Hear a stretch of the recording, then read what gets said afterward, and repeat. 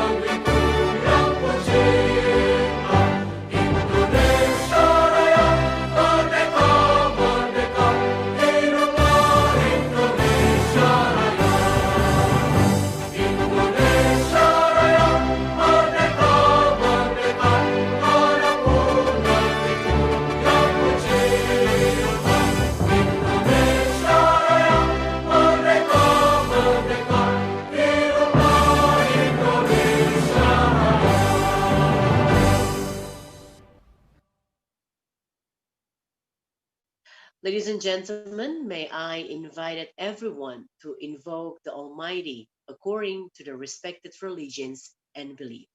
Praying start.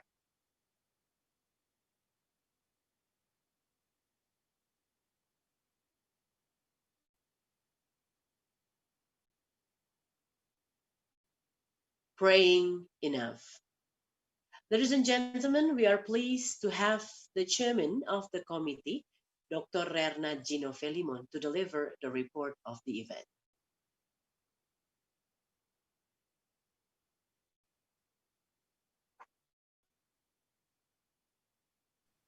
Thank you, MC.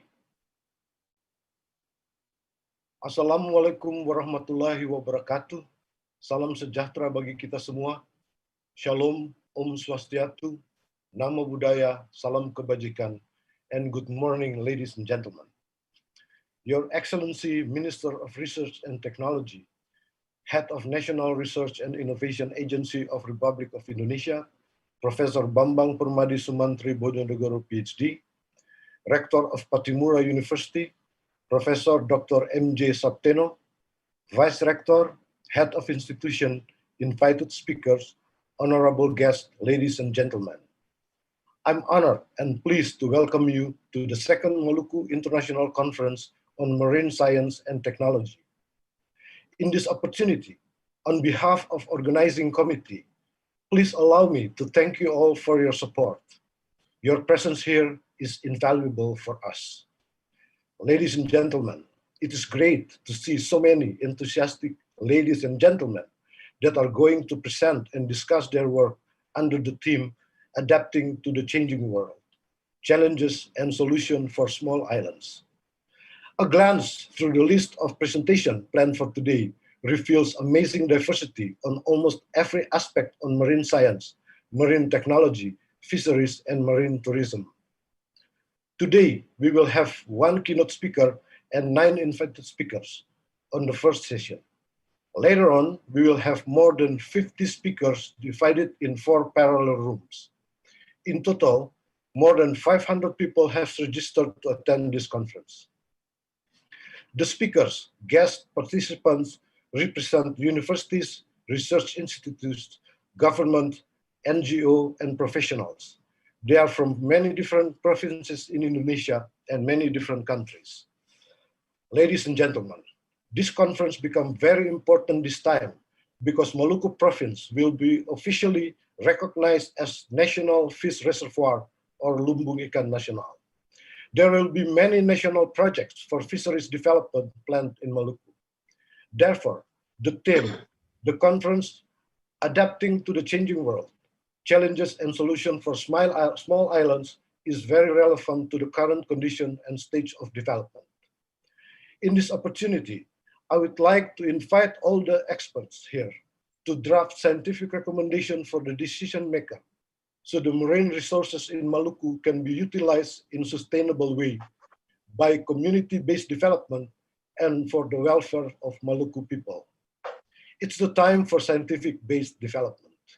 Your ideas can be sent to conference email micmst2@gmail.com, the email that organizing committee used to contact you.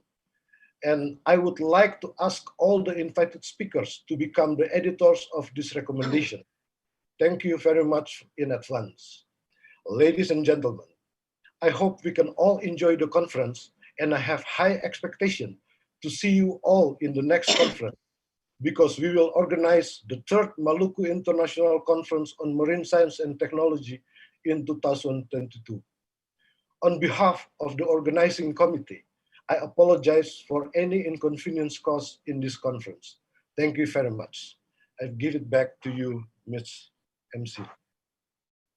Thank you, Mr. Gino. Ladies and gentlemen, we would like to invite the Rector of Universitas Patimura, Professor M.J. Satrio SHM, to deliver his welcoming remarks and officially open the event. Thank you, MC. Assalamualaikum warahmatullahi wabarakatuh. Salam sejahtera bagi kita semua. Shalom. Om Swastiastu, Namo Buddhaya, salam kebajikan. And good morning, ladies and gentlemen. Excellency Minister of Research and Technology, Head of National Research and Innovation Agency, Republic of Indonesia, Professor Bambang Permadi Sumantri Bojonegoro, PhD, invite speakers, honorable guests, ladies and gentlemen. Give me great pleasure to extend to you all a very warm welcome on behalf of the Patimura University, and say how grateful we are to all of you who have accepted our invitation to this conference. Patimura University is the biggest and the oldest government-funded university in Maluku. We have 9 faculty, graduate school, research institution, and quality assurance. Up now, there are 23,000 students enrolled at the university. The focus of Patimura University has always been maritime and marine science. We have realized since a very beginning the strong scientific and technical knowledge will be required for sustainable utilization of incredible natural marine resources that we have in Maluku. Patimura University is also working hard to achieve good reputation, to recognition not only nationally, but also internationally. Therefore, this conference plays a very important role in achieving our goal. Ladies and gentlemen, conferences such as the provide an valuable opportunity for research, scientists, industry specialists, and decision makers to share experience. I am grateful to the many experts who have come to share knowledge today. I also welcome to many representatives of government, industry, association, and non-government organizations who have joined us. In this opportunity, I would like to give appreciation to the Minister of Research and Technology, Professor Bambang Permadi Sumantri Bojonegoro, PhD, for his support this event. I also want to thanks to Director of Graduate School and Organizing Committee that have worked hard and make this conference happen. I'm sure you will have fruitful, rewarding exchange today.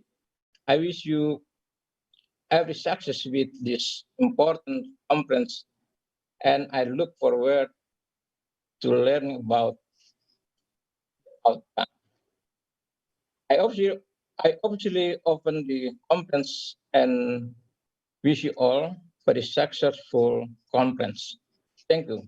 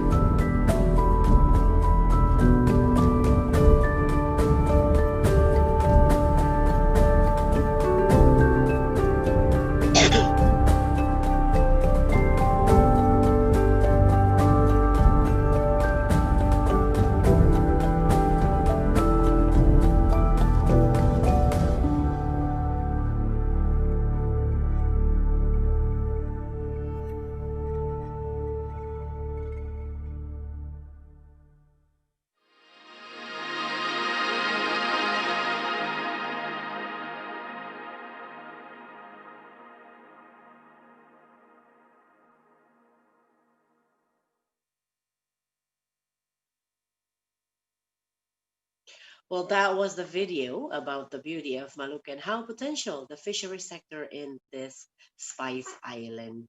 Thank you also earlier for Professor MJ Sapteno to officially open the event. And we're going to have a deeper discussion about the potentials and also what could be maximized on the fishery and marine sectors, also marine science in Maluku. But we have come to the end of the opening ceremony of the second Maluku International Conference on Marine Science and Technology 2020.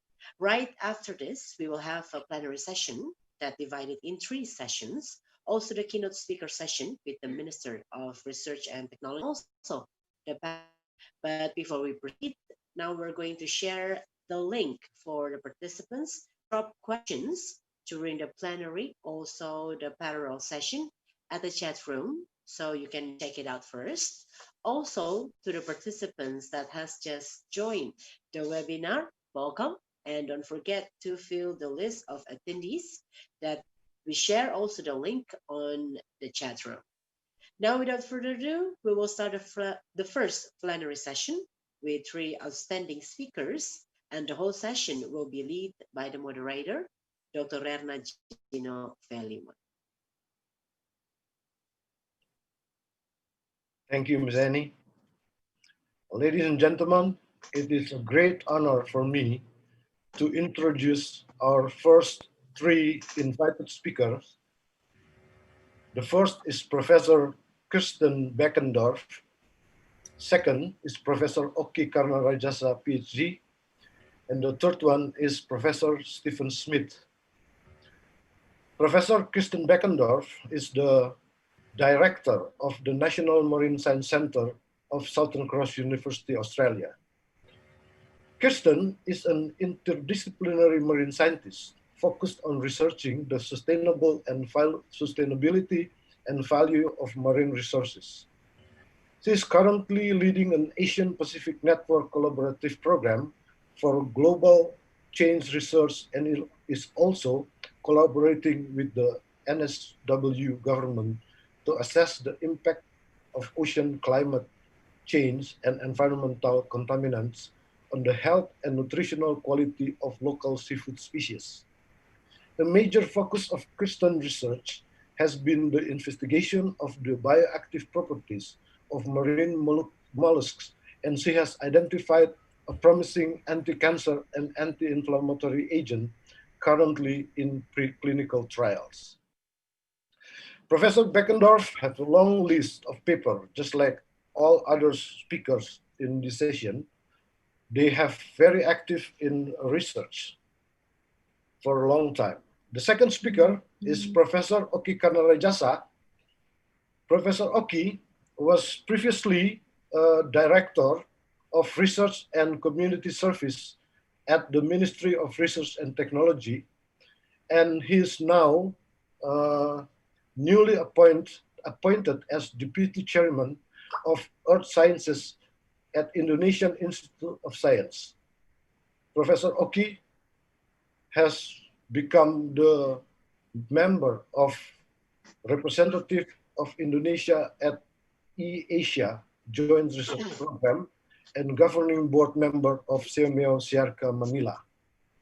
He also a project leader of USA-funded Peer Science. So it is amazing, even though he's very busy, but he can still very active in research. I think Professor Oki still keep his laboratory running very active in Diponegoro University. The third speaker is Professor Stephen Smith. He's a professor in marine science at the National Marine Science Centre, Southern Cross University in Coffs Harbour, and he's also previous head of the National Marine Science Centre at Southern Cross University. His research focuses on the measurement, monitoring, and management of marine biodiversity, including the assessment of impacts from a range of human activities. Because of this, its increasing prevalence and impact, he has been conducting research on marine debris since 2006, as well as collecting empirical data from fieldwork.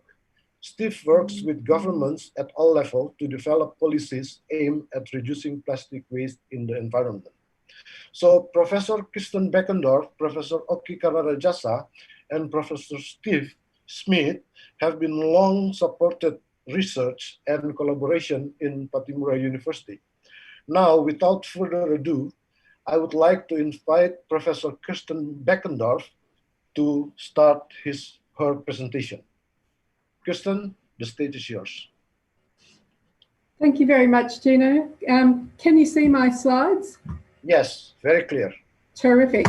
So thank you very much for the lovely warm welcome, but also for organising such a fantastic conference and giving me the opportunity to present today.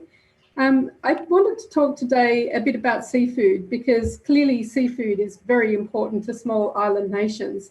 And I think one of the concerns, I guess, is in terms of the quality of the seafood, we need to consider also what happens on land.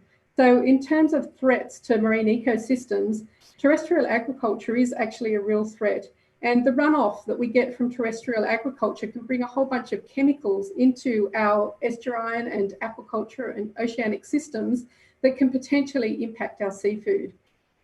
So the real underlying problem here, I guess, is the increasing growth of the human population. And as the population increases, we need to feed all of these people. And the only way that we can feed people is to do these sorts of intensive activities with respect to both aquaculture and agriculture. And certainly seafood has been identified as a really important source of protein leading through into the future in terms of feeding our future populations. We can see in the graph here that the amount of seafood that we're getting from sustainable fisheries is kind of leveling off. We can't really fish more than we're already fishing. So we have to fill that gap from aquaculture. And it's certainly really important to think about how we might plan these aquaculture systems to produce seafood that is actually healthy and sustainable from an environmental perspective. When we're talking about small island nations, clearly we can't compete in terms of the quantity of seafood. So the scale is just not possible that you may see in other locations like China, for example. So scale isn't possible. We need to start thinking about what is the niche market for seafood. And one thing I think that small island nations can really promote is the incredible quality, of the seafood. And look at opportunities for actually certifying sustainable seafood and certifying quality control seafood. So when it comes to things like pesticides, a lot of people are, I guess, not aware of potential contamination sources. But getting into some Japanese and European type markets, it really does matter if the seafood is clean. It will be rejected if it isn't. And then it can end up on the domestic market, which of course causes potential threats to local people as well. So seafood or aquaculture development needs to be considered, with this respect to the whole landscape type issues and thinking about whether we can actually promote really clean sources of seafood. If we look at the problem of pesticides, just looking at the graph in the bottom right-hand corner, you can see just over the last 50-odd years, there's been a massive increase in the use of pesticides, the production of them and the use of them in agriculture. And this is really seen as a way of increasing productivity and the only way that we can actually get, large-scale food production to feed the increasing numbers of people. But it's not that that pesticide use is equally distributed across the planet. You can see in terms of the darker blue colours are indicating higher levels of pesticide use, with over 1 million tonnes per annum actually used in countries like China. Throughout the Americas, there's quite high levels of pesticide use. In terms of Europe, India and Australia, you can see sort of moderate levels of pesticide use. But I think what's really important and exciting is in places like East Indonesia and throughout the Pacifics and a lot of island nations, there's relatively limited pesticide use. And this, I think, is where there's really this opportunity to promote the cleanliness of the seafood that you produce and potentially to identify organic seafood as a real niche sort of market. So the idea of the problem associated with pesticide use for me actually started when I was in Vietnam, and I was exploring some problems in prawn farms in Vietnam. And what I noticed was that they were in and amongst these rice farms. And in the rice farms, they were spraying pesticides. And I hadn't really thought about the problem before, except that it made me start thinking about why were they getting all of these mortality problems. And pesticides often targeted towards insects, and prawns being arthropods are closely related to the insects. So I was really thinking that maybe some of these problems are due to the pesticides. Then I came back to Australia and I started seeing, oh, we've got the same problem, and it mightn't be rice culture there, but it's actually sugar culture. And in both of these systems, you've got these kind of drainage channels that lead through into estuarine areas. There's a lot of runoff in these types of agricultural systems that do bring chemicals into contact with the water. But even as you look around, you know, you've got grape culture, you've got a lot of tree crops like avocados, all sorts of crops, and they often spray pesticides, sometimes from air, and they can actually drift across into our aquatic ecosystems. So yeah, quite a potential problem with respect to impacting our waterways.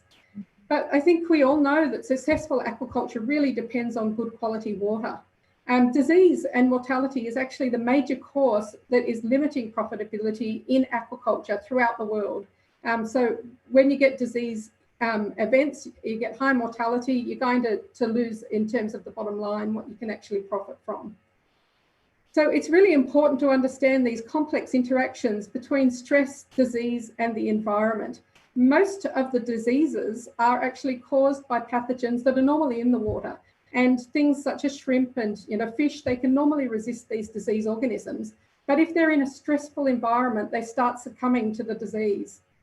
So chronic disease will tip the balance in favour of the pathogen and ultimately lead to large mortality.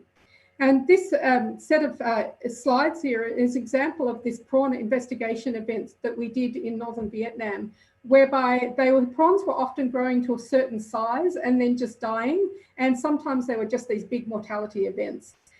So we were sampling the water quality, but we were also noticing that there were actually some completely abandoned ponds. So we decided to sample the sediment and the sediment in the ponds and the abandoned ponds. And what we found was this chemical here called aldicarb. And it's actually a pesticide that has been banned worldwide. And I think this actually demonstrates that there can be quite a legacy from pesticide use. It actually is, potentially a long-term problem if it persists in the sediment. So ultimately, it's not just the risk in terms of the prawn production or the shrimp production, but also the risk to human consumers. So if we don't know what's in our seafood, we don't know what we're eating, and ultimately that's quite a concern for humans as well. So this diagram here is just summarising the problem that we often have agriculture in these coastal areas where it can run off, it can leach directly into our aquaculture ponds. It can also be taken off, sorry, it keeps flipping backwards. I have an unstable mouse. Okay, no, it doesn't want to go. Excuse me, yeah, so we can get the pollutants running off into these river and estuarine systems, and they can also accumulate through groundwater, and they're deposited in sediments in estuaries, potentially in these aquaculture ponds, and then sediment fluxes take them back up into the water column where they're exposed to our organisms such as the oysters and the prawns that I've got here. This can result in reduced productivity and survivorship, but bioaccumulation in the flesh can also pose a risk to the human consumers. And just as one example, neonicotinoid pesticides, there have been over 1,200 reported poisonings in humans from eating contaminated food. Now, this is not seafood, but neonicotinoids are very soluble. So these are one of the pesticide groups that I was really interested in exploring. So to explore this, we actually need to be able to detect pesticides in the environment. Why, that's so unstable. So this particular diagram is some of the work that was done by, or is being done by Endang Jamal, who's a PhD student at Southern Cross University, but also from Padimura University in Ambon. So a nice connection between Australia and Indonesia. So Endang's been sampling in the Richmond River estuary, and this is a big agricultural area where you can see a whole bunch of sugarcane farms, and the red little things are indicating her sampling sites. And so what Endang was doing was looking at the Sydney rock oysters as well as the water to detect a whole range of different pesticides in that water. And I should point out that the Richmond River estuary actually used to be an area that was used for oyster aquaculture, but it's become unviable now for oyster aquaculture because of ongoing disease problems, and in particular QX disease, which is a complex problem with the interaction between stress in the environment and the disease organism and the host. So in terms of Endang's data here, you can see in the orange what we found in the Sydney rock oyster, and in the blue what we found in the water. And I guess just from the sheer number of pesticides, you can see that the Sydney rock oysters are accumulating a lot of pesticides and therefore a really good bioindicator. A couple of these pesticides are actually above trigger values that would be regarded as environmentally safe. But a lot of these other pesticides, they actually don't have trigger values because there's just not enough research that has been done on them yet. Overall, most of these pesticides were actually herbicides, and that's actually pretty interesting because I have another PhD student, Chamra Benantatic, who's been working on leaf oysters. And in this case, the leaf oysters you can see here are large, flat, reef forming, and they're actually not a seafood species, but they're a really important fish habitat. So these reef forming oysters provide habitat for a whole range of different fish species. In this particular project, we were really interested in the effects of water quality on the leaf oysters. And we found, we were doing some comparisons between the Tweed River and the Richmond River, which is Endang's study site. And we found much higher densities in the Tweed River. And we found also that the leaf oysters were bigger.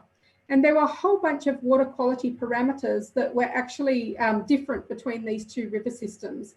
So there's a whole bunch of environmental stresses that are going on here.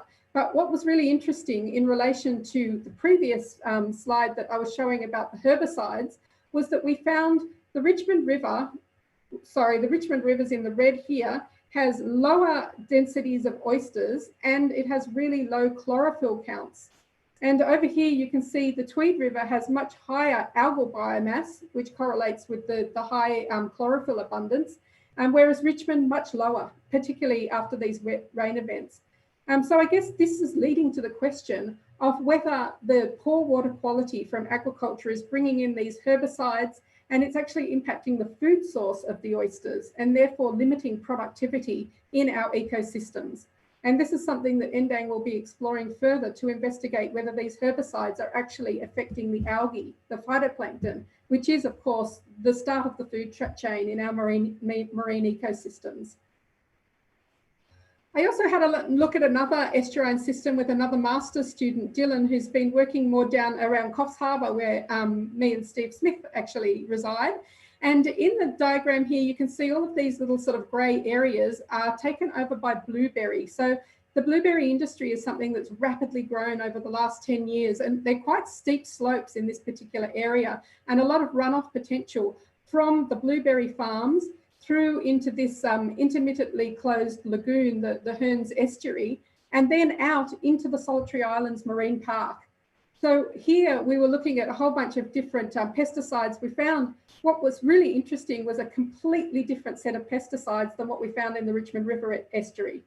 But one that was a particular concern is imidacloprid. This is a neonicotinoid pesticide that has actually been banned for use in the European Union. And it's also banned in parts of Canada, and it's been currently investigated in the United States and in Australia. And this particular insecticide, the levels that we were finding around these blueberry farms are pretty much at the top of what they've ever been found in the world, and definitely of concern. So we started having a look at how this particular pesticide impacts our seafood organisms. And another PhD student, Endurance, was actually looking at the Sydney rock oyster and found that the neonicotinoid imidacloprid significantly harms the immune system of these oysters. It reduces the good quality fatty acids, the polyunsaturated fatty acids, thus lowering the nutritional quality of this oyster. It also impacts a number of oxidative stress enzymes, and it is uptaken into the flesh. And just to show you that this is some fancy technology, mass spectrometry imaging, we were able to track the pesticide inside the oysters, and we found that it was really getting into the digestive system of these oysters. So it's there if you actually eat the oysters. We did also look at the effects of on the gene expression of the digestive system of the Sydney rock oyster, and over 2,000 genes were impacted in the Sydney rock oysters. A whole bunch of genes that are involved with detoxification were upregulated. Other genes that are involved with metabolism of the oysters were downregulated, which is quite a concern. But also concerning was the fact that the psyllium were impacted. And we haven't actually looked at early life stages yet, but I think this is a potential alarm for, it may affect sperm mobility and the larval feeding abilities and movement. And so this could raise a bit of a concern for the recruitment of oysters. There are a bunch of other genes that were affected, some which actually affect the nervous system and a whole bunch that affect the immune system. So definitely indicating significant sublethal effects on the oysters. But these were sublethal effects. When we started looking at shrimp, the tiger shrimp or tiger prawns, we actually found significant mortality. So this is the results of another PhD student who's been focusing on these shrimp, and he's looked at 4 different types of neonicotinoid. One of them in particular, clothianidin, is really nasty, and it's killing the prawns at concentrations that are definitely environmentally relevant. The imidacloprid that I was finding in the marine ecosystem here, you can see has a lethal dose 50 of around 400. We were finding it at 254 in the marine environment. But it's important to note that this exposure, this LD50, is from just a few days exposure. And if you think about the prawns and their life cycle, and if you get this chronic stress over a longer period of time, it could be more serious. So I think this is definitely a concern for the prawns.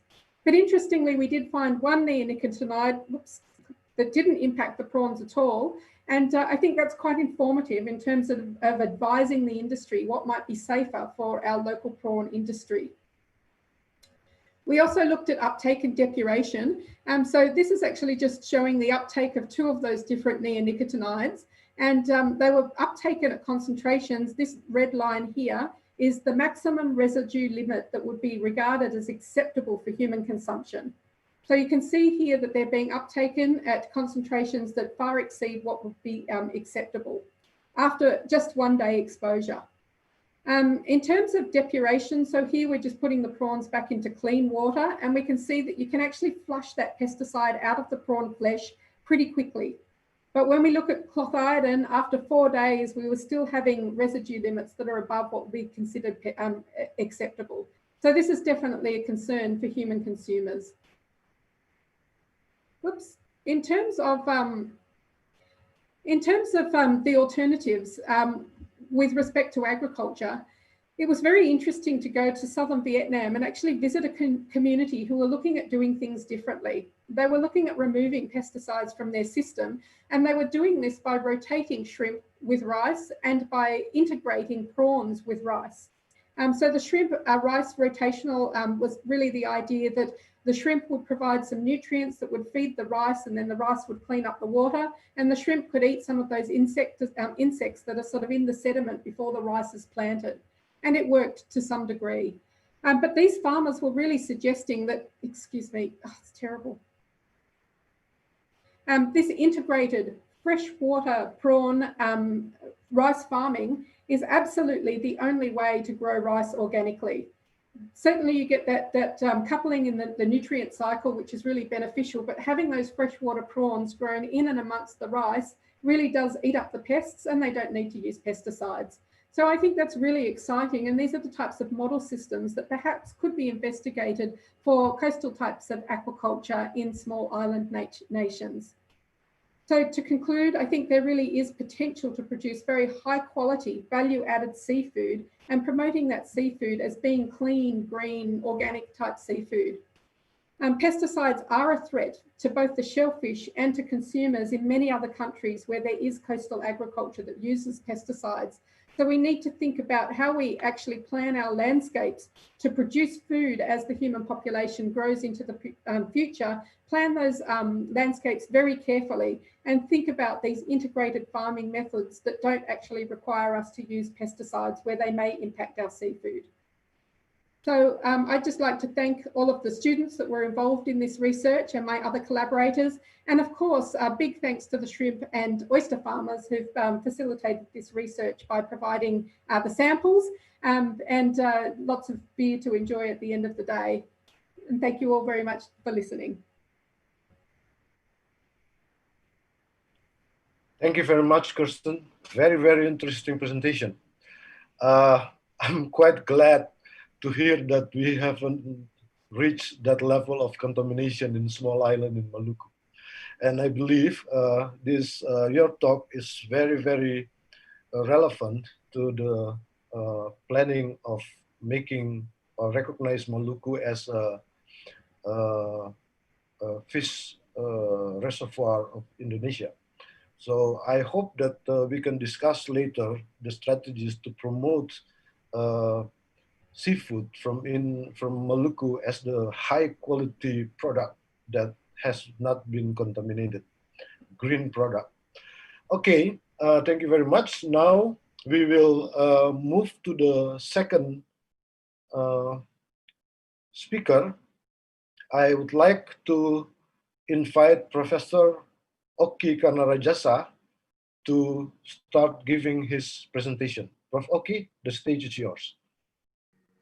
Thank you very much, Pak Kino. Assalamualaikum warahmatullahi wabarakatuh. Waalaikumsalam. Very morning, everyone. First of all, I would like to thank for the organizing committee opportunity to share about LIPI or Indian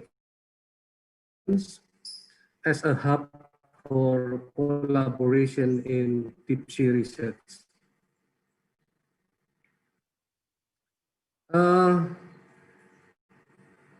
I actually just LIPI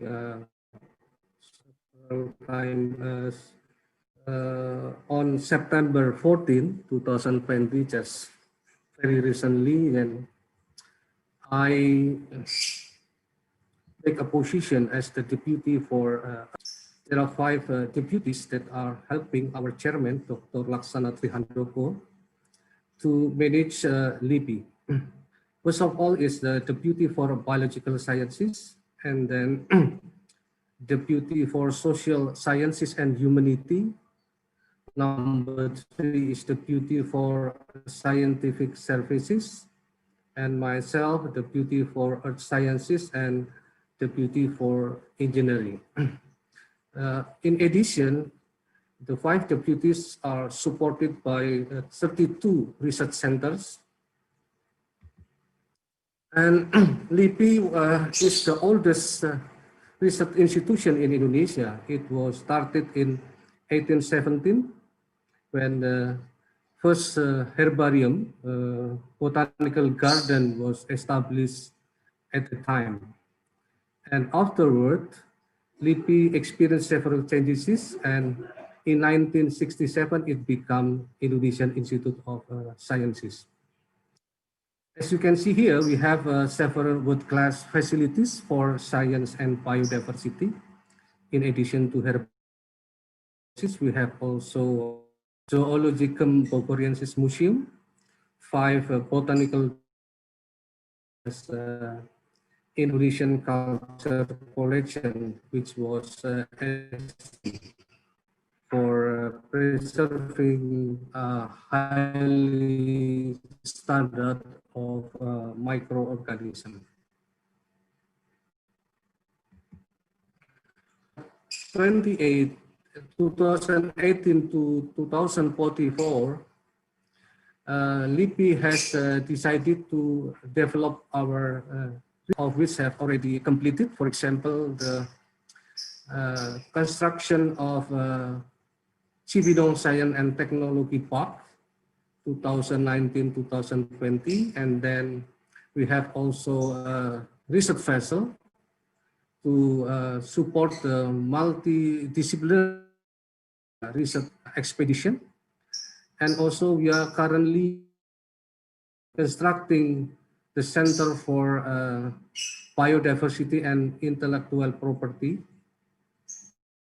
In addition, we have also developed our traditional food processing, and also serve as a center for halal food.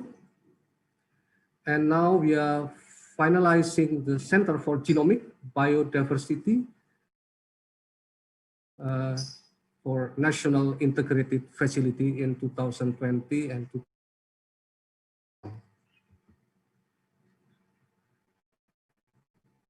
we are also developing research area in Ambon. In addition, we have also now developing our facility for a geopark in Karangsambung in Central Java to become a UNESCO Global Geopark. Another facilities is now being developed. For example, the development of a marine bio-industry in Mataram, which it is expected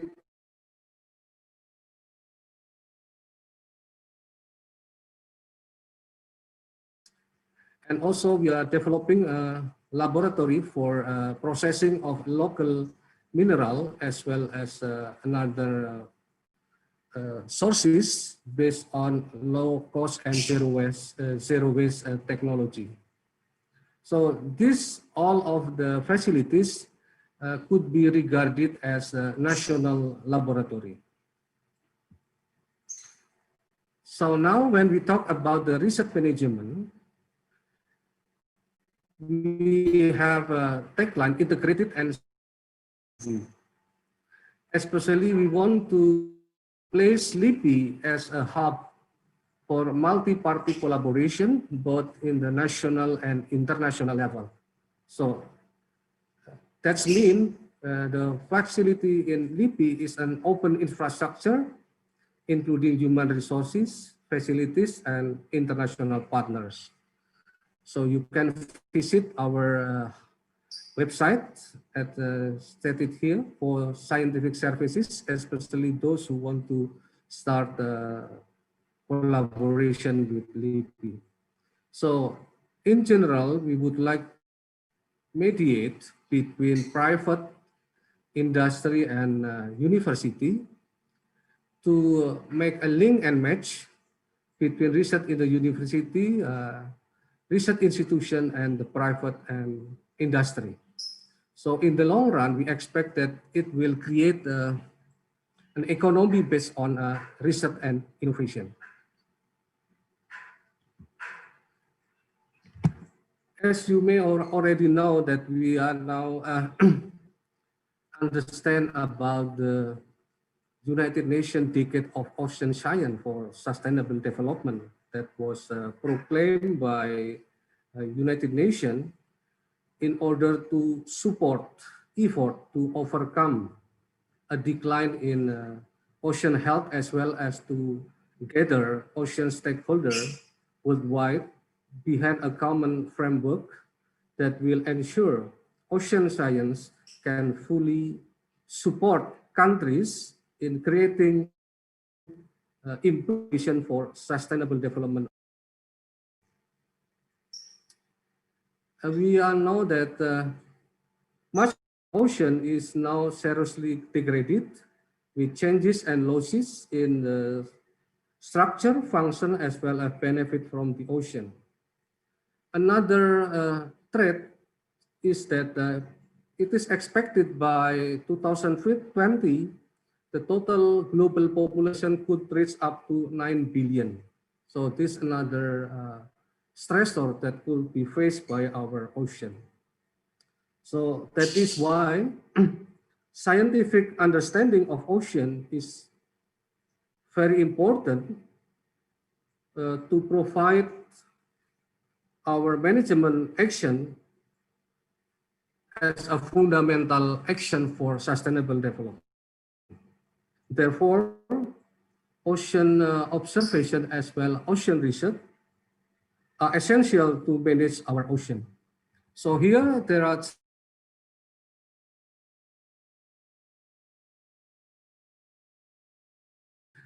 United Nations Decade of Ocean Science. Number one, many countries, I believe, have sophisticated the cutting-edge scientific infrastructure, technology, and human capacity for science and innovation. Therefore, we need to build on existing partnership and technology to create new ones and expand the global scientific capacity. Number two, it is reported that there are major disparities exist in the capacity around the world to undertake marine scientific research.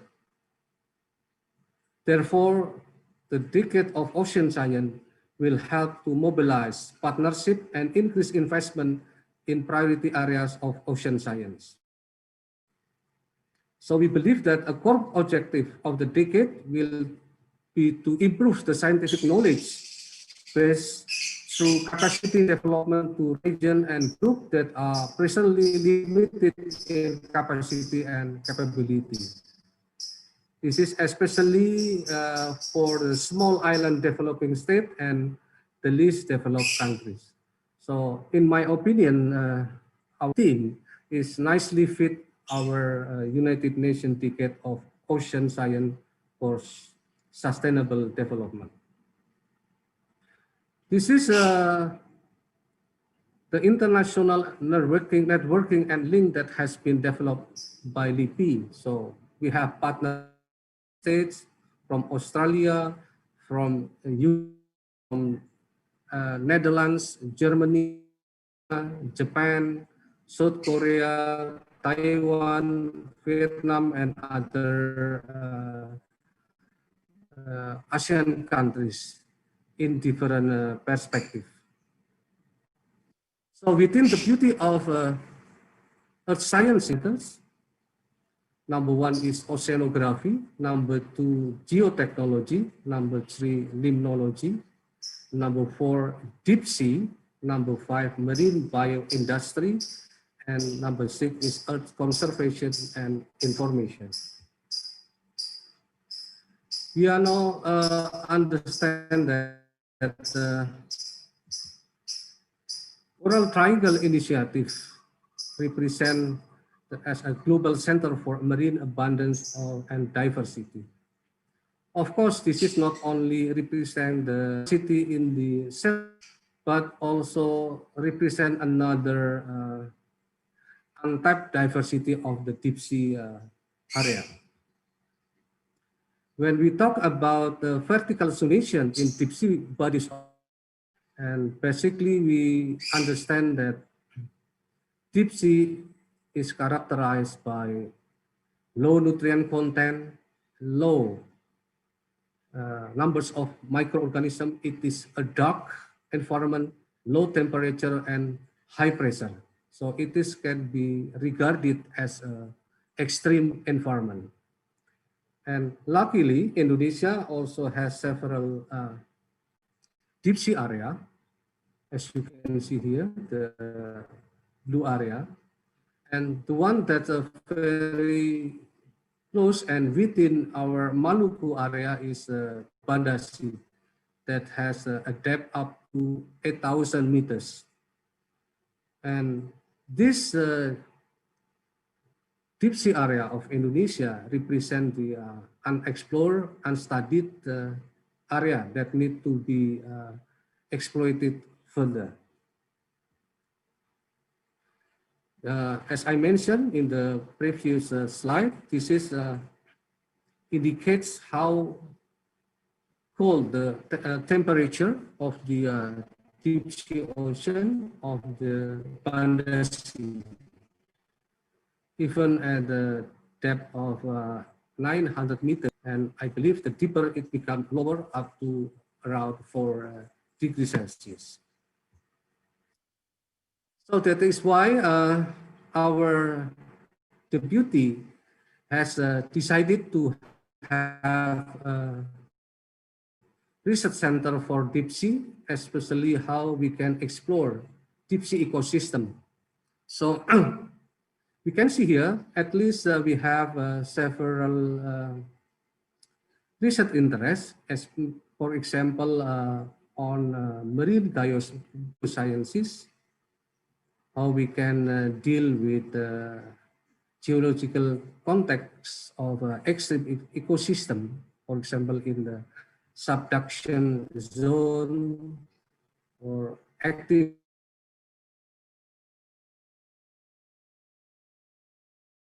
through graphical method, including the use of research vessel.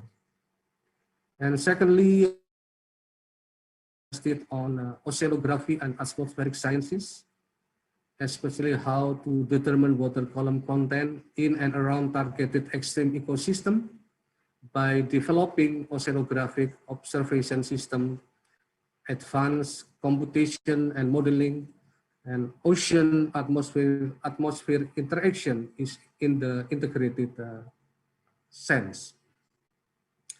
And the next one is how we can make use our biodiversity of deep sea environment, especially how we can make some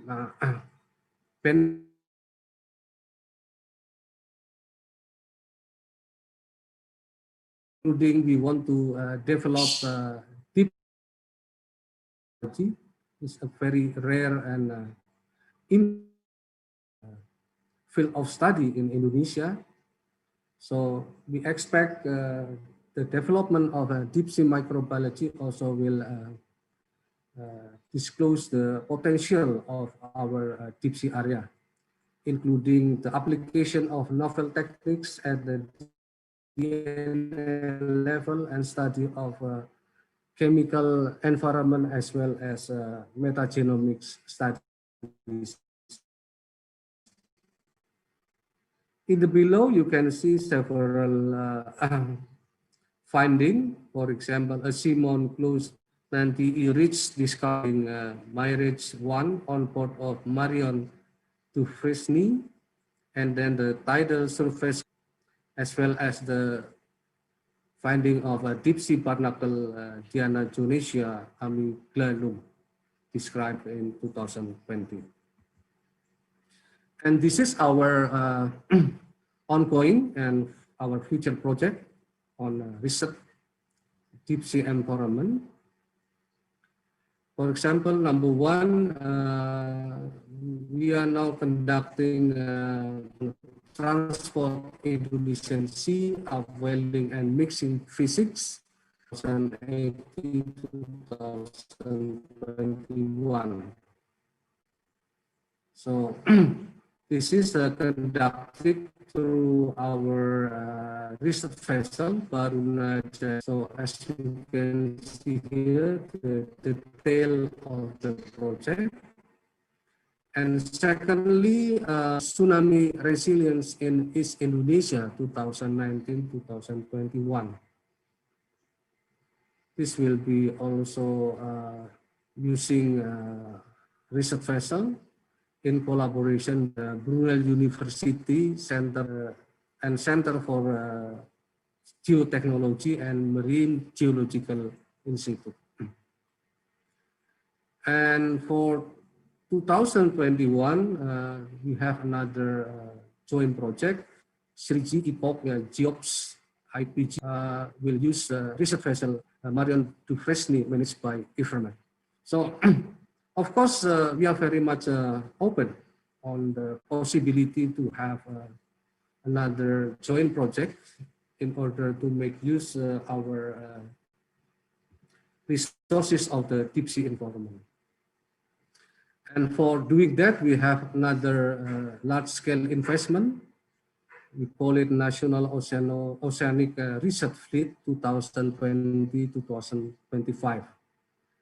Now we are building a new large research vessel to be commissioned in 2020, which is also equipped with the deep water MPES, oceanography for fishery as well geology and geophysics. And next year, we will also conduct retrofit or our current research vessel Barunajaya 8 and territorial water. And we are just recently established new fleet management unit that will control the whole fleet within LIPI.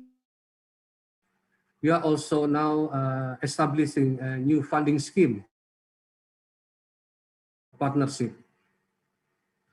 Another program is we would like to sailing days to use our research vessel effectively on a merit base. As you may heard that currently our sailing days less than 200 days. So we need to make use more our research vessel. The next one is would like to use this fleet as a transfer of knowledge and know-how, especially to include PhD students as well as young scientists to be on board of our research vessel. And it is open opportunity for collaboration with scientists globally. So now we have a call for proposal, which is now in progress. You can see here. So the research scenario will be to have research on marine geoscience, oceanography and atmospheric, fisheries, hydrography, and others interesting topics. So this is a timeline. So if you are interested to join our expedition, then please visit our website for possible joining the expedition. So I think that's all what I want to say, and please make use our opportunity. So can we have join together to make the implementation of UN Decade of Ocean Science for very successful. Thank you very much. Terima kasih for your kind attention. Assalamualaikum warahmatullahi wabarakatuh. Thank you very much, Prof. Oki. Wow, it's amazing to see how LIPI developed so many facilities and start reaching out for collaboration, not only internationally, but also nationally. I hope that the new research vessel not only allow the young scientists or freshly graduate PhD, but also allow old scientists like me to be on board. So thank you very much, Prof. Oki. After the third question, then we will start the third presenter, then we will start question and answer. And I would like to inform all the participants that the question can only be entered by Google form that already posted in chat room. There's a Google form for question, and you can enter it, and the committee will forward it to the moderator, to me. Okay, thank you very much. Now we come to the third speaker, Professor Stephen Smith, that will talk about one of the biggest problems in the world, marine debris, especially plastic. Please, Professor Smith, the stage is yours.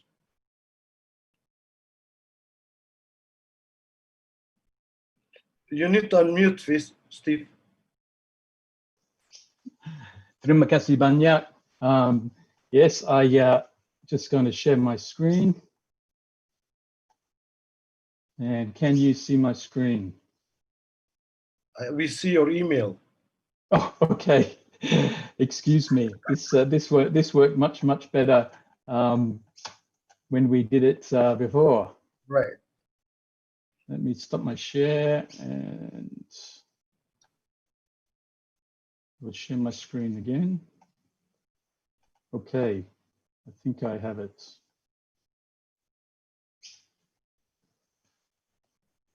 No? Yeah. I'm not sure if that's the right one, but let me push ahead and see. Right. I don't, okay. So thank you very much. It's always a pleasure to be involved in these conferences. And last year I spoke about marine biodiversity, which is my primary passion. But you can't be interested in marine biodiversity without also looking at threats. And some of you will be aware of the work that I'm doing with many collaborators in Maluku on marine plastic pollution. I presented this as my opening slide because is this a sort of beach that you would like to go and spend your time at? I think not. And I think this represents, this is Munca in East Java, for those who might be wondering where this is. But unfortunately, this represents an extreme case of marine plastic pollution. And as you will see when I go through this, this is one of the things that there is major global push to combat. First of all, I just wanted to put this in perspective because plastics haven't been around that long, since 1950s, but there has been an exponential increase in the production. And it's interesting to look at what's happened to all of that plastic that has been produced. And I want to focus specifically on the environmental side of things. But so these figures on this slide represent millions of metric tons produced up until 2015. 59% of the plastics that have been produced have been discarded into the environment through landfill or, and in the case which is highly relevant to my talk, into the ocean. And this image was taken up in North Sulawesi some years ago. So the figures in 2015 were estimated at 8 million tons per year making their way into the ocean. But a very recent paper published last month just in Science by Winnie Lau and colleagues has projected that if we do nothing, so business as usual scenarios, there will be as much as 30 million tons per year being discharged into the ocean by 2040. This is totally unsustainable and something which we clearly need to address. By 2015, only 7% of global plastics have been recycled. And one of the issues that I've noticed in my recent trips and regular trips to Indonesia is with pressing need to manage waste and no infrastructure to do that, burning has become increasingly a way of disposing of waste from the environment.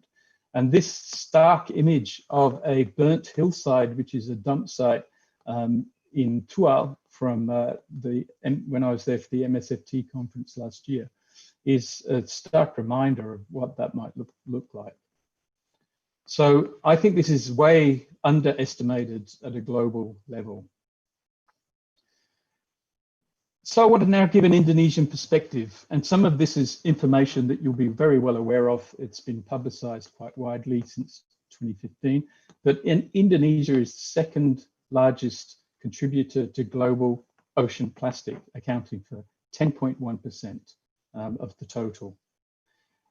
As a result of this, back in February 2017, as part of the UN Clean Seas program, the Indonesian government committed $1 billion a year to combat marine debris with targets of a 70% reduction by 2025.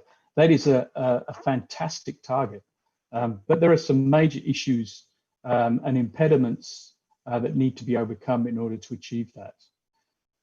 So what I thought I'd do, and I presented this slide last year in Tual as well, is what are the necessary steps? So how do we get to that 70% reduction?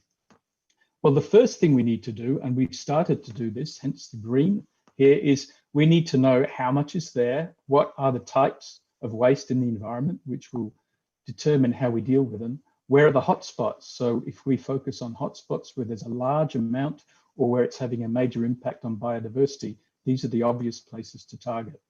And that involves survey and inventory. And those are well underway by various organizations throughout Indonesia. The next is really we have to go back up. We have to go upstream, swim upstream. We don't want to be picking stuff up. We want to actually go up and turn the taps off. So we want to know what are the primary pathways by which litter makes it into the marine ecosystem. And again, there are some good studies doing this already. But finally, once we've identified these, we have to come up with some management solutions which can be implemented at appropriate scales. And these inevitably are going to involve innovation.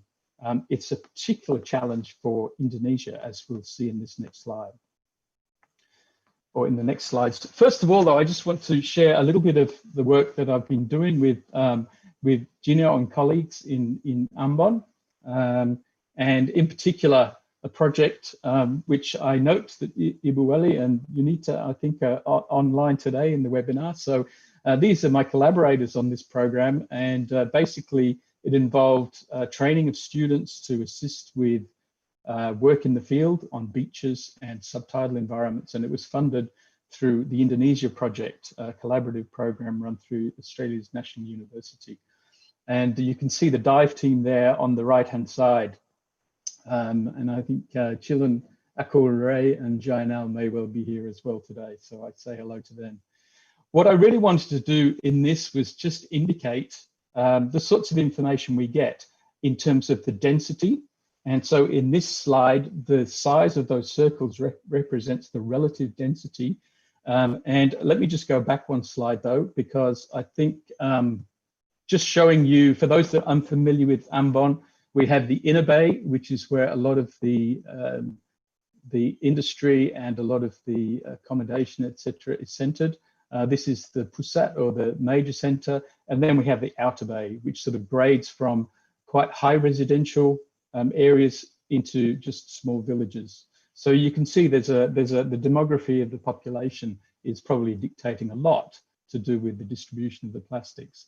And that is particularly the case subtidally, where you can see a very strong gradient of very high densities in subtidal environments, so underwater, compared to when you get into the outer bay.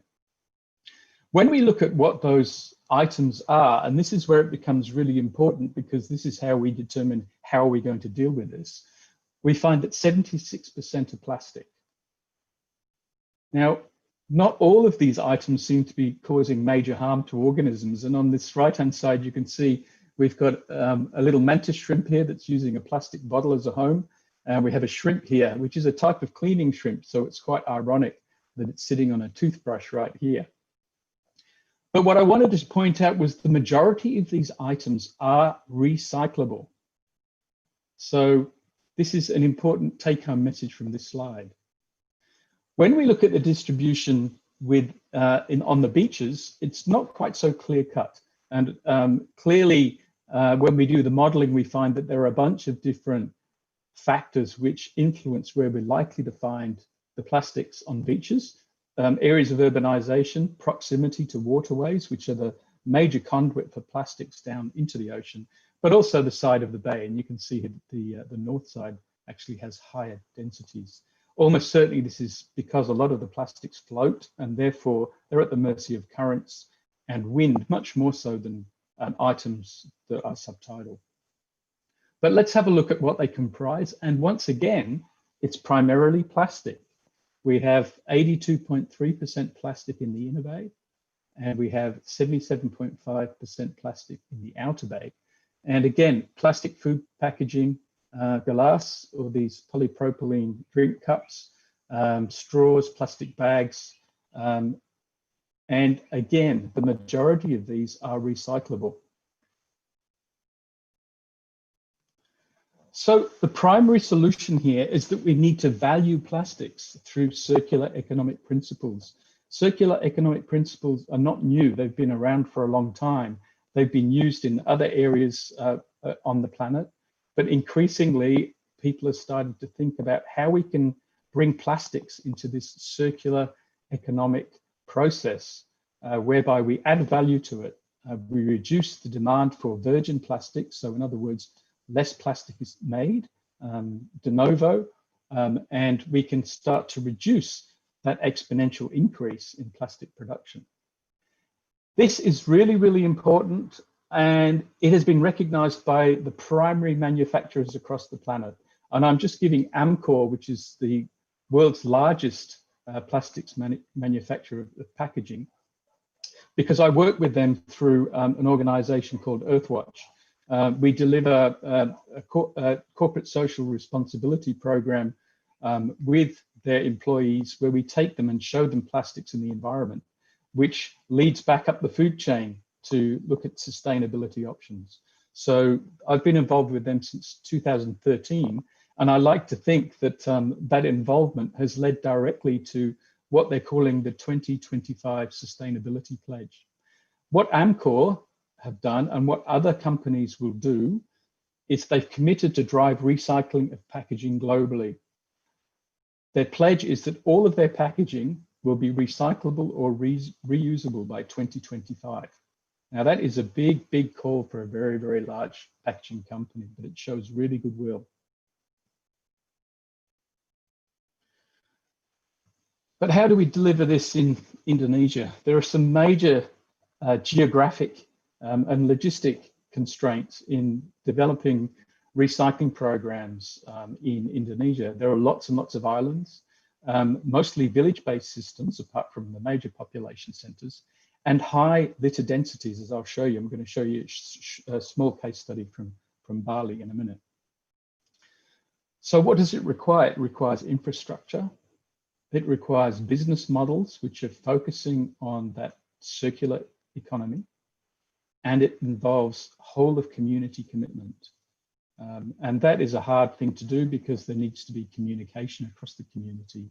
The structures are there. There are right down to the lowest level of organization in Bali, the Banjars, and in other areas of Indonesia, similar groups. But what is really obvious is that different scales are required. So I've mentioned Les, and I'm going to talk about Les in a minute with a population of 8,000. And then that image that I showed you right at the beginning was from Muncah in Eastern Java, where the Project STOP is targeting 100% recycling of waste. And that is a population of 130,000. So the approach to these is quite different because it's not always possible to scale up small solutions to larger population areas. So I want to talk a little bit about Les because I think the village scale is an important one to look at when we're talking about small islands. I've been involved in taking students to Les Village for quite a long time now, and through support from the Australian government, through what's known as the New Colombo Plan traveling scholarships, I take students, not this year, unfortunately, but every year since 2018. And we do some environmental audits as part of their studies. In doing that, and Les Village is right up here in the northeast, so it's a long way away from the major population centers. That's a very important thing. We look at different habitats, including terrestrial habitats, because these are the sources of debris leaking into the ocean. But what we found was that we get the highest densities of plastics and litter in general on the beach, the adjacent beach. And this is 8,389 items per 1,000 square meters. This is a really, really large amount of waste on a beach. Most prevalent items are food packaging, which is 17.2%, and cigarette butts, which throughout the world is one of the most littered items. But when we look at the standing stock, so what's sitting in the environment right now, so forget about recycling of new stuff, but what's sitting there right now, almost 1,800 items of litter for every member of the village. So this is a massive legacy which needs to be dealt with, even if we implement forward-looking recycling programs. And this is more like remediation is what we're talking here. So I want to have a look at what Les Village has done, because I think this is a really good model community. They initially had, through government funding, they built a recycling facility in 2014, but the processes weren't in place until 2016 to actually start commissioning that. We started environmental monitoring because you need environmental monitoring to work out if management solutions are being effective or not. And I think this is, I'm biased because that's the sort of thing I do. But, if we're going to manage, we need to manage effectively, and we need to manage based on empirical data. So environmental monitoring. Introduction of 2 shredders. I'll talk a little bit more about those in a minute. But basically, these are compact machines which shred plastic and then can make new products out of that using a heat process to extrude the plastic. And this was a sponsorship program through a clothing company and a bunch of other partners, and I'll come back to Plastic Collective shortly. This is also associated with education awareness and progressive implementation of management as we get more information about what needs to be done to address the problem. So just have a quick look in pictures about how this worked. So here's the TPST, the recycling facility. In 2016, that started. Then we had the community education in the 2 schools within the village. We had household plastic assessment to look at the viability of different business models. So is there enough plastic being used in the village to actually generate a thriving recycling business? Environmental baseline monitoring through students from Southern Cross University. The introduction of the Schroeder in 2019. Schroeder workshops to raise community awareness and as another source of income. So for tourists, come and get involved in a recycling project. This was an important component. Re-education of communities about segregation. One of the biggest issues with the recycling was that people weren't adequately segregating their waste into the different components to make it less labor intensive to recycle. So that is continuing as we speak. And then tackling some of these low value and non-recyclable items. And this was, as I said, cigarette butts are one of the most commonly littered items. And this is Carroll University students very early this year before COVID prevented travel. And they established some what are called butt bins. So somewhere where people could put their cigarette butts in the areas which had the highest densities of these. And I'm looking forward to getting back there to see how effective they've been. But what I really want to conclude, or not conclude, but really focus on for the rest of this talk is the next step, because I'm involved in a very, very exciting project which has taken the principle of these small recycling machines to the next level, where it's not just about shredding and extruding, but it's looking at a target of 100% of different types of plastics, working with international companies. And Louise Hardman is the founder and CEO of Plastic Collective, who led this program inspirationally, and in which Southern Cross is involved through both the chemical analysis, but also the environmental work. What what a Schroeder recycling station is a containerized system, which is computerized with its own power through a generator. It has a range of different tools to look at compression of plastics to make it easier to transport them, looking at granulation to sell products of certain types on, balers for things like plastic PET bottles, again, which will help with transportation, and that's one of the biggest costs with a lot of recycling. But also the potential to produce locally needed items from the plastic that is recycled. And this is all associated with environmental and social monitoring. One of the most important things that's happening in the plastics field at the moment is, as big companies are becoming aware of the need to reduce plastics, there is a system which is quite similar to the carbon credit system which is being introduced, whereby producers of plastic can buy plastic or pay for plastic to be collected from the environment and recycled. And this is representing a huge potential income stream, particularly in countries where average weekly incomes are quite low. It makes a big difference to economies. So the Schroeder recycling stations cater for communities up to 40,000. So it's a big step up from the 8,000 of Les. They can process around 250 tons per year. And they're associated with training in terms of reduction strategies within the community and various other training programs. So we're developing this at the moment through investment from the Australian federal government through what's known as a cooperative research centre. We were fortunate enough to get almost 2.5 million in February this year. And this is going to allow us to develop the program into the containerised system and pilot them in some remote and regional Indigenous communities. What will happen from that is that will feed back into refinement of the program, whereby we hope it will be perfect for deployment in places like Indonesia, for example.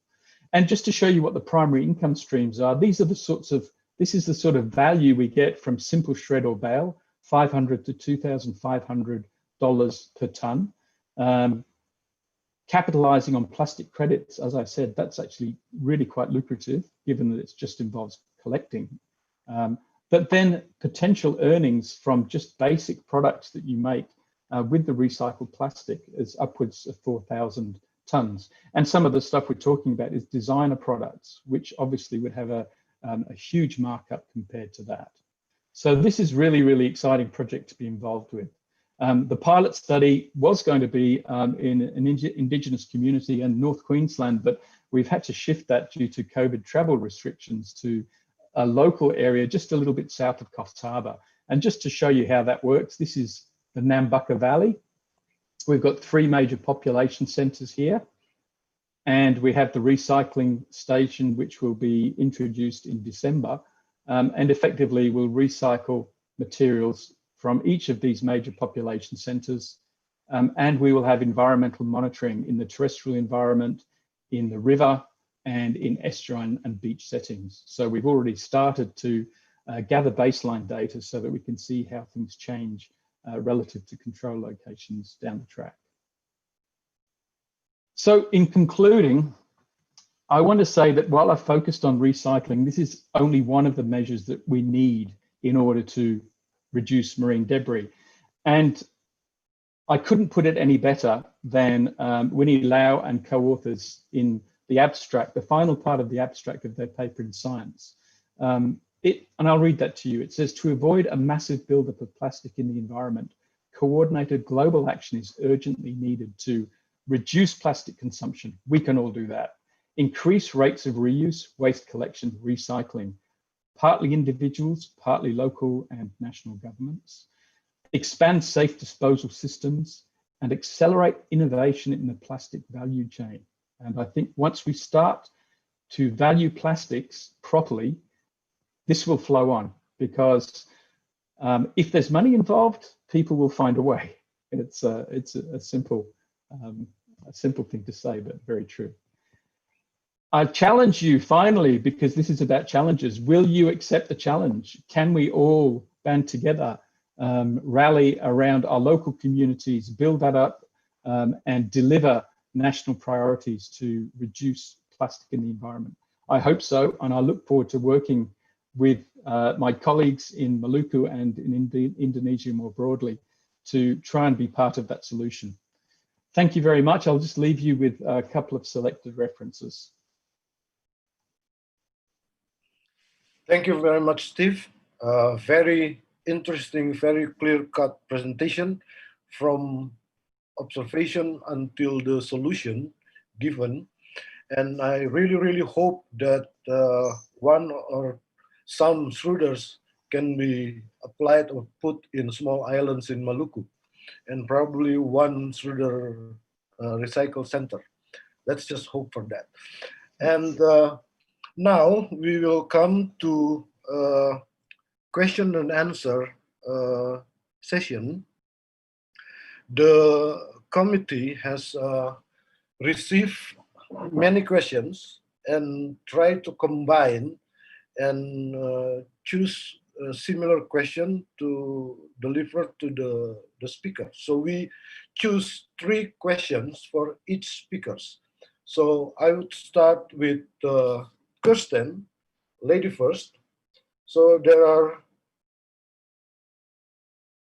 3 questions for Kirsten. The first, based on your research, we know that pesticide is harmful. How Australia treats their food from pesticide, maybe we can learn from that. Certainly, there are many policies to prevent that, but how the implication? That's the first question. Should I read 3 of them or just one by one? Maybe just one by one. Okay, go ahead. And Yes, so in Australia, there is some regulation of pesticides, but there were also a whole bunch of pesticides that were put on the allowed use of pesticides before we actually knew about their harmful effect. And deregulating pesticides is actually quite difficult, because the burden of proof is actually on us to demonstrate that they're causing environmental harm. So removing a pesticide is actually more difficult than listing a pesticide for use in Australia. In terms of the food safety aspect, it's been overlooked in seafood. I think largely they do some toxicology type tests. They do look for heavy metal contamination and for algal toxins. But there hasn't traditionally been screening of pesticides. But certainly when food is sent to the European Union, things like prawns, shrimp in particular, they do testing for pesticides. And so it's not routinely done in Australia at the moment. I think we need to be doing a lot more of that. And it is really about awareness of the fact that it is getting into our seafood. So the first step is really to do the research, demonstrate that it is a problem, and then we can start making recommendations to government. In terms of the small island communities, I guess it's really just a matter of thinking about it, the control of use of pesticides in agriculture more broadly, so it's not getting into the seafood in the first place. Okay, thank you very much. I like that. Have always to start with research. So the second question for you is, in Indonesia, we know that organic farm is expensive, although that can produce healthy food for us. What can you suggest about that? I think that's largely an education thing. I think the reason that organic food tends to be more expensive is because it is on a small scale. But the reality is that it actually can cost less to farm organically, particularly in things like the integrated prawn rice farming that I was mentioning, because you have less costs associated with the input.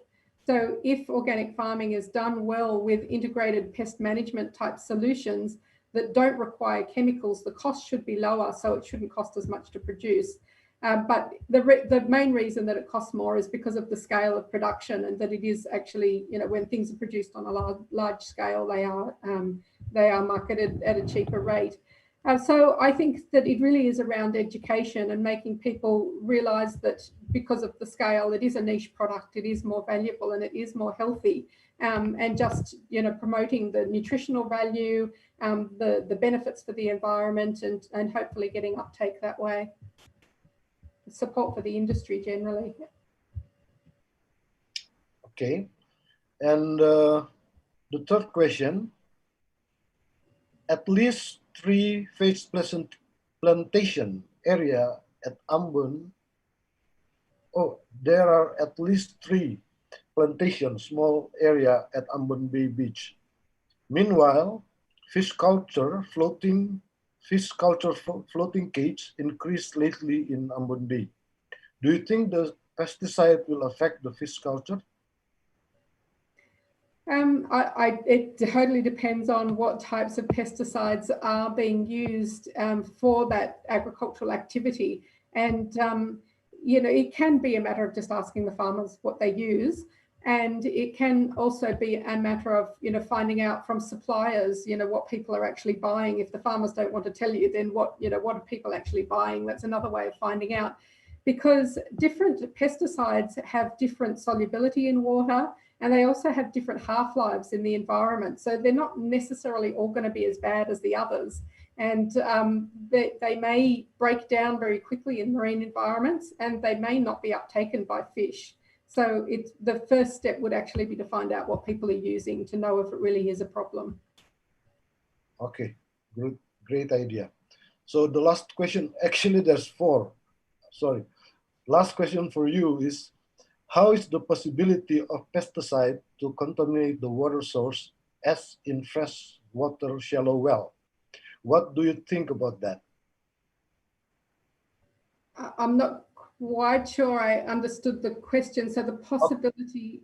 The possibility of pesticide to contaminate the shallow well, a freshwater shallow well. So most people in small islands still use shallow well to get fresh water.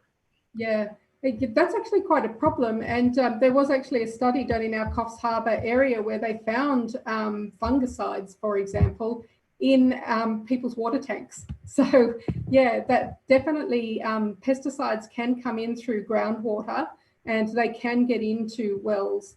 Again, it's probably a matter of knowing what type of pesticides people are using and whether they're the type that would penetrate through the soil and into that groundwater to appear in the wells. But there is a potential.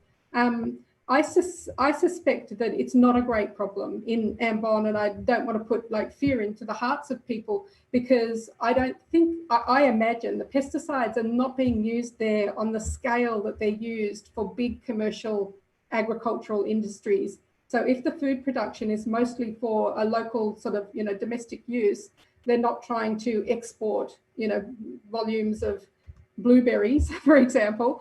So certain crops they use more than others, but there are a lot of crops that people don't need to use a lot of pesticides. Blueberries, they do need to use a lot because things eat the berries, they eat the plants, and it's a high value crop that they're trying to protect. So I suspect it's probably not that big a problem, but it still is really important to be aware of what pesticides they might be using, because that does influence whether they get into the ground wells. And it could be advice back to the government that, maybe we shouldn't be allowing this in this area where, people have groundwater wells. So, yeah, again, I just put it back onto the idea of knowing what people are using before getting too worried about it. But then once you know what to sample for, you know what to look for if people are using certain things. Totally agree with you. I think it's only small scale in Ambon, but we still need to control or prevent it to be used extensively. And of course, I agree that research has to be done to determine the contamination. Thank you very much, Kirsten. Now I'm going to ask question for Professor Oki Rajasa. Prof. Oki, the first question, as we know, Indonesia has succeeded in expanding its continental shelf in the waters west of Aceh and north of Papua. Has there been research in that zone to ascertain the natural resources contained in it?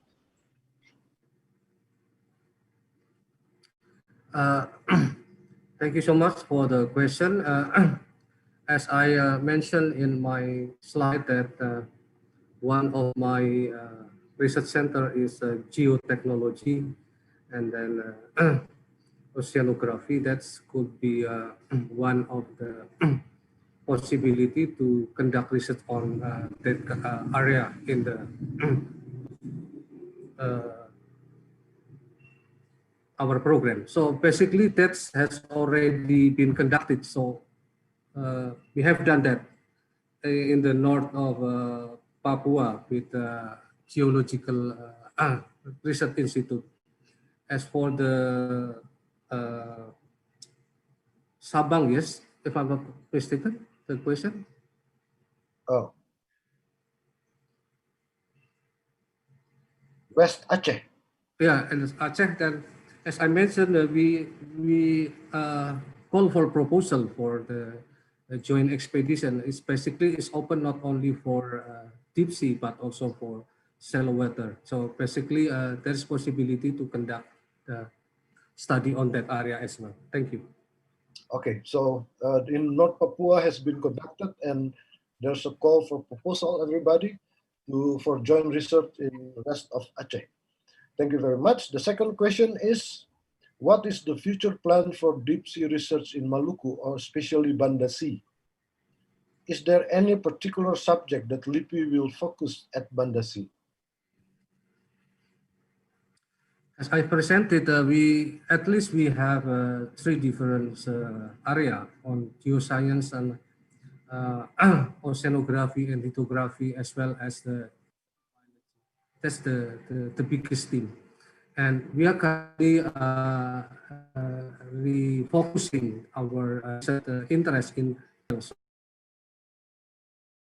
the early of 2021, and we will be able to formulate the research focus for our research in the Banda Sea. So next week on November 5th to 7th, I will be in Ambon to discuss about the our future research collaboration and research interest for the Maluku area, including in Banda Sea. Thank you. Great to hear that. I'm very glad to hear that. So Banda Sea in Maluku is really untouched and unexplored. I think it's really time to start to explore it. and I believe there's a tremendous tremendous value that we can dig up from that deep sea. And Sorry, third Pak Gino. I'd like to add information regarding the study on the West Sumatra. Actually, the massive and active research was conducted soon after the tsunami oh, I see. in 2004. So we have accumulating data on that. But after several years now, yeah, I think we need to have additional data on that. Thank you. Okay, thank you for that. So the third question, is there any plan to develop facility in LIPI Ambon for deep sea research? When will it start? And will the new research vessel be stationed in Ambon? Yeah, so for the new equipment in the Ambon, in our station for deep sea in Ambon, will be completed next year. So I have allocated budget for additional research equipment in deep sea research center in Ambon, and for the new research vessel will be available sometime after the middle of 2023. And for next year, in June, our current Barunajaya 8 research vessel will be retrofitted for improvement. So yes, 2024, that will be the best time for start real research expedition using our new research vessel. But now we are also scheduling to have the establishment of our research infrastructure between 2020 and 2021. So by 2022, Deep Sea Research Center in Ambon will be a good one and ready for both national and international collaboration. Thank you. Thank you very much. I'm really, really glad to hear that. So finally, we are ready to explore Banda Sea.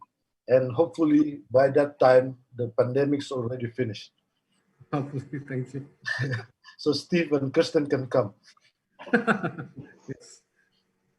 So now we go to the last session of question, Q&A, to Steve Smith, Professor Steve Smith. The first one is how to handle the garbage that keeps coming, not from the beach itself, but in the form of rubbish sent from other places. Even though cleaning continues to be carried out, the trash sent from other places keep coming. Look, it's a really good question, and it's one of the myths to a certain extent that I meet many places. Hey, it's not our trash. Somebody else has got to deal with it. The reality of the situation is, yes, sometimes it does come from elsewhere. I'll give you an example. We have bottles. It's called the Bottles on Beaches program that we have in Eastern Australia, where we pick up plastic drink bottles from remote beaches, and up to 50% of those actually come from passing ships, and 24% of that plastic is actually from Chinese products which are not available in Australia. So it happens, but by far the majority of plastics and debris washing up on beaches is generated locally. There is, there's been a lot of concern by some communities that in Africa, for example, a colleague is looking at surveys in one country where they're getting a lot of trash from another country. So this does happen with ocean currents. The only way we can approach this effectively is to provide or push the responsibility back up. Go upstream instead of downstream. I said before, we could spend the rest of our lives picking up plastic on beaches, and we'd gradually get more and more and more, and it wouldn't stop the problem. So what we have to do is have the education, push that responsibility back up to ensure that at local scales through to much larger scales, we have systems in place, but also that there's education around that to make sure that people understand why they need to manage their plastic more effectively.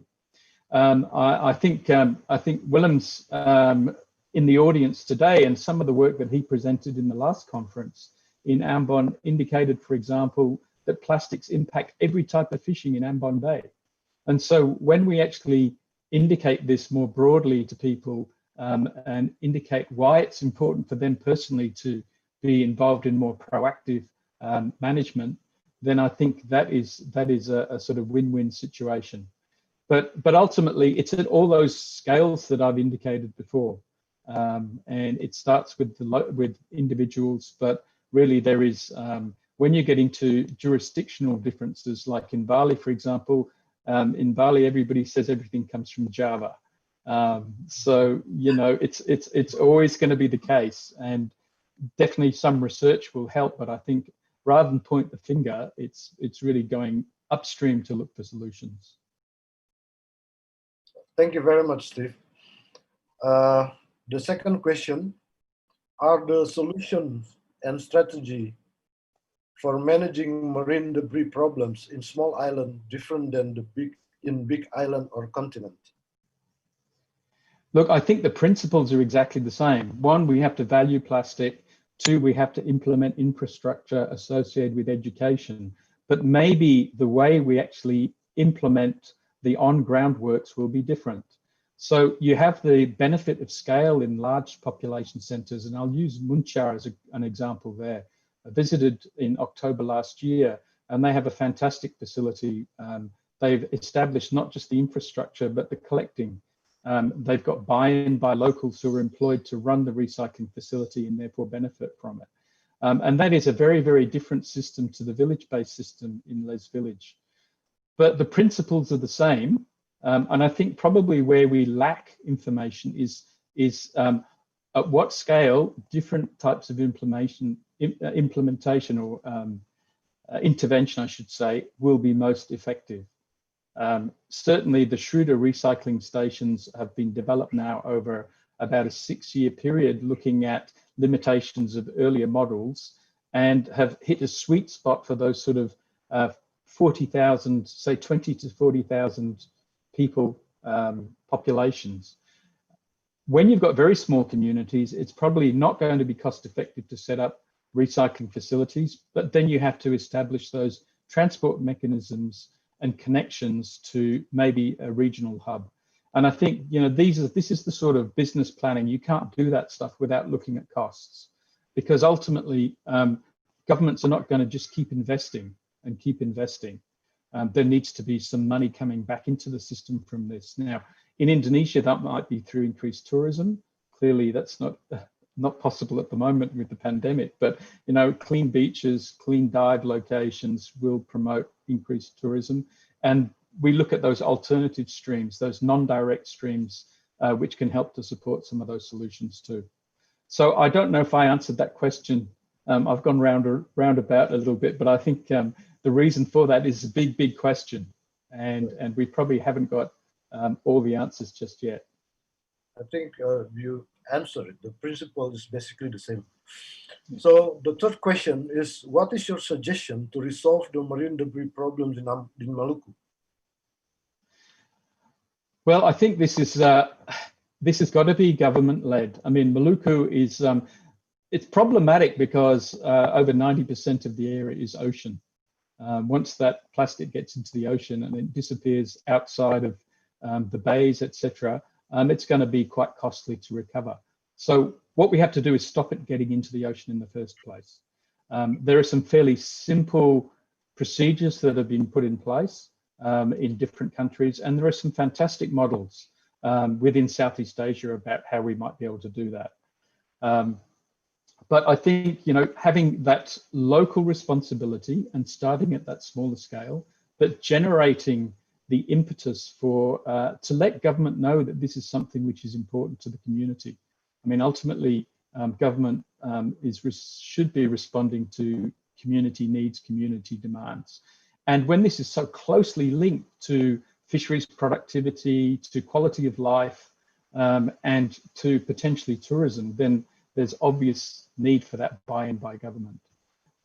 But one of the challenges we give to our AMCOR participants when we do this corporate social responsibility program is we send them back to their country, wherever that may be, from across the world, and we challenge them to come up with a local solution. And it's amazing how quickly those snowball to other members of the community who see the value of them. So it can be led by individuals, but ultimately we have to have that buy-in from government as well. Okay, thank you very much. We accept that challenge. Anyway, there's one more question just entered for Steve. I'm sorry, there's one more, because we think this is quite important. What's the best way to make people realize and aware that plastic is very damaged in today's life?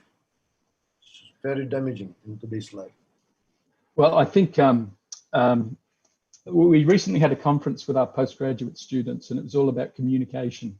How do we get the message out? And I think some of the most powerful ways I've seen that people can get the message out about impacts of plastic is images of animals that have died through ingestion of plastic, through entanglement, images of reefs. And I have, unfortunately, plenty from Indonesia, where we've got fishing nets on corals and the coral is completely dead. So ultimately, people will make a change when they know that it impacts their life. And so depending on how they walk that life, what they're actually doing, we have to be able to develop those messages to specific target groups. I think one of the things we're trying as an example is one of the worst places for cigarette butts in Les Village is in the fishing preparation area, because a lot of the guys are there preparing their nets, talking about when they're going to go fishing, smoking cigarettes. And last time I was there, I showed them a paper which indicated how just even a small amount of the products of smoking in a container of water with marine organisms can actually cause mortality. And when you magnify that to the scale with which that we have with cigarette butts, for example, it's not difficult to generate that vision of impacts on livelihoods. And I think ultimately that was a good message. I don't know if it's been effective. I'll tell you when I next go back. Thank you very much, Steve. With this last questions, I would like to conclude the first session of invited speakers. Thank you very much, Prof. Oki Rajasa, Prof. Kirsten Beckendorf, and Prof. Steve Smith. We are still waiting for the minister to enter the area, but I think there's no news if he's already finished with his previous program. So I will just have to improvise. I would like to ask if, so before that, I would like to give everybody to give a big round of applause for the three speakers. And then I would like to ask if the next speaker, Prof. Kawai or Prof. Ilona Danisenko and Prof. Serge Andrevo is already in the Zoom room. Are you guys there? I'm here. Hi. Hi. Nice to see you again. Good morning. Good morning from Moscow. Yeah. Still, well, what time is it there? It's 5:56. When I told my husband that we will start 4 o'clock in the morning, he told me that I'm most probably confusing with the time. Thank you very much. I'm so sorry to trouble you this morning. It's a pleasure. It's a pleasure, Jude. Thank you very much, Ilona. Is Pak Serge, are you there? Yes, I'm here, Gino. Okay, and I think Kay is not there yet, right? So maybe we will go with Laszlo. But I would like to remind you that when the minister entering, we will postpone or pause this session and continue after the keynote speech of the minister. I apologize for that. I think, hold on a second.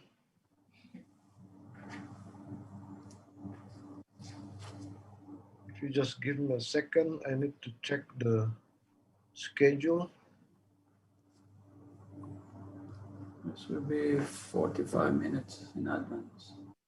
Right. So you get like 10 to 12 minutes to give presentation, and then afterwards we will have a Q&A.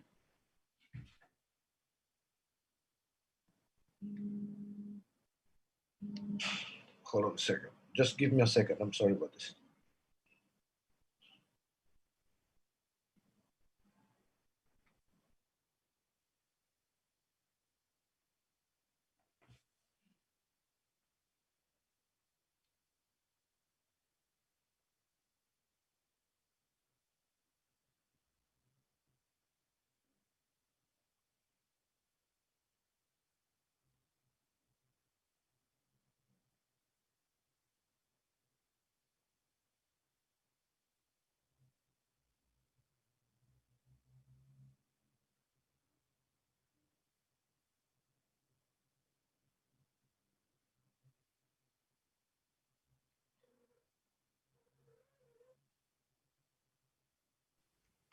Prof. Kawai, I'm so sorry. I would like to inform you that we will, while waiting for the minister to come to the Zoom meeting, we will continue with invited speaker session, but we will postpone or pause in the middle if the minister enter the room, and we will continue afterwards.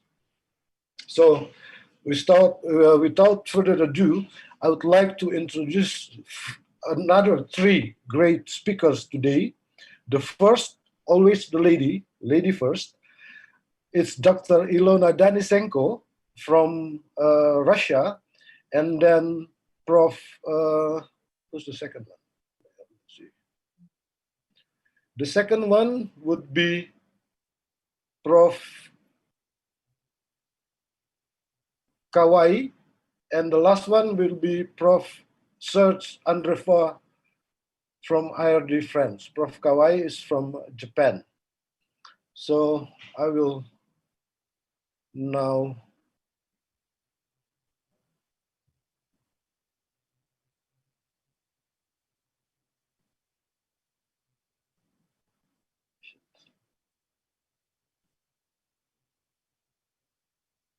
I'm sorry, I'm not really prepared because I thought the next session will be the session of the minister, but let me quickly open the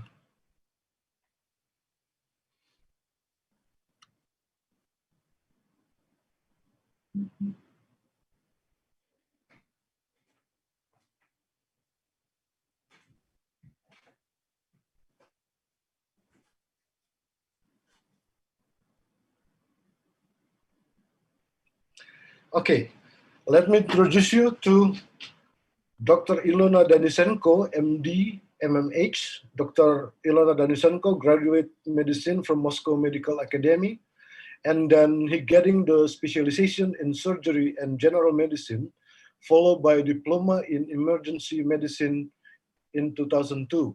Got her master degree in maritime health in Rovira and Virgili University, Tarragona, Spain. And she is a specialist in hyperbaric medicine and water sports from the Cadiz University of Spain. He continued his medical education and occupational health and occupational medical examination at the Central State Medical Academy, and he accredited by Norway Maritime Directorate as the physician in Moscow. He is also the past director or president of International Maritime Health Association. So the second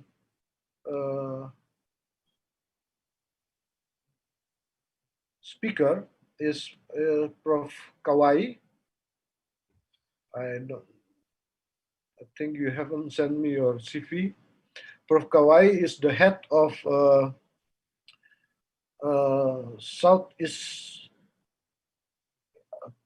Asia or Pacific Center Study in Kagoshima University, and has been collaborating with University of Patimura for quite a long time. We already renew our MOU, and just like Southern Cross and IRD, and then he several times came to visit Ambon and do research in Ambon.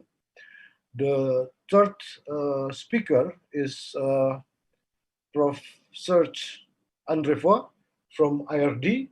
I don't dare to pronounce the IRD because kind of difficult for me.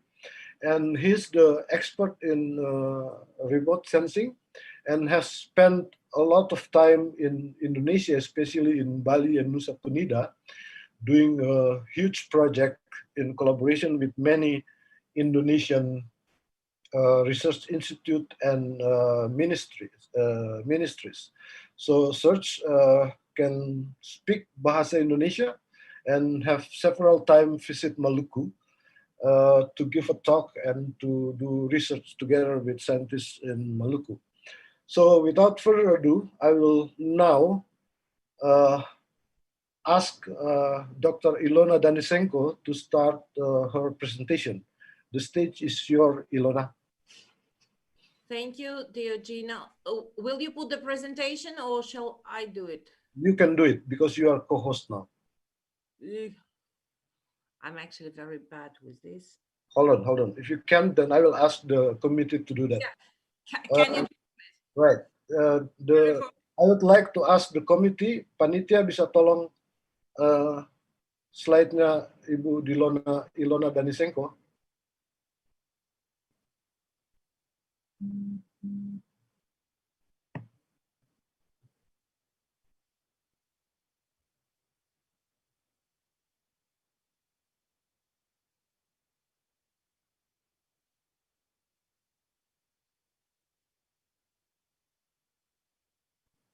Panitia bisa tolong the slide of Ilona.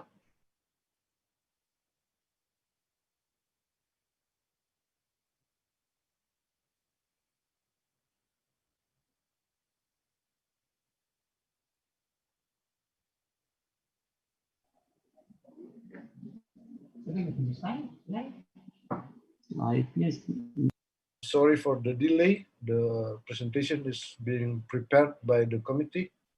Thank you.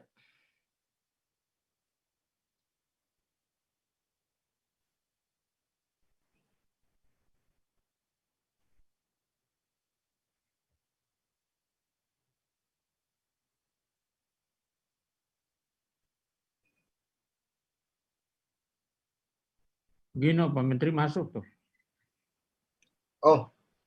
Oh, I'm so sorry, Ilona. It looks like the minister is already here. Okay, good. So I asked my son, maybe he can install the presentation. I will ask the committee to prepare it just in case. Okay. So thank you very much for your understanding. I'm sorry about that. Yeah, fine, pleasure. I think we will now welcome the Minister of Menristek. I will give the microphone back to the MC. Thank you very much, Mr. Gino, for the plenary session 2 with Prof. Dr. K. Kawai and also Dr. Ilona Denisenko and Prof. Dr. Serge Andrevois from French. Will we continue after the session, keynote speaker session, with the minister. We would like to welcome the minister. Thank you very much for joining us. this morning, Professor Bambang PS Brojonegoro, PhD. He is the Minister of Research and Technology of the Republic of Indonesia, also the head of National Research and Innovation Agency. And for this session, for the keynote speaker session with the Minister, I would like to invite the moderator to conduct the whole session. Please, Professor Dr. Insinyur Alex Retraubun, MSc. Thank you, MC. Pertama-tama, selamat siang Pak Menteri. Ya, selamat siang Pak Alex. Selamat siang waktu Ambon, selamat pagi waktu Jakarta. Ya. Right. After the first plenary session, now we move to the next agenda. Is the keynote speech delivered by His Excellency Prof. Dr. Bambang Permadi Sumantri Brojonegoro. And again, he is the Minister of Research and Technology, National Research and Innovation Agency of the Republic of Indonesia. The time available for this agenda is about 45 minutes, including time for question and answer. Now, at the end of the speech, I will give opportunity to the participants to ask few questions, and then Prof. Bambang will answer them. Now the time for His Excellency Prof. Bambang to deliver the speech, and Prof. Bambang, time is yours. Thank you, Pak Alex. Assalamualaikum warahmatullahi wabarakatuh. Waalaikumsalam. Good morning, Jakarta, and very good afternoon in Ambon. Prof. Alex, my good friend, as well as all the speakers and distinguished participants, ladies and gentlemen. First of all, thank you very much for the invitation, and I will do my best to do presentation, a little bit presentation about the small islands issues, and especially related, of course, to the marine and fisheries, which is Pak Alex's specialty. So, of course, we know about Indonesia. Indonesia has the second longest coastal line in the world, the largest archipelagic country in the world, and the difference between the size of inner water and island, as you can see, is 10 times compared to the territorial waters. And then the economic exclusive zone is also quite large. And of course, the number of islands. That's why the issue of small islands is very relevant with Indonesia. With the total island around 17,000, with 16,000 already has the name and already registered or submitted to the UN. Of course, we need to make sure that any people who live in the small islands get their access, and we care about their prosperity. And at the same time, of course, when we are talking about resources, marine resources, then the management of small islands is very critical. Of course, Maluku is one of the provinces that has maybe the most small islands compared to other provinces in Indonesia. Geologically, of course, we are the meeting point among the three tectonic plates, the Pacific Plate, Indo-Australian Plate, as well as Eurasian Plate. And then the area is tectonically active. And as we can see, we experience a lot of earthquakes, and we have plate boundaries in terms of subduction, collision, transform fault, as well as everybody knows about the active volcanoes. So the title Ring of Fire for Indonesia, of course, with clear reason. And of course, at one point, at one side, it will give us kind of benefit in terms of the soil fertility, for example. But on the other, of course, we have to watch the potential disaster that could happen. And then if we look at the experience in the past, aside from the big tsunamis in Aceh in 2004, We also have the earthquake back in 2012. And then, as we can see, islands in Maluku, especially Banda, also has potential earthquake.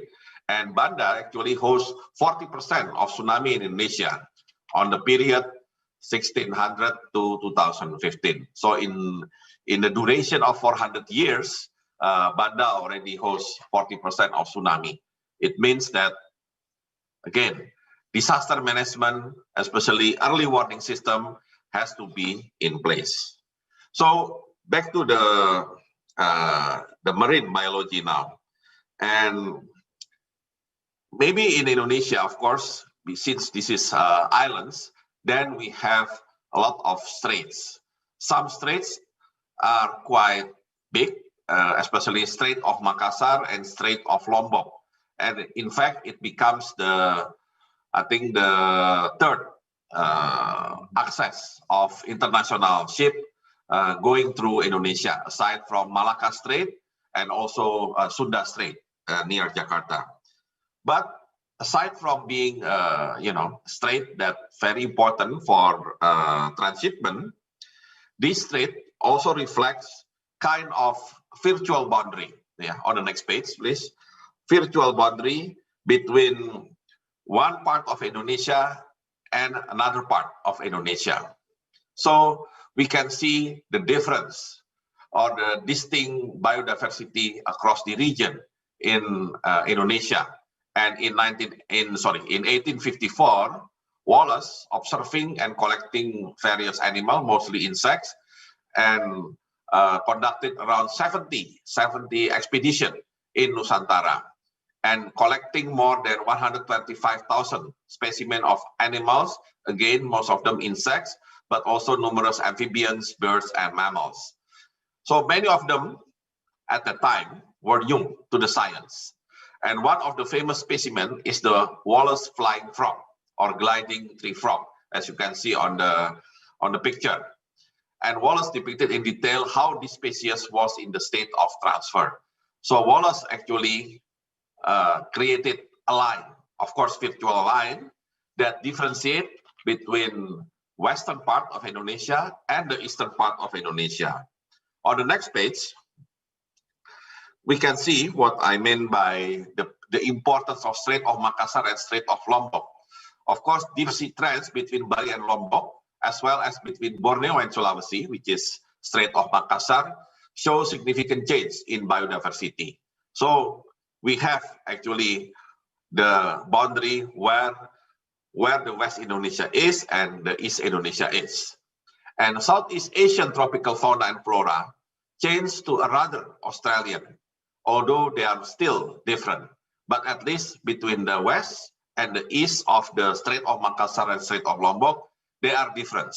And actually it increased our biodiversity, the richness of our biodiversity. And some of the islands between Great Sunda Islands and Australia and New Guinea have very isolated and peculiar population, whereas the Southeast relatively close to the biology of Australia. So you can find, for example, small kangaroo in some part of Papua, which is very close to, which is quite similar to kangaroo. Of course, at the larger kangaroo in Australia. And there was also a land bridge between the major Southeast Asian islands as Sumatra, Java, Bali, Borneo, and Malay Peninsula, whereas Australia connected with Papua New Guinea. So if you look at the map, you can see Australia and Papua New Guinea is very close in Torres Strait. And of course, we never realized that they are very close.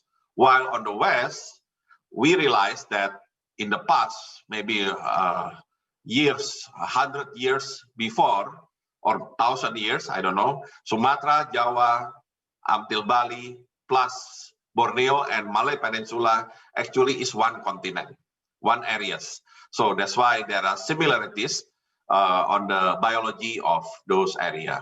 So Wallacea is a biodiversity hotspot because it is home to great number and variety of endemic species, covering areas more than 340,000 kilometers. And then, again, talking about tsunami, as we know that Banda hosting majority of tsunami that happening during 400 years period. Of course, there are details about what happened in Banda. And of course, we also need to take a look the tsunamis and earthquake that happen not only in Banda, but other part of Maluku. I think the most recent is the earthquake in Ambon. And hopefully, Pak Alex and friends from Patimura University already recovered from the past earthquake. But we know that the area is vulnerable, the area is part of Ring of Fire, and of course, again, warning system is a must. Plus, we have to understand better about the potential disaster, both earthquake, tsunami, and and also the possible of active volcano. So back to our marine biodiversity. So aside from all the Wallacea line, and of course, the potential earthquake and tsunami, of course, there is a benefit to for Maluku Island, which is global epicenter of marine biodiversity in terms of coral triangle. So the area has highest coral diversity in the world, 76% of the world's coral species. So you can imagine 76% variety available in the area. And then Caribbean is one of the competitors, quote unquote, only approximately 8% of the total, which is only 61. And the highest coral diversity located in the Kepala Burung, Bird's Head, Papua, which hosts 574 species. And of course, we know about the Raja Ampat, the famous Raja Ampat, not only for tourism, but also for coral diversity bullseye with 543 species. And then in terms of coral reef species, we can see the area hosts 37% of the world species, 56% of Indo-Pacific region, and 7% only on in Hawaiian Islands. So this area is very rich in terms of marine biodiversity, and it is our responsibility not only to study about this biodiversity, but how to maintain this biodiversity, make sure any climate change, any negative impact would not happen in the area. And at the same time, we need to learn more about how to utilize this biodiversity in the proper way. And then if we look at Indonesian Through Flow, or ITF, Indonesian seas provide a low latitude pathway for the transfer of warm, relatively low salinity Pacific waters into Indian Ocean. We are located between the two oceans, Pacific and Indian Ocean, and we are in the middle, and that's why the through flow happens. The ITF itself is an integral part of global thermoline circulation, which has impact on the basin budgets of both oceans. And Indonesian seas host the strongest equatorial convective center that drives the global tropical circulation, which affect Madden-Julian oscillation and Asian Australian monsoon, and interacts with El Nino southern oscillation. So even from the weather perspective, it's quite complicated, and of course it creates some kind of diversity in terms of weather, and at the same time we need to mitigate any potential disaster that could happen from the weather itself.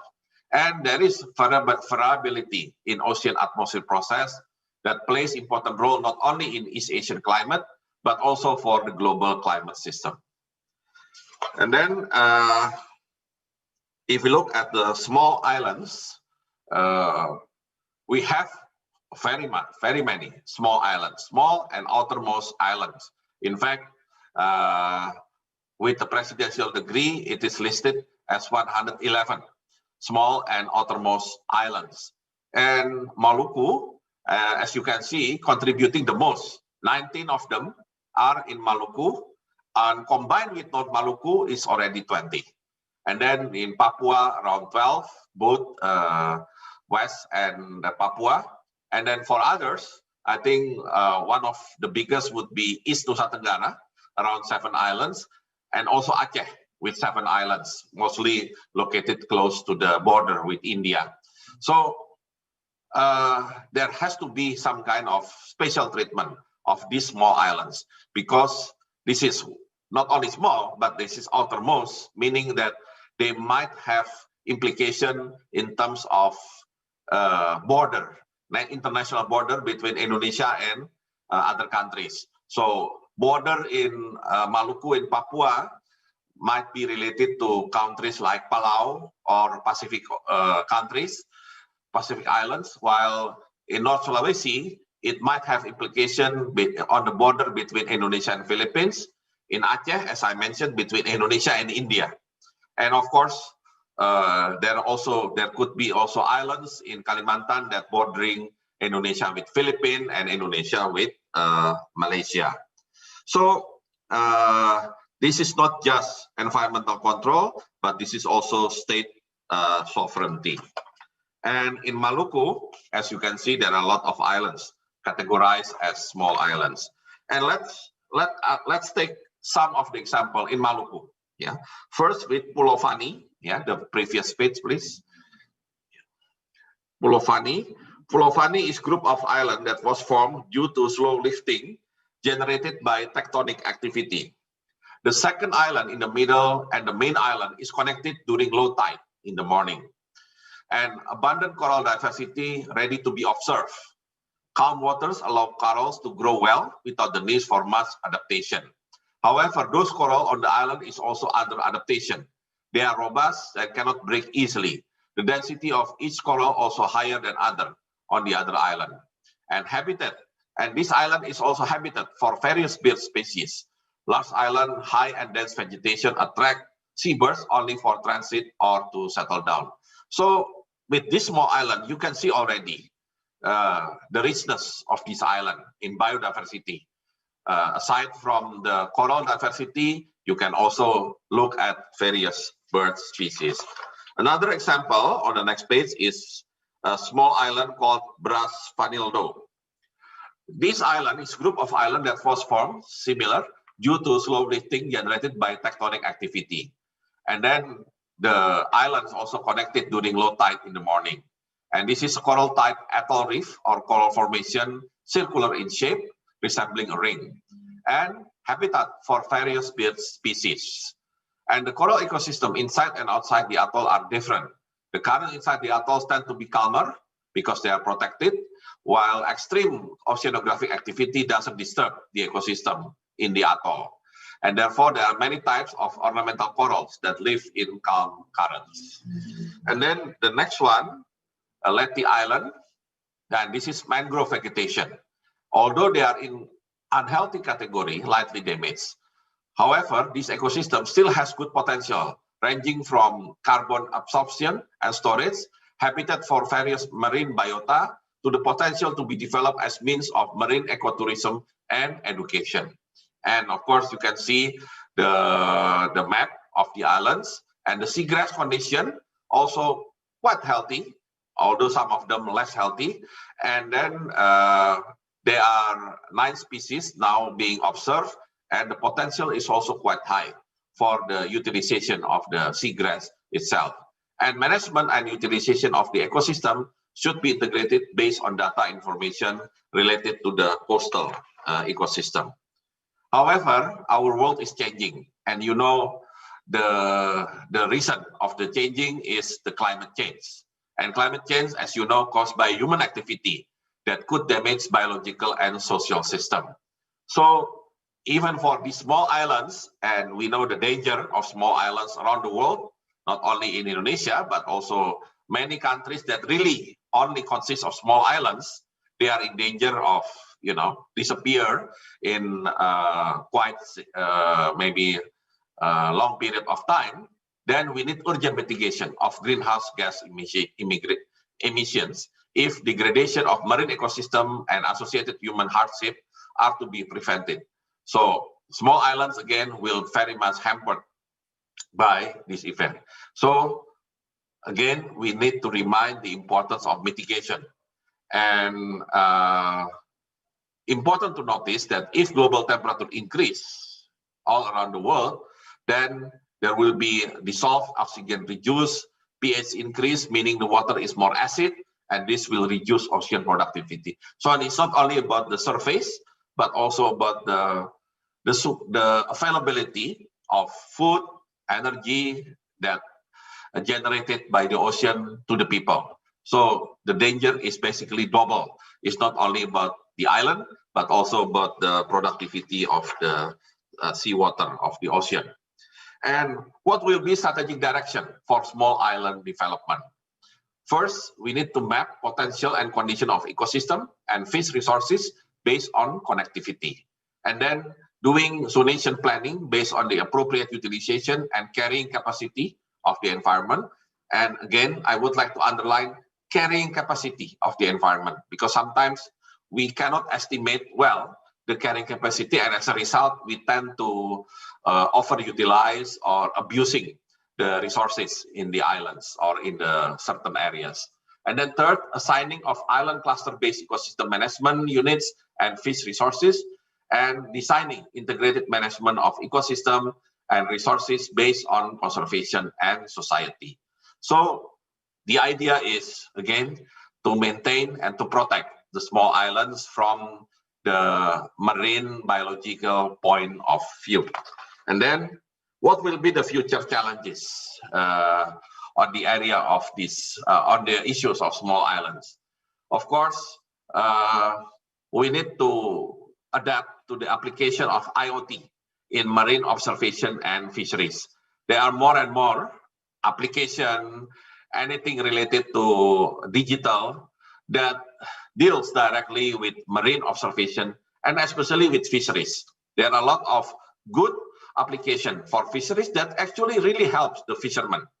At least I know one of the application that can create direct access from fishermen to sell their fresh fish directly into the final buyers, supermarket, restaurant, any retail, without going through a lot of intermediaries. And this is the magic of the so-called IoT or the application.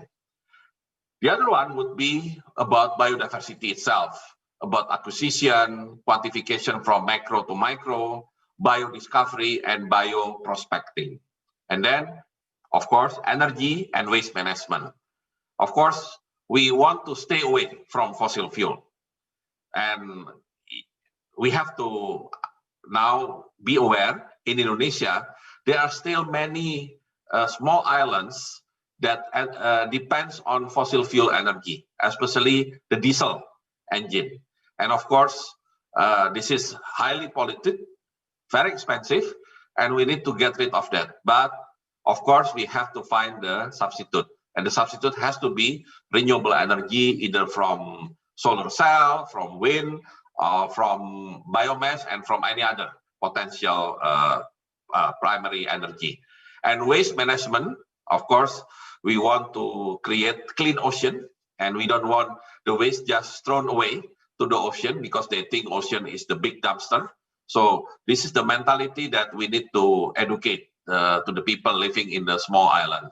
And of course, we have, because we are in the research community, we need to strengthen research infrastructure and then pay attention to disaster resilience, both natural and anthropogenic, as well as social sciences.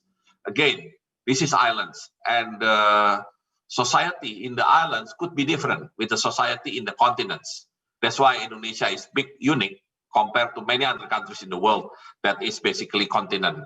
So we need to make sure understanding about potential conflict, strategic issues across border, local knowledge acquisition, and preservation. And of course, for our community, we need to increase collaboration between universities, research institute, media, government, and private sector. So this is small islands, but I want to make sure the issue is not that small. This is just small in terms of physicality, but in terms of complexity, of course, it's quite complex, and we need to observe many things. So a little bit on IoT, as I mentioned, many universities already has, produced some kind of IoT for marine, for fishery. For example, Bogor, IPB University already launched Agro-Maritime 4.0 concept. At the time, I was still in Bappenas. I remember I was asked to deliver the speech to promote the idea of this Agro-Maritime 4.0. And of course, the idea is to integrate natural resources that we have to avoid this connection between land, agro, and maritime sector. Of course, there is no need of so-called duality between the land resources and the maritime resources. They need to be integrated because each one of them will have the similar benefit. For example, when we are talking about the medicine, because now we are in the middle of pandemic, we are talking about the medicine. Yes, current medicine might rely on the land or agro base, but the future medicine might rely on maritime, on marine resources. So it means we have to always understand the connection between the land resources and maritime resources. And we are also on the first of technological revolution, which fundamentally transform the way we live, the way we work, and the way we connect with each other. And of course, this COVID-19 pandemic tells us that we can accelerate digital transformation, even when we do not plan to do that, because we have to, in order to make sure economic activity still working in the most productive way. And then, of course, there is innovation in mariculture, farming marine organisms for production and fisheries. And then smart and precision fishing. Now there are a lot of equipments, a lot of application to help fishermen to detect where they can do the fishing without having to go around in long period of time with some risk. So now the application helps them. And of course, with a lot of big data completed, then big data can be used to create the artificial intelligence in marine and fisheries. So I think the future of marine and fisheries will be quite different, will be quite revolutionized compared to what we are experiencing today. And then next, on the biodiversity acquisition, we can see that the potential of contribution of the marine biodiversity to our GDP quite promising, around 40%, 14%, although it combined the extractive sector. And then marine biodiscovery or bioprospecting activity is a search for marine products derived from marine biodiversity. And including in this activity is a process identifying chemical compounds made by biological organisms, which is often called natural product discovery. And the research has two important results. First, identification and characterization of flora, fauna, and microorganism biodiversity, and then data for various applications, both at the species and derivative level. So at least with the understanding about the research on this area, we can start, first knowing and understanding about biodiversity. And the next step is how can our biodiversity help us as human beings, especially in Indonesia and other countries, not only to produce foods, but also for medicine, for energy, and for many other basic needs of us as a people. Okay, and then next, and this is some of the issues that small islands need to pay attention. I already mentioned about the energy, the importance to find renewable energy and to to abolish, gradual way the fossil fuel. Because I know in Indonesia, at least, many small islands still depend 100% on fossil fuel. And this is the way to get rid of fossil fuel, but not to move to wood, because wood is also distracting from environmental point of view. So we need to really come up with the energy with technology, which is renewable energy. And including, of course, very interesting idea, although still expensive, ocean thermal energy conversion, because ocean create different temperature, different thermal that will create the energy itself. And we have problem with the water. Of course, we are talking about not about salt water, but talking about the water that human being needs. And we need to, we might have to do like rainfall harvesting, water hauling, groundwater extraction, and desalination. Because at the end, if we rely on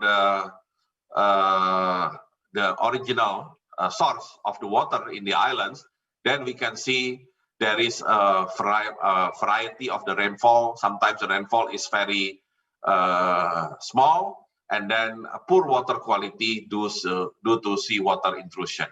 And then one last thing that cannot be least, which is waste. And unfortunately, in many developing countries, including Indonesia, sometimes we might care about energy, we might care about water, but we forget about how to manage the waste. And if we have poor waste management, it will impact our health, environment, and also the economy itself, because then economy cannot move, properly because of the waste. So solid waste currently thrown in the open dump sites, and this has happened also in the urban areas in Indonesia, illegally deposited in the sea, which is very dangerous, or unused land, or in the street, or being burned in the residents' backyards. And waste may also be transported from the sea to the island due to the ocean current and wind. So small island resident requires appropriate technology to manage their waste. And since I'm now the Minister of Research and Technology, I want to make sure the technology can be utilized, not only to deal with energy and water, but also to the waste. I think the concept of circular economy needs to be implemented in the small islands, because you don't have many options to do waste management.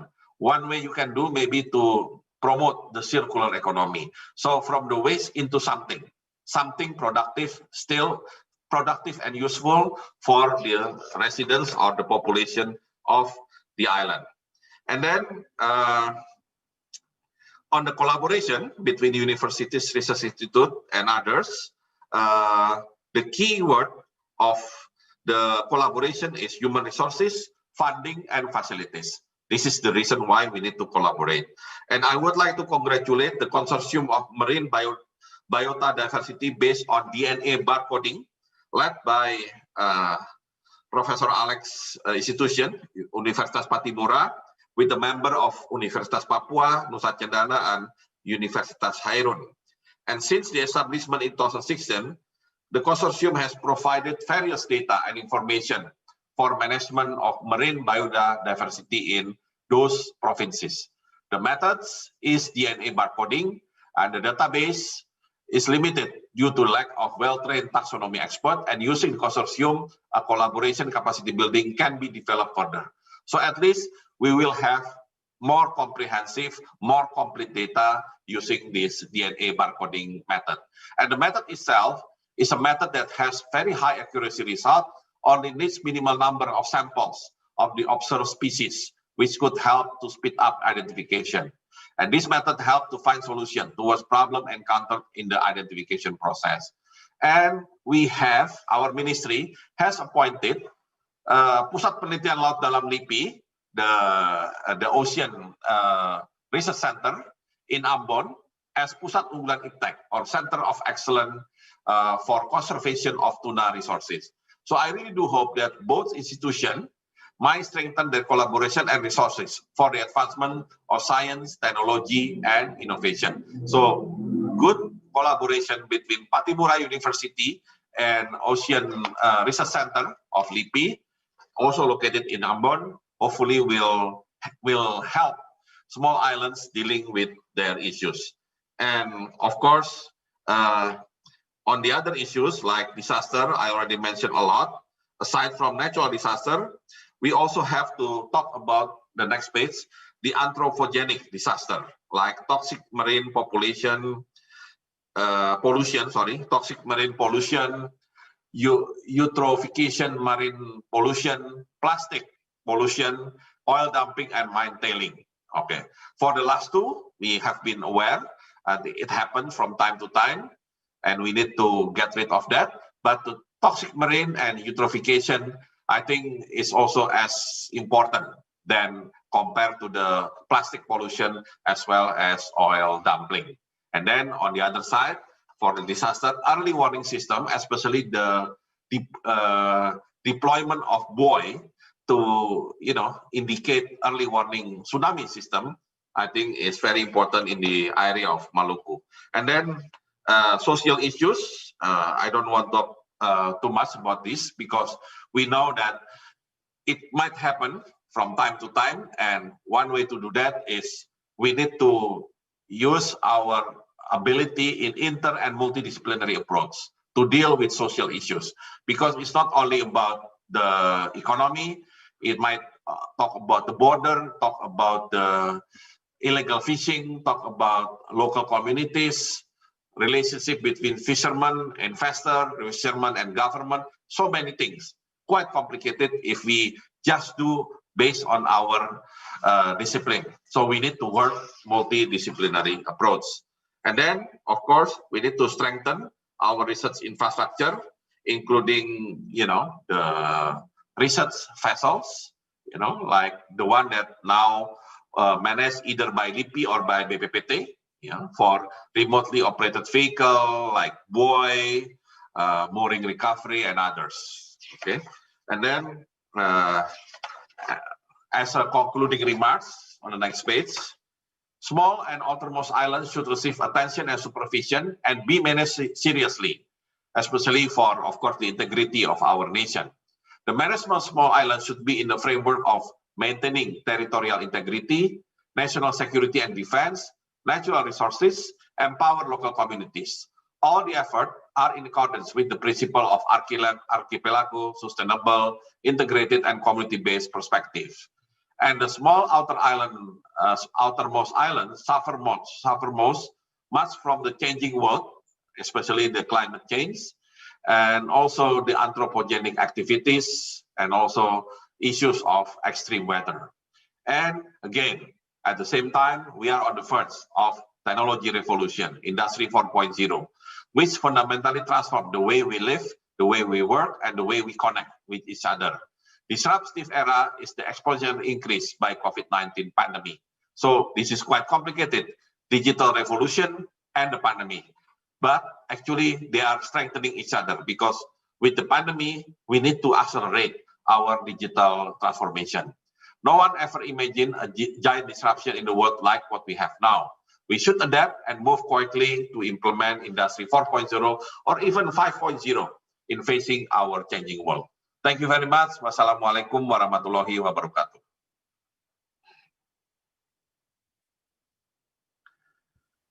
Thank you, Pak Menteri. It's luar biasa, very inspiring lecture. It's actually material for a 6-month lecture to my student, actually. Luar biasa.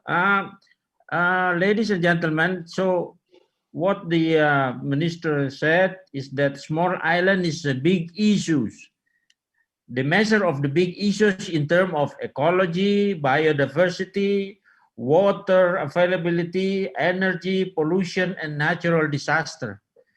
And so I hope the well, Pak Menteri, there is one question, 2 questions actually they pass it to me. First, what is the government's plan to support small island to benefit local people instead of selling out small island out to benefit big investment and push local people out? And secondly, as we know in Maluku, there are many islands and local wisdom. How we combine the local wisdom and the government policy, because sometimes can cause conflict. That's the only question, Pak Menteri. Okay. Thank you, Pak Alex. I think the first and second question actually quite related one to the other. So, of course, government plan to support small islands, I believe, has to be based on first about what happened in the island itself, how many people live there, and then what kind of resources available over there. And of course, when people live in the small islands, they need to have all the basic needs all the basic needs in order for them to live sustainably. And one way to do that is to make sure all the basic needs are available. When we are talking about basic needs, as I mentioned in my presentation, number one is water, clean water, including the sanitation.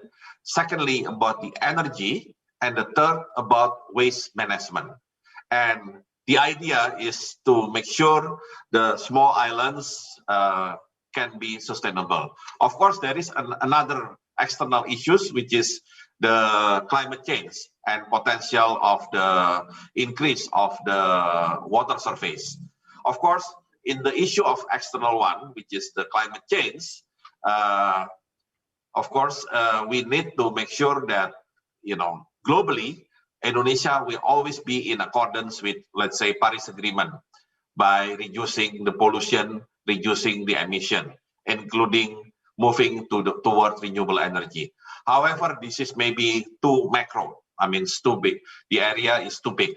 And one way to deal directly with the mitigation of climate change is to, to prepare a plan that has been done, for example, by country like Maldives, country like in Pacific Islands, in which they are preparing the worst, which is the increase of the surface and potential of the disappearance of the islands themselves.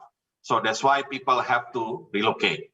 And of course, when things happen, I believe Indonesia should be ready. At least Indonesia should have a plan to deal with islands that has in danger or has a risk of the increase of the water surface, meaning potential relocation, or if possible from the beginning, maybe population who live in the area needs to be moved to the other and safer areas. I think that's the first thing to deal with the potential climate change.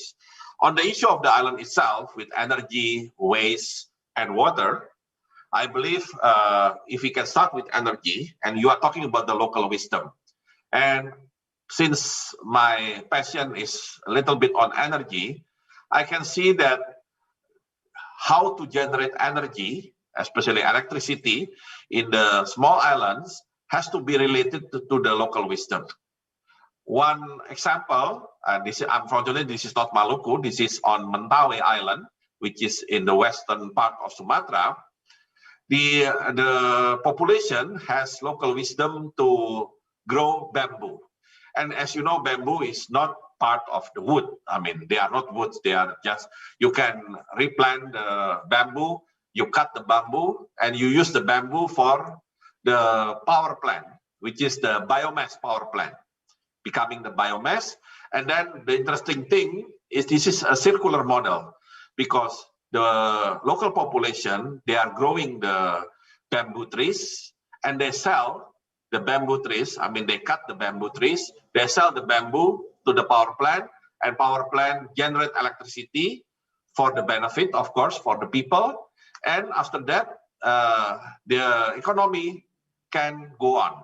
The power plant can still continue, and at the same time, local people can still get the income from selling providing the bamboos to the power plant. And I believe you can do the same with Maluku, and either through, I don't know, mini hydro if possible, and if not possible, maybe biomass or solar cell.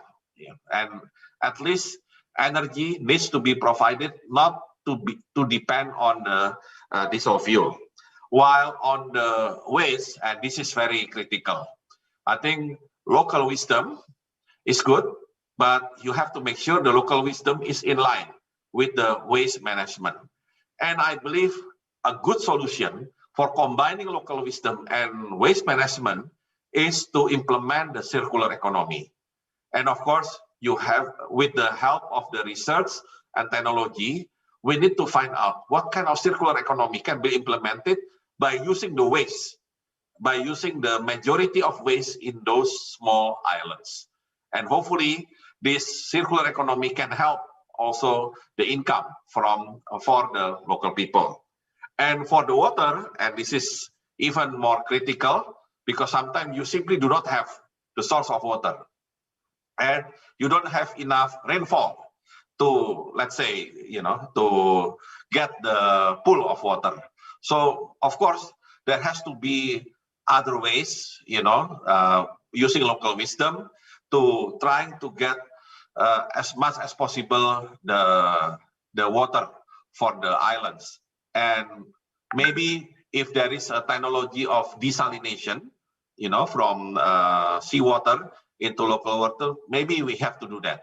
Of course, the technology is quite expensive, but at the same time, we need the water for the living. Or, as I mentioned, then, of course, I don't know whether it's politically correct or not. Maybe people needs to move to the better areas to get their basic needs in terms of water, energy, and waste management.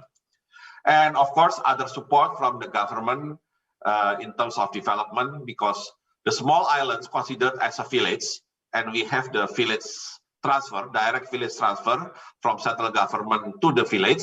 And we hope that the amount of money that transferred can be used to develop many things, including to reduce the poverty and providing basic infrastructure for the islands.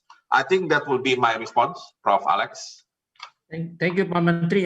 The last thing is, I hope Pak Menteri will give support to Pattimura University related to consortium of DNA barcoding in the future. Okay, great. Yeah. All right, let's give a big applause to the minister. Thank you so much. Now I hand over the time again to the MC.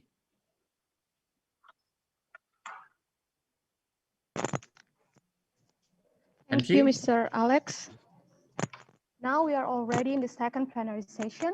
Without further ado, we will start plenary session with 3 outstanding speakers, and the whole session will be led by a moderator, Mr. Gino Limon. Thank you very much. I would like to shortly again introduce the speakers, the great 3 speakers again. The first is Dr. Ilona Denisenko. She is the member of International Maritime Health Association and former president, 2 periods actually, of International Maritime Health Association. And the second one is Prof. K. Kawai from Kagoshima University. Prof. Kawai is the Director of International Center of Island Studies in Kagoshima University. His specialty is in marine biology and doing a lot of research on mollusks. The third speaker is Serge Andrefo. Serge is specialized in remote sensing and spent a lot of time in Bali and Nusa Penida in Indonesia doing big research collaboration with many research institutes and ministry. So without further ado, I would like to invite Dr. Ilona Denisenko to talk about very important aspect in developing marine science or fisheries in small islands, which is the maritime health. The stage is yours. You need to unmute first, Ilona.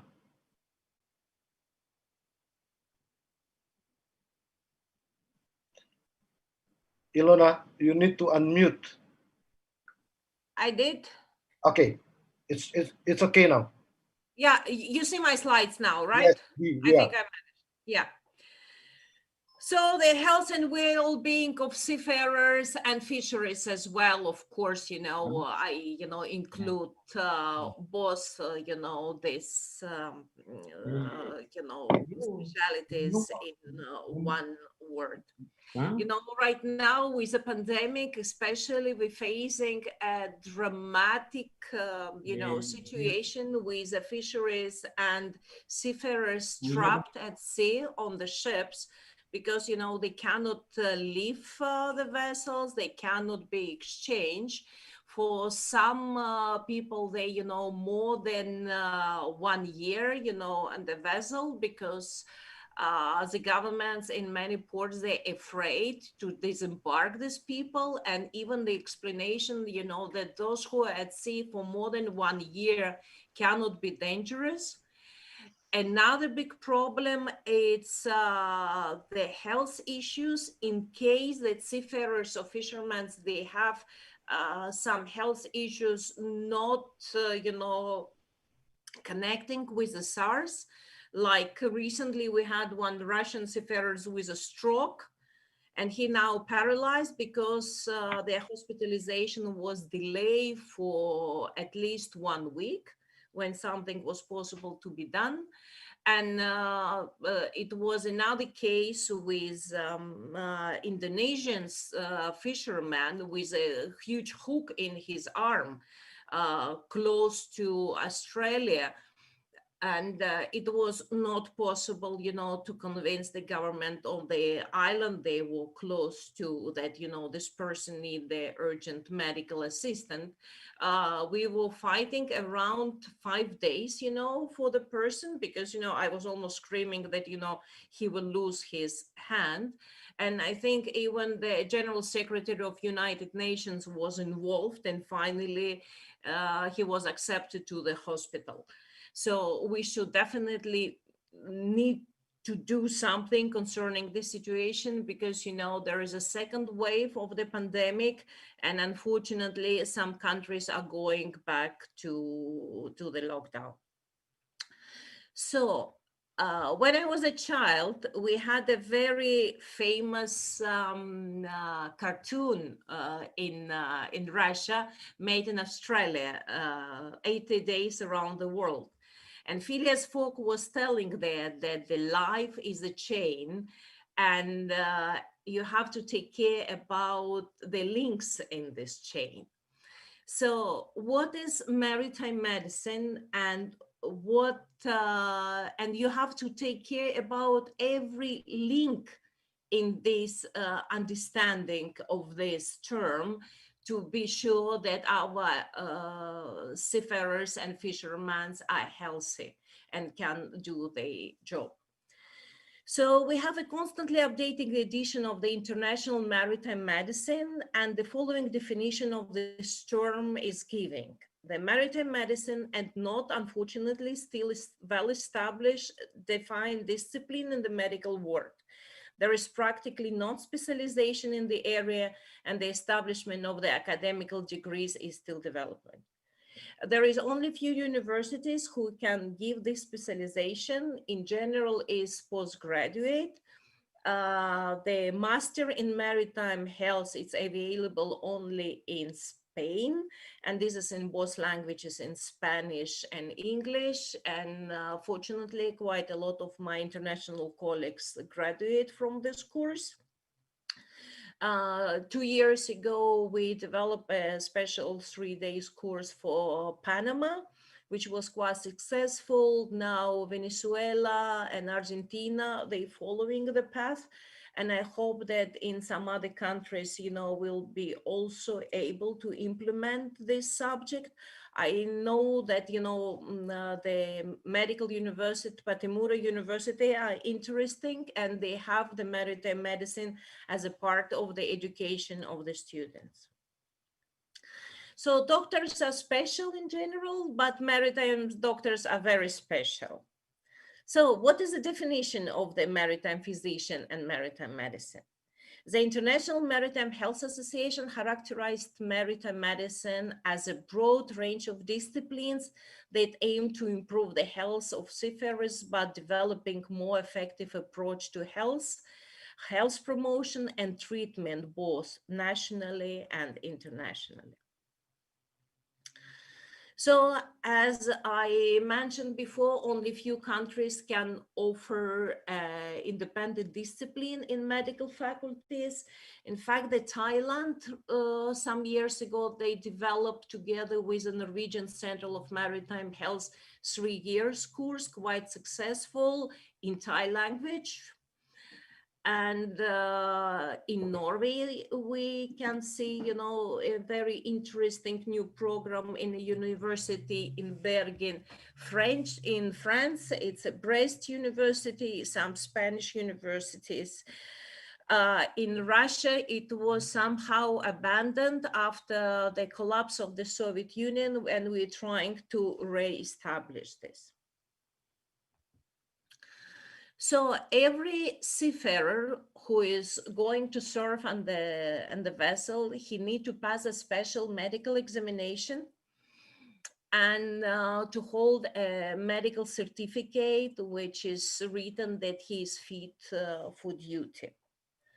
We have kind of Bible about the rules and regulations at sea. This is International Maritime Guide and International Maritime Labor Convention of 2006. And actually, we were all hoping that after the implementation of these documents, we will finally have one single document which will accept it between the all countries, and the certificate will be, you know, almost the same. But unfortunately, it became most probably worse and worse. So you can see the different type of, you know, medical certificates. And very often, if the seafarers are changing the flag or changing the vessel, the company requiring the new certificate, which is actually, you know, the seafarer has to spend the money and the time and to pass a medical examination again. So it was almost the blue dream of the International Maritime Health Association. They finally will harmonize, you know, this certificate and examinations between the all countries. Then, you know, the seafarers 1 in 2 years, because the usual, you know, time frame it's 2 years unless he has some medical issues, and it will be accepted in the different countries. But unfortunately, there is still, you know, we have still a road to go there. So one of the other link of the chain in the training of the seafarers, because as you know, there is only a few vessels now has medics or the nurse on board, and the role of the doctor is usually played by one of the officers. Usually it's a first or second mate. They had this special, you know, prolonged courses around 10 days when we're teaching them to be a doctor. And then we have quite a crucial question, because very often the officers are telling me, Doc, we don't want to be a doctor. This is not our task. We want to be seafarers. So please, when you explain these medical terms to us or teach us, this should be very simple, and you have to understand that we will be not able to do some kind of manipulation you're trying to teach us, like IV or, you know, some other things. For all of the seafarers, even with advanced courses, so now the training is every 5 years. And we have a big question, if this training is enough, because even if the doctor, you know, doing some manipulations once every 5 years, he will definitely forget, and he will be not able to, you know, to perform it. So one of the questions that shall we organize kind of refresher courses every 1 or every 2 years? There is a definite need for a revision of the training materials, which is currently available, and especially with the situation with a new pandemic. We just had yesterday the conference in Spain, when I proposed that we need a special training for the doctors and for the seafarers in case they have a COVID-19 patient on board. So, and of course, we need the revision and new edition of HTCW courses in IMO. This is discussed for quite some years, and I hope that, you know, in the nearest future, we will go for this. So one of the next link, it's different medical guides, because when we have a trained personnel on board, of course, in 10 days, you cannot give him the whole knowledge about the medicine. So we need a special medical guide on the ship that, you know, this person will open it and read about the condition and find about exactly the chapter when, you know, it's written about pain in the heart or pain in the abdomen. So we have an international medical guide e-version, which is constantly updated in Norway, and it's written by the different, you know, colleagues from different countries. And we have a different guidelines by ILO, IMO, EW. This is the third edition, published in 2008. And unfortunately, this third edition was already outdated from the moment it went out from the publishing house. The International Maritime Health Organization noticed this immediately, and we were quite upset that in the list of the medical chest, it was no quantities of the medicine. So, for example, it was possible to put 1 tablet of antibiotic or 1 tablet of aspirin to be sufficient. So we, in 2008, we organized a conference in Athens, and we invited WHO. We expressed our concern. So as a result, the guidance to the International Medical Guide for Ships, the third edition, interim advice regarding the best use of the medical chest for ocean-going vessels without doctors on board, and the joint statement of WHO Collaboration Centers for the Health of Seafarers and International Maritime Health Association 2009 version were published. As a result, we had the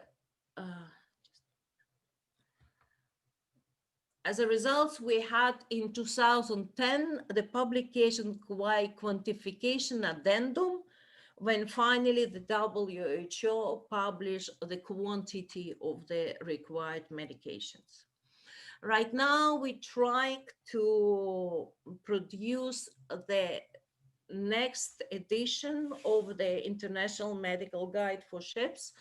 Unfortunately, WHO decided that they doesn't want to participate, and it looks like we will use a recent Danish guide, which is the most modern right now.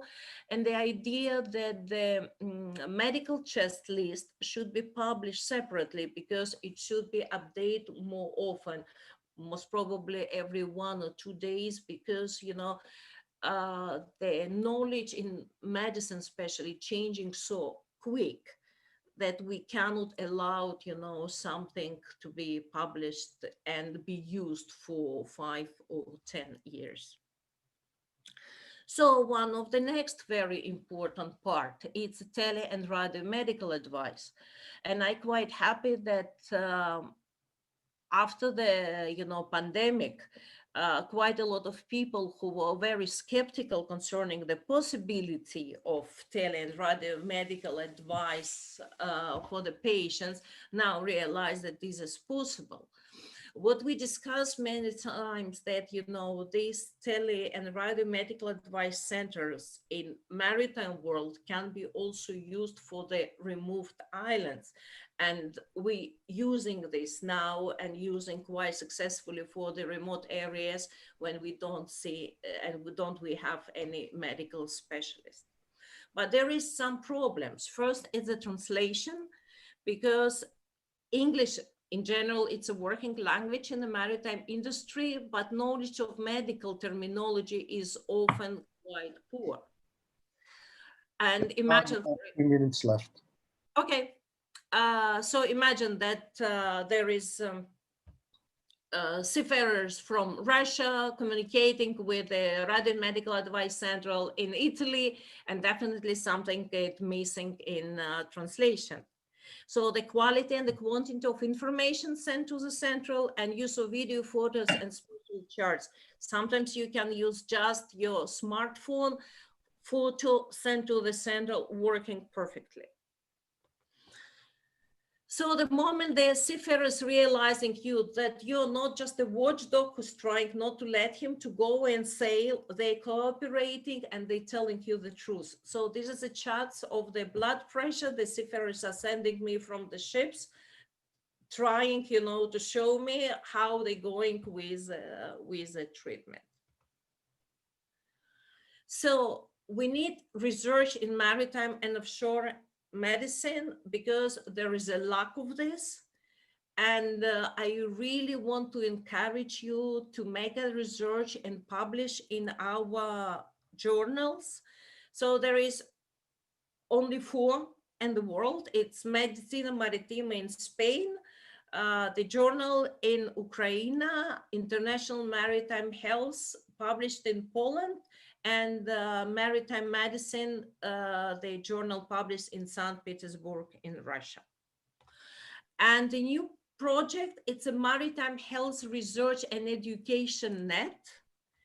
I just sent to Dino an invitation to participate in this international project, and I hope to see the Patimura University, Dino, and different organizations and universities from Indonesia and Australia in this project. So thank you. And this photo was done in Cayman Islands last year, and I hope that we will be finishing and ending with a pandemic and meeting again, not in Zoom, but in reality, because I'm already missing Maluku and Ambon. Thank you. Thank you very much, Ilona Rensenko. Ilona, we also miss you. And we hope that next conference you will be able to come to Ambon just like the first one. So thank you again for the mind-opening presentation to make us understand what is this maritime health and how important it is for the seafarer and for the development of fisheries in Maluku. So now we move to the second presenter, is Professor Kei Kawai from Kagoshima University. Prof. Kawai, the stage is yours. Okay.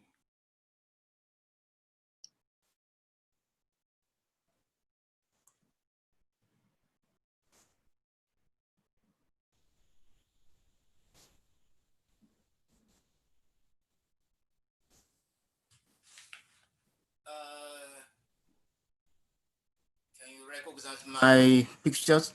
Yes, we can see it. Okay. Hello from Japan. Now Japan is very cold, so I miss Ambon's weather. So it's okay? Yeah, we miss you too. Thank you very much. So, however, today I will talk about the Pacific Island fisheries. So, long time our group interested in the sustainable development and the coastal resource survival. So I will talk about our new idea. However, before that, just briefly, I will explain my country's, my place. So you are around here. So Japan, but my place, south part of Japan. And we have lots of small islands. And our university has a station here. So we are very interested in the small island and biodiversity and coastal fisheries. Okay, I will start my topic. My topic is coastal fisheries. So everybody understands very important industry for local people in the Pacific Islands. And especially coastal fisheries very closely related socioeconomic and ecological system. and we should think about sustainable use of lots of resources. So now recently we are think about the SDGs. So today I want to talk about SDGs and how related to the coastal fisheries. So I'm sure everybody already knows Sustainable Development Goals, SDGs. So this one is announced United Nations 6 years ago.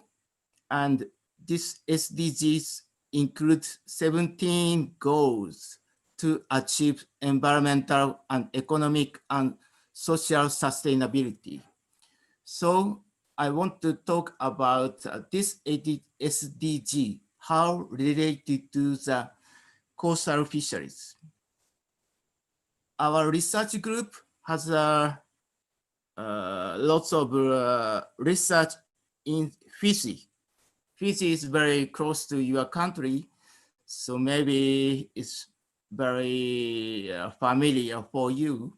But every year, our research group go to Fiji and study about coastal fisheries.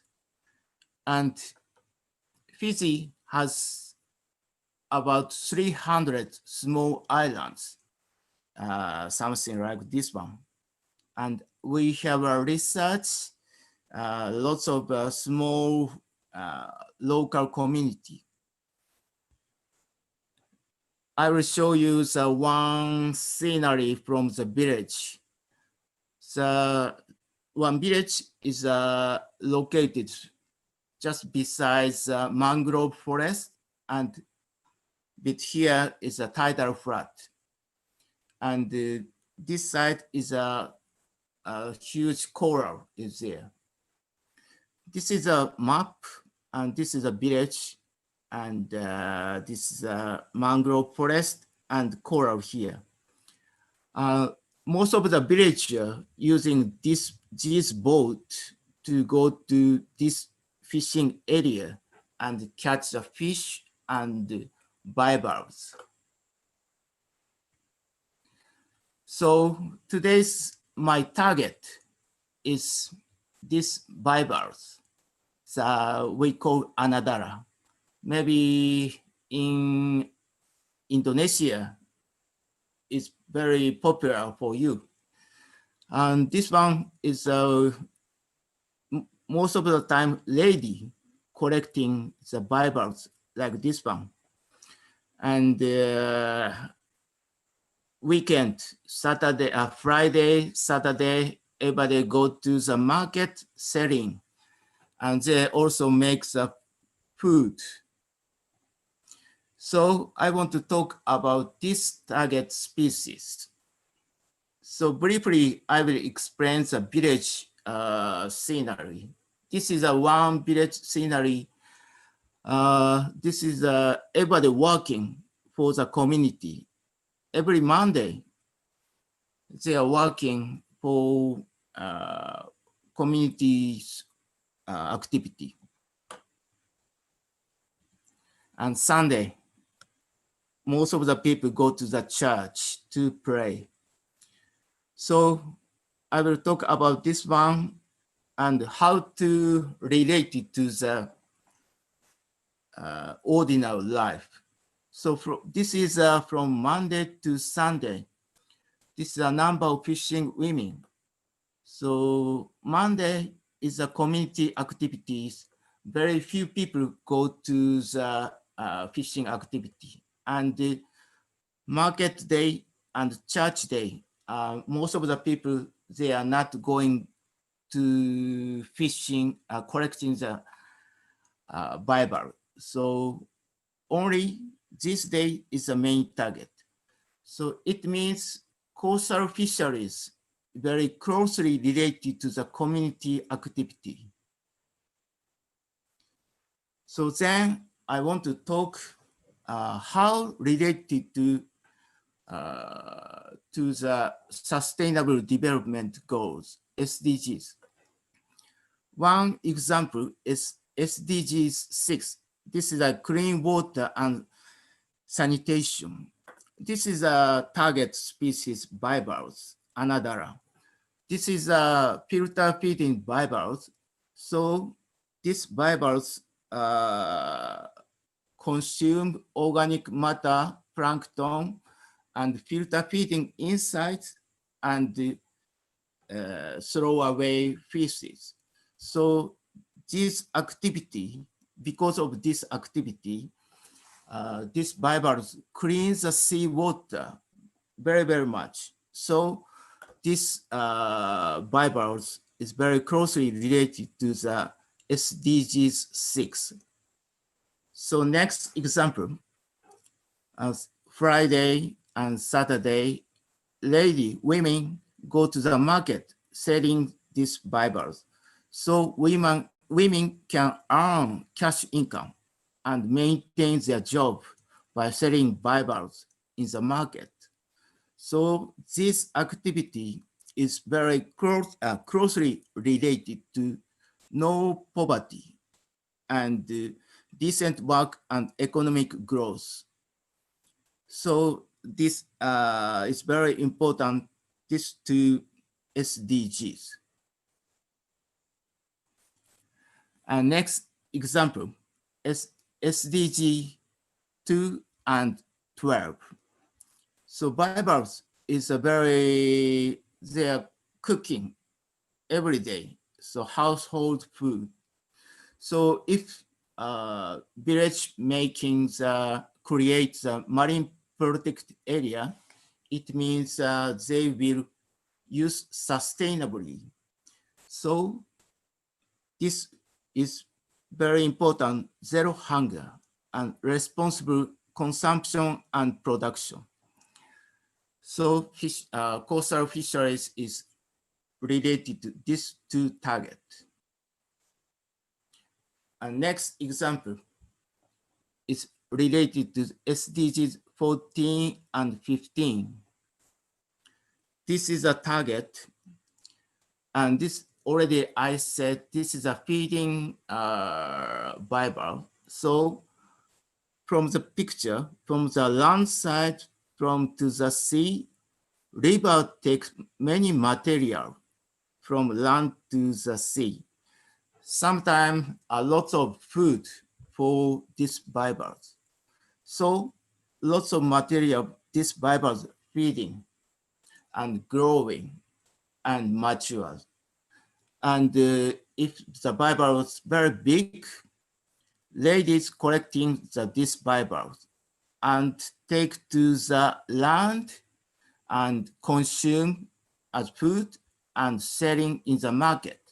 So there is a material circulation between land and sea.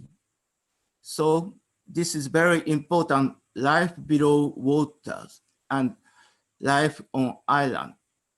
To these two targets is very closely related to these topics. Okay, you have 3 minutes left. Okay, and SDG 5 is very greatly contribute to the establishment of women's social status. So it's very good for the ladies. So gender equality is very important. And this is a final example, SDG 16. So lots of people go to the coastal area. They should understand national and village system and understand law. So very closely related to 16. So this is my final conclusion. So these bivalves, or maybe fish and maybe lots of coastal resources is a good indicator species for addressing SDG in coastal area in the Pacific. And also coastal fisheries is very important for SDGs in coastal community and ecosystem. Okay, thank you very much. Thank you very much, Kay, to keep in time because we are now a little bit behind schedule.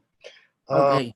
Very nice and relevant presentation to very similar to condition in small island in Maluku. So now we will, and by the way, Anadara is quite famous in Maluku or in coastal area, especially for men, because it's famous for its aphrodisiac effect. So now I will move to the third speaker. It's Professor Dr. Serge Andrefort from IRD France. Serge, the stage is yours. Okay. Terima kasih, Pak Gino. I'm going to share my screen. Hopefully.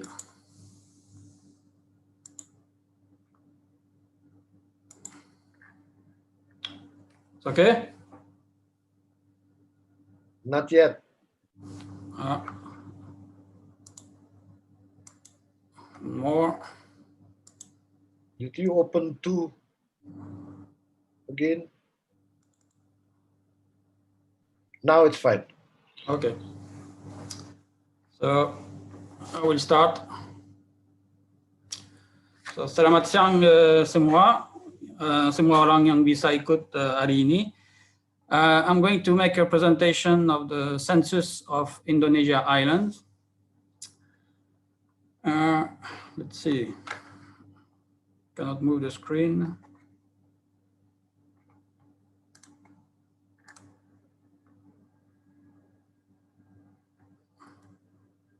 Do you see it? Do you still see my screen?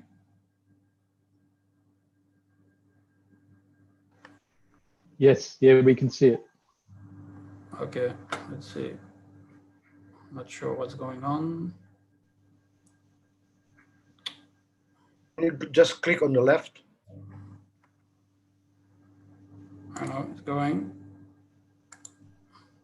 Again. Okay. Hope it works. Okay. So sorry for that. Just one word on the logo of the presentation of the conference. I really like it. So congratulations for Gino, the designer, to do it. Thank you very much. We have a small ole ole with topi or cows with this logo.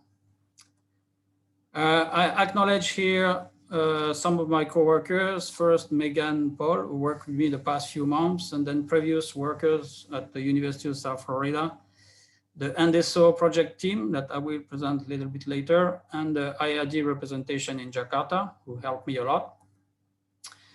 If there was a subtitle in Bahasa Indonesia to this presentation, it would be Banyak Pulau and Banyak Jenis Pulau, because it's a talk on the number of islands of Indonesia and their types, the different types. So as I was in Indonesia a few years ago, this is the content of the presentation. I will talk about the INDESO project, the question of island census in Indonesia, and how we made a new census of islands using remote sensing. And so when I was in Indonesia a few years ago, I came for a project called INDESO, which means Infrastructure Development for Space Oceanography, which was a partnership between France and the Ministry of Marine Affairs and Fisheries, BSDM. The project is now finished since 3 years, and some of the results have been published in a special issue of Marine Pollution Bulletin journal 2 years ago. And all the results you will see on coral reefs, mangroves, fisheries, tuna, aquaculture, are application based on remote sensing and numerical models for the monitoring and the management of Indonesia coasts and seas. There are other papers on this special issue, and we're still working on some papers now because it's not finished. And we're still conducting a lot of basic ecosystem and habitat mapping and inventories in many islands of Indonesia. So islands, as you know, is a part of the identity of Indonesia. It's a strong pride of Indonesia, because Indonesia is said to be the largest island country, which means a country made only of islands and with the largest number of islands. Canada or Sweden may have more islands, but they're also made of continents and not just islands. So as it was said in the previous talk, the current census is about 17,000 islands. That's the number you hear here and there. But sometimes in papers, you can see numbers like 13,000 or sometimes up to 21,000. And so when I was in Indonesia, I always wonder, where is the truth? And also, more importantly, where does this number come from? And I was curious about it, but never had time to really figure out. And I think that one day I will try to make my own census if I have time. Like, for example, you have a pandemic going on and you are locked down. And that's what happened this year. So we started a census. And just quick overfly of Indonesian islands. So you got the very large continental volcanic with active or extant volcanoes. You have smaller, younger volcanic island, like here in Bali, where you can see Black Sand Beach, which shows there's no coral reef here in this area, but many of the islands are surrounded by coral reefs. This coral reef produce carbonate material. If they accumulate, you can have reef islands, crowded one here or very small, deserted here. If you get tectonic at play or sea level rise, you can have island raised, like this carbonated, uplifted or eroded karstic island that you will find in West Papua, in Maluku or Sulawesi, for instance. And you can also see a lot of mangrove islands. But here I have to open a parenthesis to give the official definition of an island according to the United Nations Convention on the Law of the Sea. And an island is a naturally formed area of land surrounded by water, which is above water at high tide. It's quite simple, but it is a hydrographic definition mostly. And it's not really ecologically relevant or not really relevant for the people who live in these areas. So, and also, for example, in Indonesia, you will have a lot of pulau or something which are made of mangroves only. So it means that even if this plant here is not an island by itself, when they cluster and make this kind of long structure, we will consider here as an island, even if it doesn't correspond to the official definition. If you're interested by the number of islands of Indonesia, there is a nice paper by our colleague Sukendra Malta in Indonesian Journal of Geography. In 2017, he reviewed all the numbers previously published or said in various sources from the different agencies of Indonesia. So this is the official number here, 17,506 islands by the mapping agency of Indonesia. But others have produced different number. Also depending if you have a name, islands, or not named. Like the minister said earlier, there is currently, and that's official United Nations group of experts on geographical names, who said that there are 60,506 islands with a name in Indonesia. This is endorsed by the Indonesian Institute also. But there are a lot of discrepancy between this number. And the paper by Parmata did not describe methods because most of the time we don't have the methods when this number comes from. But Mata strongly recommend remote sensing approaches to do new mapping and to make a one map policy for spatial planning, which will be basically a new inventory for a consistent inventory using remote sensing that can be used nationally in each province and consistently. Also, what we can notice is maybe we have some numbers, but what about the size distribution of these islands? We don't have any idea really. Where are the location? Where are the areas with the highest density of islands? We don't know either. Or how much island of the different type that we have? It's not published also. So a lot of questions, basic questions around islands still left.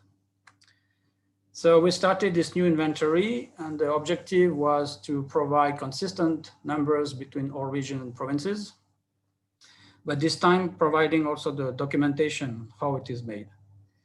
That could be helpful to provide a number of consistent statistics, just the surface area, for example, highlight remarkable areas, and also it will, we believe, facilitate a lot of research based on spatial information in biodiversity, connectivity, ecological functioning of islands, and also useful information for all kind of program related to the ecology, the socio-economy, policy of these islands. For example, Steve talked about plastic, but if you have a policy about management of plastics, having statistics on the islands will be useful. So to run this inventory, we used remote sensing data. First, we used one source of information, which is the Millennium Coral Reef Mapping, which is another project I ran a few years ago. Here's somebody. We map coral reefs, which include the land features, which correspond to the island. So it's based on Landsat 7 images, which were acquired between 1999 and 2003. This is 30-meter resolution images. You got a near-infrared band, which is very good and easier to map the land. But this product was incomplete because many islands of Indonesia do not necessarily have coral reefs, so we didn't map them. So this year I fill the gaps with a new set of Landsat 8 image, this time more recent, acquired between 2013 and this year. Still have a near-infrared band. And we use a Google Earth with very high resolution images, you can see them, to make a comparison between this 30-meter resolution and what you see on Google as an accuracy assessment. If you look at Indonesia and the Landsat images, so Landsat are organized by a grid and by path and row, and to cover the whole Indonesia, you need 214 Landsat path row, each them 180 kilometers. Sometimes you need more images than one for each path row because you got clouds on the image. And then I had it, among these 214 images, 58 were processed recently to complete the database. This is a Landsat image. This is West Papua, Misol Island here, which is cloud-free. This is not good, clouds, but here it's good. If you zoom in one area, this is a near-infrared image composite. What is red is land above water, and you can see very clearly the islands. What is darker is the reef or the deep water. And then you make some processing to that to extract this, which will be, for each polygon, you will have one island. This is the product that we have in the first data set I mentioned, the coral reef mapping.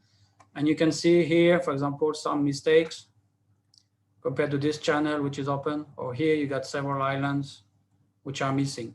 So these errors have been corrected manually to make a final product. So the challenges were, for the new islands, we mapped with Landsat 8 this year. It was okay because we wanted the best product for islands right away, and we did it. Some of the challenges come from the adaptation of the previous coral reef mapping land area, and we had to do a lot of corrections. Also, when we finished the first inventory, we ended up with 18,000 image islands. And we say, wow, that's close to the actual number, which is published. So maybe it was okay, this 17,000 island. But when we check this product and we compute the area of all islands, we notice 4,500 were actually 1 pixel island. So 1 pixel, remember, it's about 1,000 meters square. And when we checked each of them, actually, there were a lot of problems which were due to the digitization, going from raster to vector processing.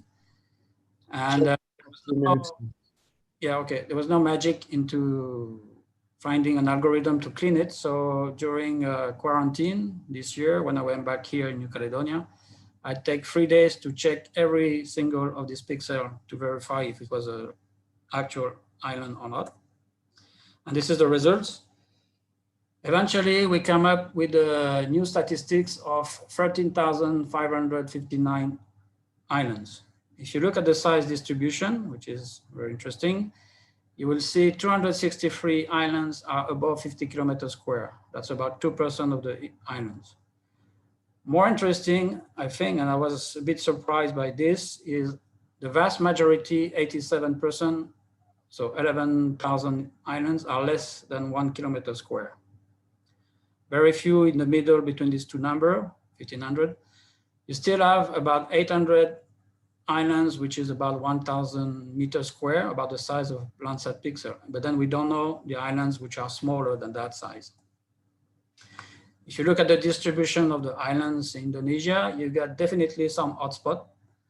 So if you make a grid by 1 degree by 1 degree, the winner will be the Misor area in Papua with about 800 islands in this square.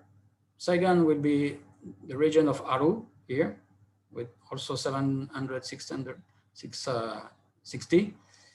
Then you move to Raja Ampat, and then you have to go west for the fourth one, which is the western part of the Rio Island, just south of Singapore, where you got 606 islands here. In average, it's about 50 islands per 1 degree Celsius. I'm not going to talk about the typology of island, which is still preliminary, and I'm just going to show you some accuracy assessment using Google Earth so you can see the quality of the product.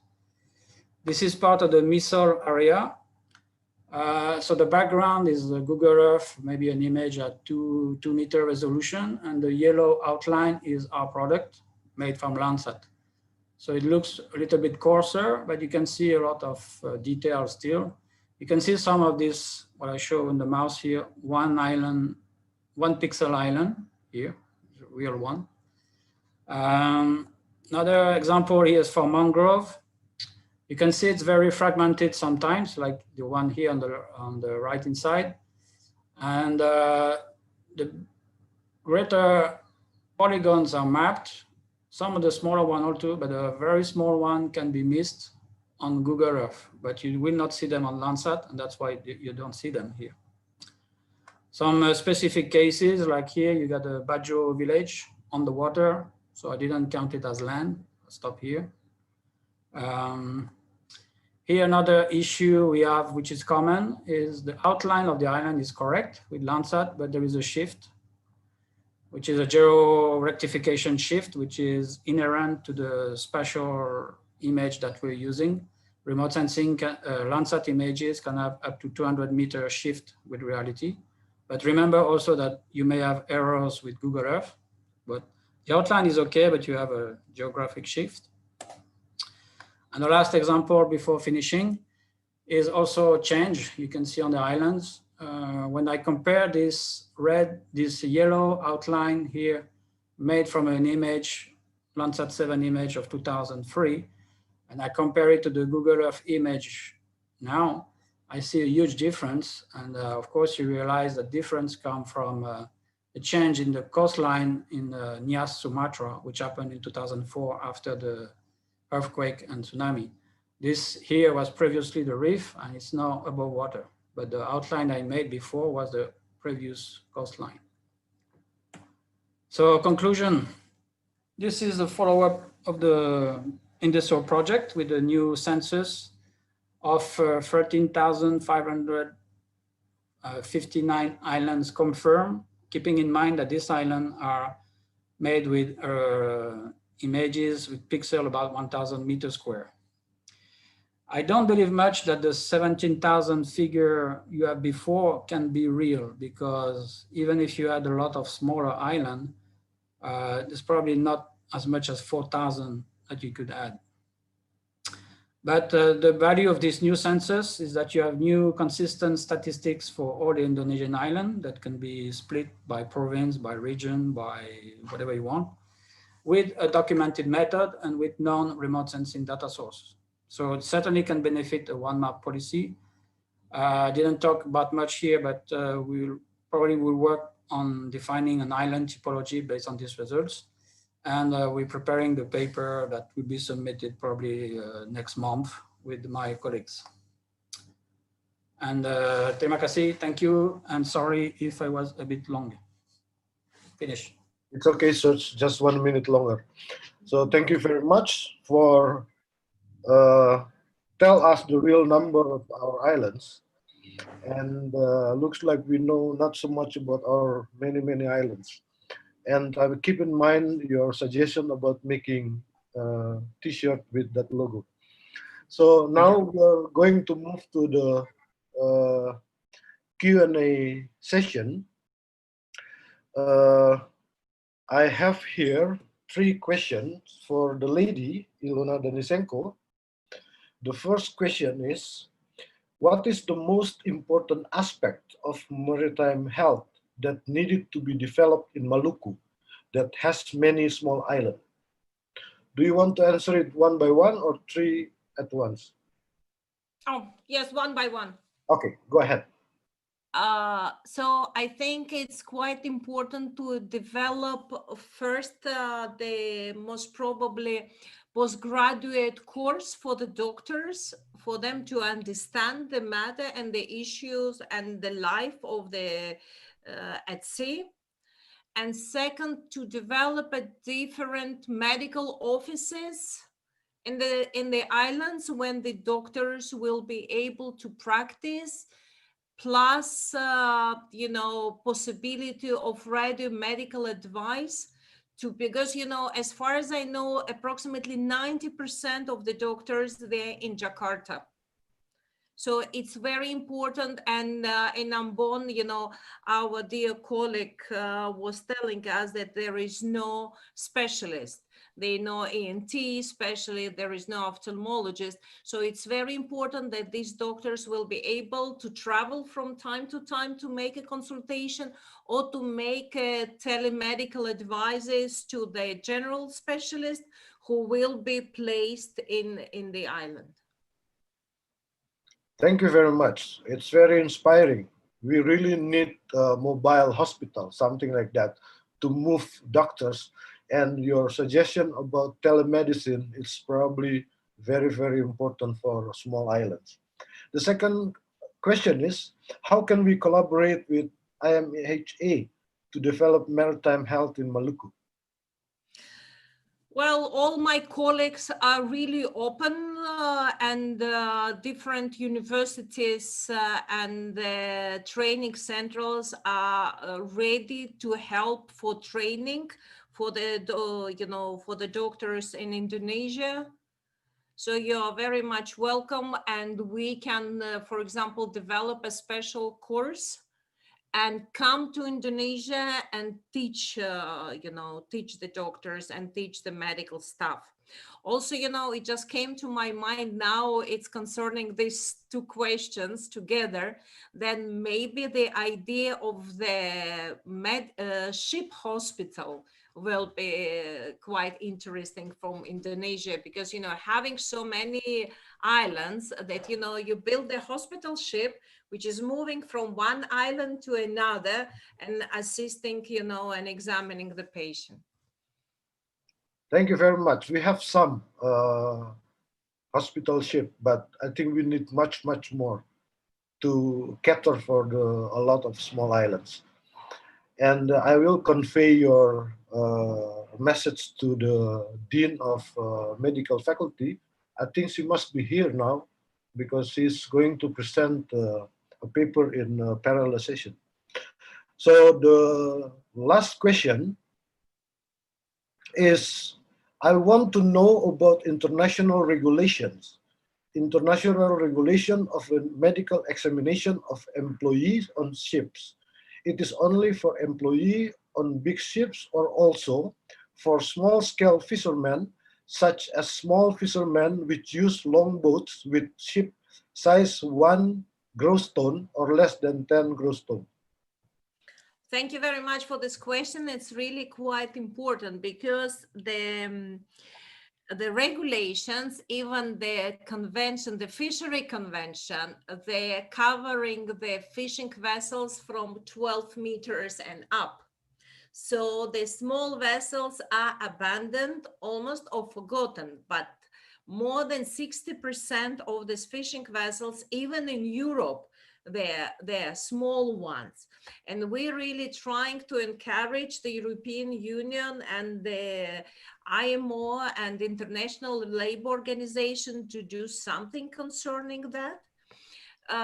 You know, the European Union now working for the development of the guidelines of the medical examination for the fisheries.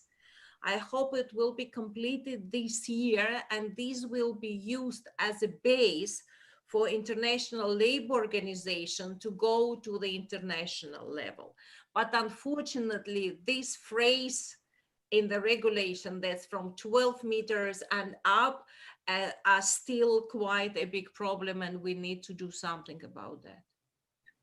Thank you very much. I hope this issue will be resolved very soon. Thank you very much, Ilo Ganesenko. Now, the question for Prof. Kawai. There are also 3 questions for you. The first, do you know about the population of bivalve anadromata after exploited so far in Fiji? It's very difficult question. If we know the density, it's very easy to continue the fisheries. But actually, I'm not sure. Okay. So I hope so in the future. Yeah.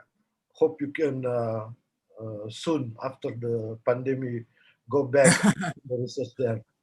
So the second one is, what is the status and what the management approach to keep the sustainability of anadromata? I think lots of way to keep the sustainable use. One local way is each village has their own marine protected area.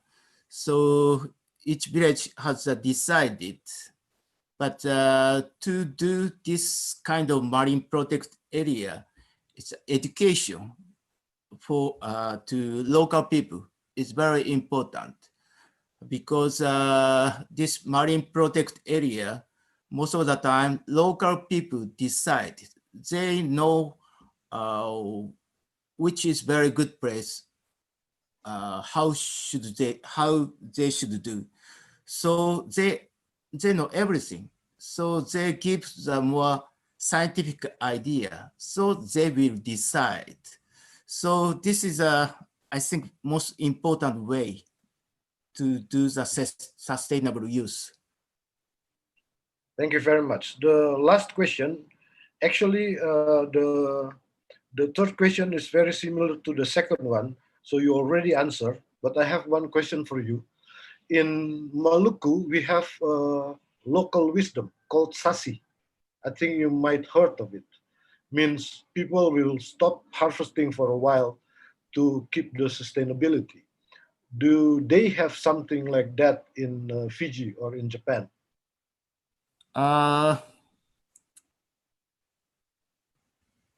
In Japan, we, for example, collect the bivalves. We make the size.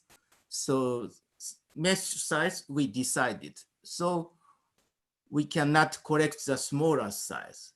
And in Fiji, they have a lot of local knowledge, but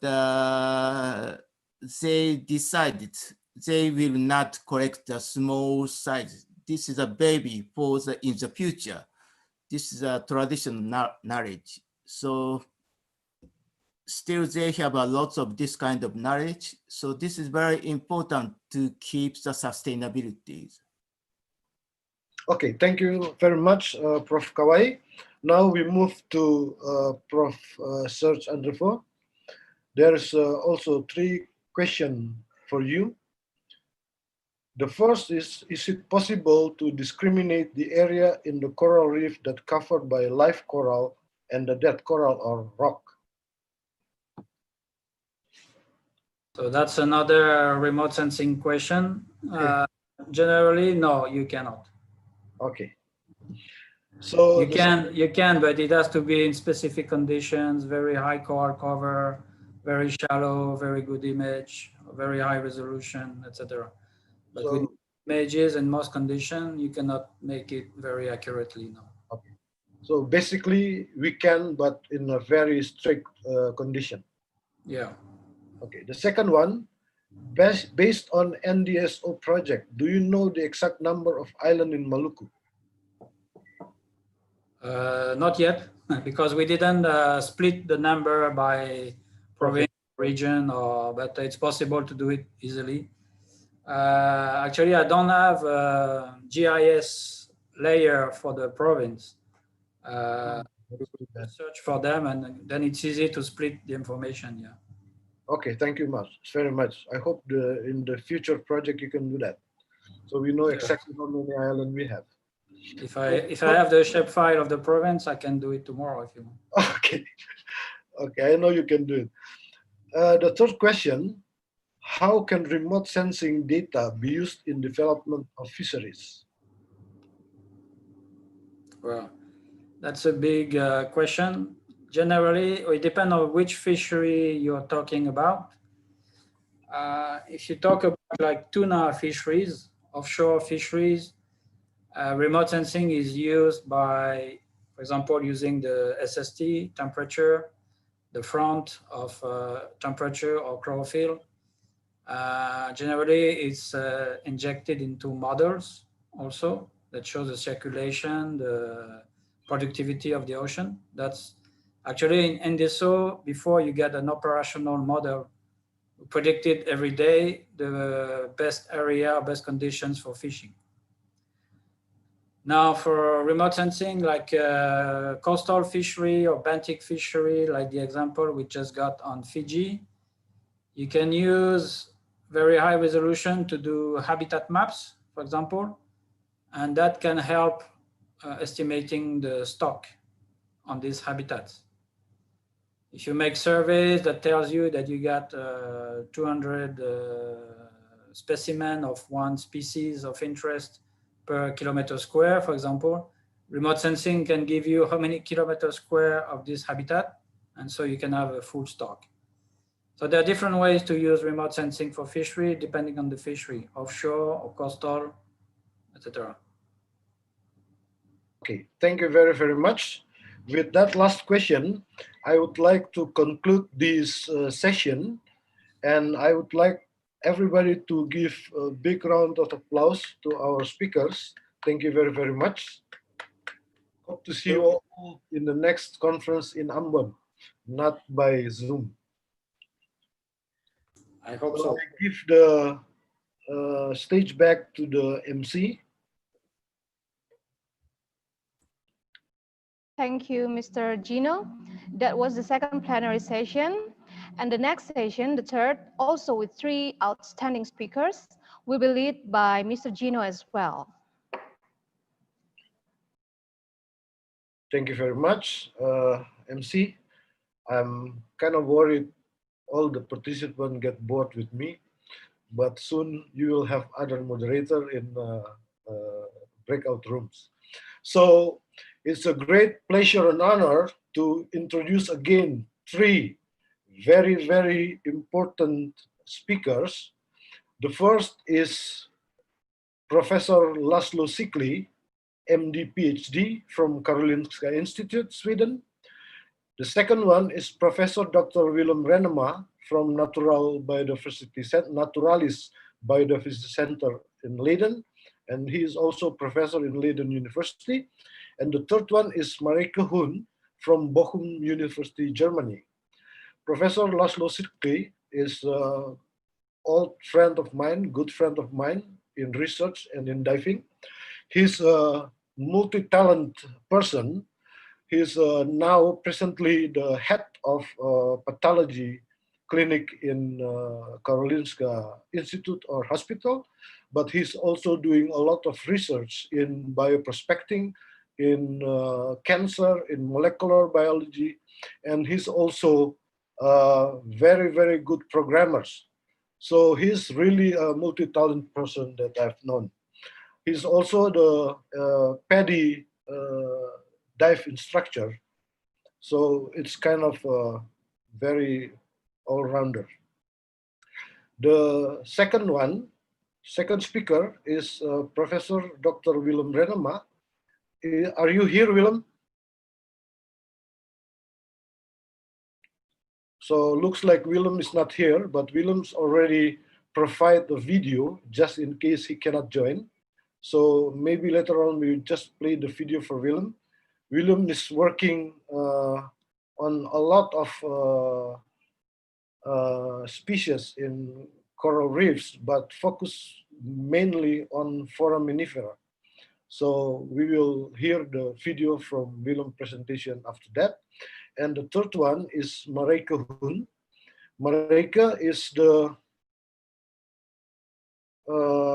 researcher at Bochum University now. From 2015 2017, he is the co-founder and director of Lumination, and he built community work and marine education at Banda Island.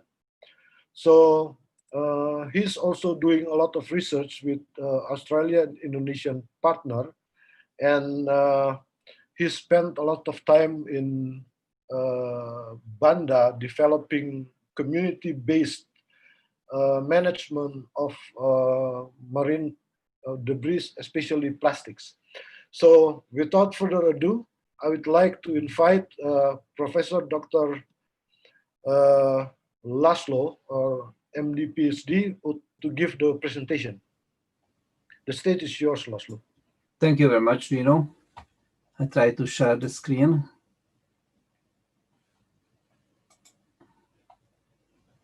I hope that you see it now. Yeah, beautiful. Yeah. So greetings from the Swedish archipelago. So we used to brag about that we have 20,000 islands. Yeah, I know. Although those are just sub-pixel islands, smaller than the tennis court. But I mean, we have a lot of tiny islands, and I will talk about tiny things, or even sub-tiny things. So my background is I'm professor at the Karolinska Institute and spent around 32 years in cancer research and virology. And you know that our institute is the one which is providing the Nobel Prize every year. So my interest in marine biology is mainly based on the drug discovery. We know that 60% of all drugs that we use today are coming from nature, and most of the source of the drugs is coming from that fight, which is between different species living in a tiny area. So when different species fight with each other, most of the cases they use chemical weapons, short-acting, water-soluble small molecules. And these are very well adapted for killing a broad spectrum of different species. That's why we can use that in human therapy. So we developed the technology, what we call the upside-down drug discovery, where we turn around the classical discovery process, which starts with chemistry, and only after a detailed chemical characterization is used on biological samples. We turn around the process and we do uniform extraction and then immediate testing on biological samples, which often different cancer cell lines. And we process the samples and measure the activity in automated microscopy systems for cancer killing activity, or let's say virus infection inhibiting activity, pick up the best hits, test them for toxicity, and only after this we process to the chemical analysis. And we think that this is sort of shortening and improving very much the chance to do drug discovery and also bioprospecting. And you can use the same technology also to actually directly test patient samples for suitability. So I just illustrate here the principle that if you have two close species to each other, they always try to fight for territory, for resources. And this type of fight actually gave us the first really globally used medicines, the antibiotics. So soil fungi, which are fighting with bacteria, provided the first penicillin, and after that a great series of new drugs. And in a similar way, we get a large number of anti-cancer agents and antibiotics from different marine organisms. So the way how we approach this is by scuba diving, and here you can see our chairman doing the job, actually photo documenting the samples. But you actually just document with high resolution image with a numbering, and then you can collect them in a large number, arraying in the same way as you would put it on a 384 by plate, and then you put up duplexes, and you can relatively easily identify hits based on the number of the surviving cells of the treatment. you can use this technology, and that's what we did in a couple of last few years to analyze the different traditional medicines and natural extracts. Here, the collection of Chinese traditional medicines, and then you can set a number of cell lines and identify the best hits. And when you get your lead, then you can also generate long dilution series and measure the IC50 values. And you are aiming for agents which are highly active, so working in a submicromolar concentration, water soluble, non-toxic. So in a simple assay, actually, you can fulfill most of the criteria of a good drug. So that's our past, and that's what was the pre-COVID era. Unfortunately, COVID came. I mean, fortunately for us, because my primary interest also dangerous viruses, and now we had to switch from breathing apparatus underwater to pressurized breathing apparatus in the autopsy room. And I am the one who is carrying out now the high-risk autopsies on COVID victims in Stockholm area. And we characterize the disease both on macroscopic level and also microscopic level, and also on molecular levels. And we are also detecting the virus in the lungs of the COVID victims. You can see here by the RNA cytohybridization of the lung cells which are infected with the virus.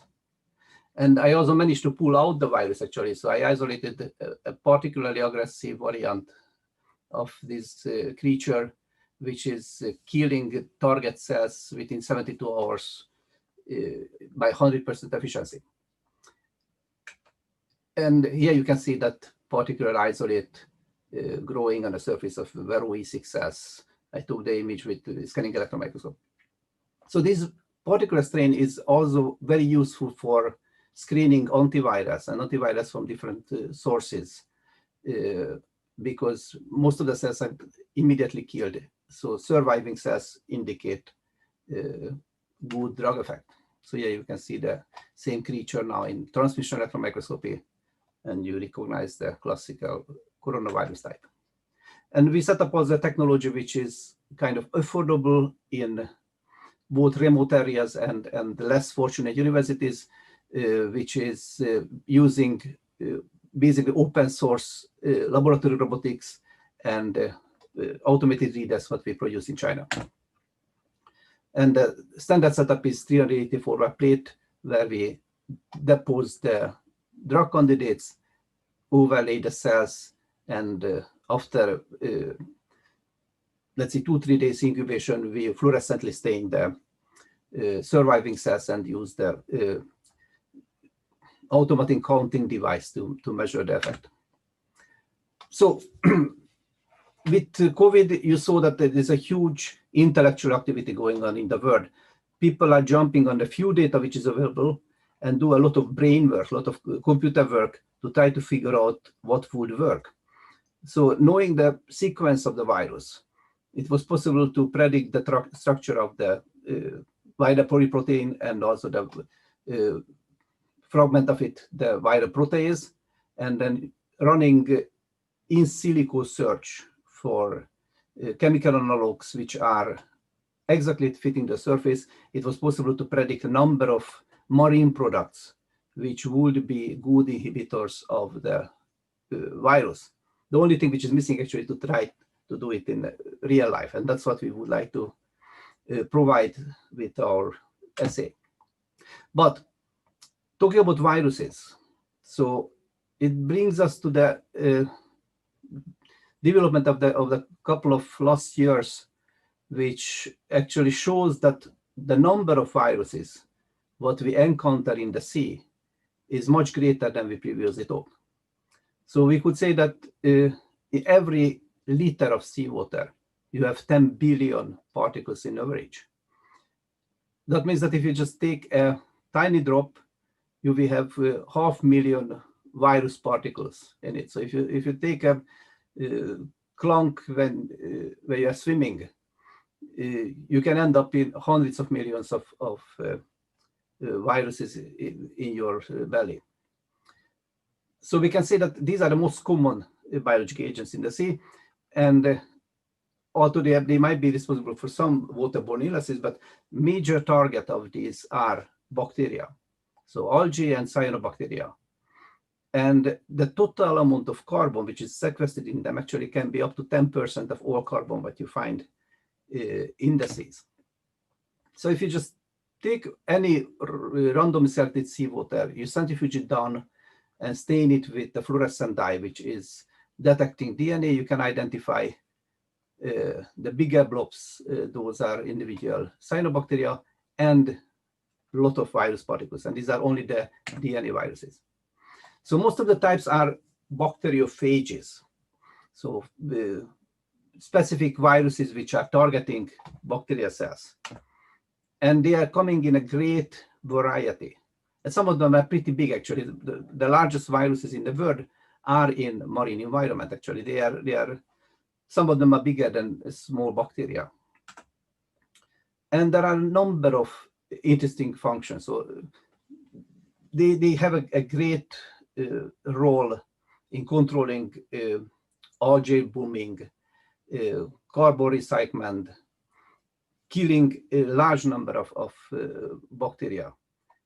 But they also might have effect on less suspected phenomena, for example, coral bleaching. So in coral bleaching, there is a clear shift in the number of viruses which are targeting eukaryotic cells compared to the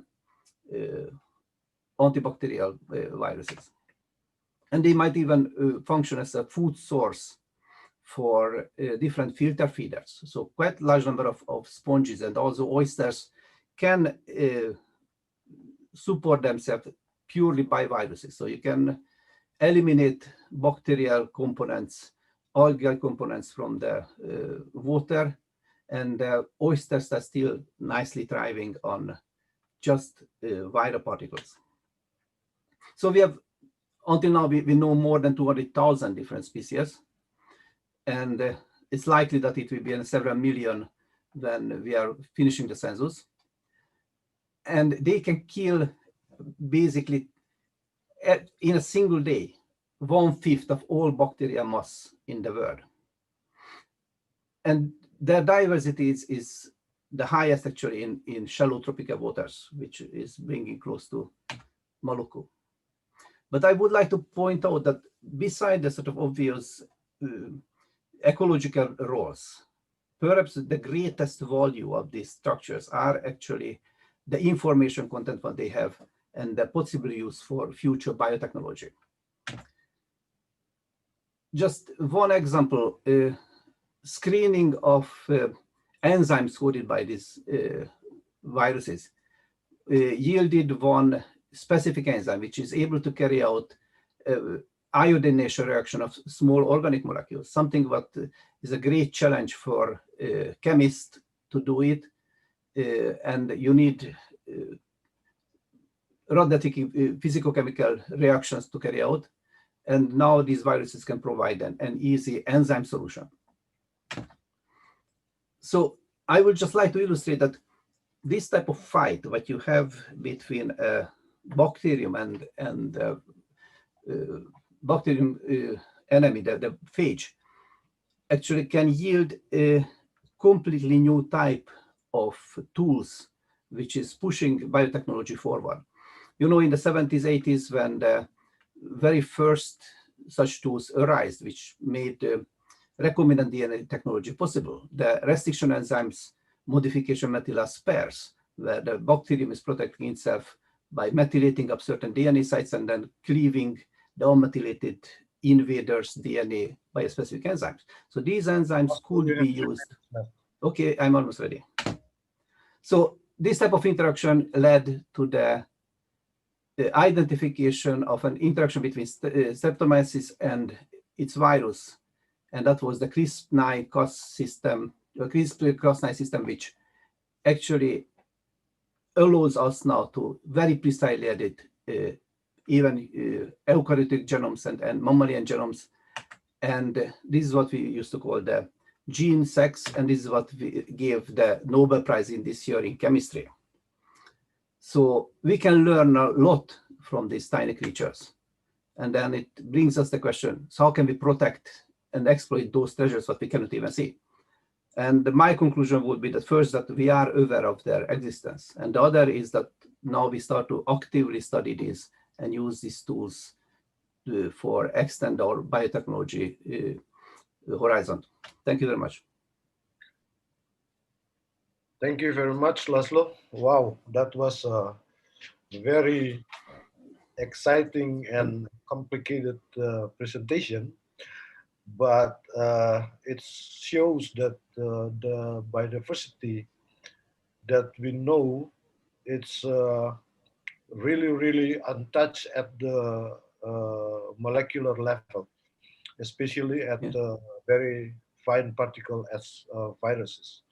So this will probably open a lot of opportunity to study the viruses in tropical coral reef area in the future. So now we will move to the second speaker. Is Willem here? If Willem is not here, then I would like to ask the committee to play his video presentation.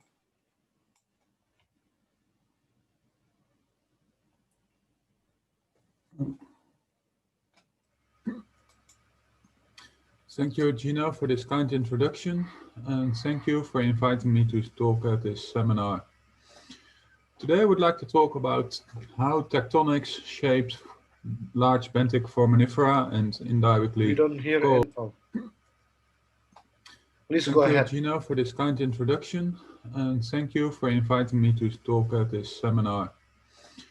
Today I would like to talk about how tectonics shapes large benthic foraminifera and indirectly coral reef diversity in the coral triangle.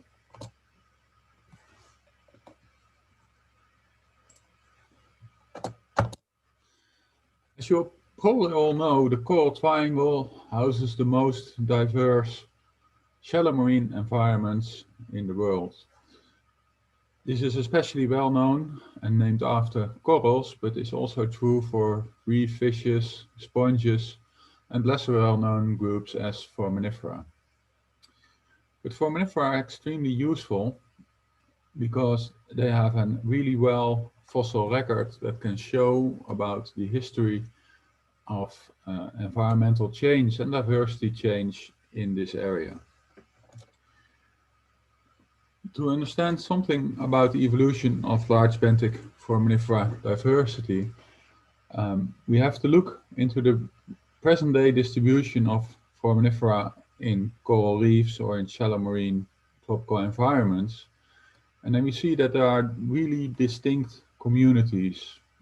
And the one is the reef flat, the reef slope, and the interreef. The reef flat is really shallow area, usually less than 5, but often less than 2 meters, where you have spinos, mostly spinos, taxa that can be extremely abundant.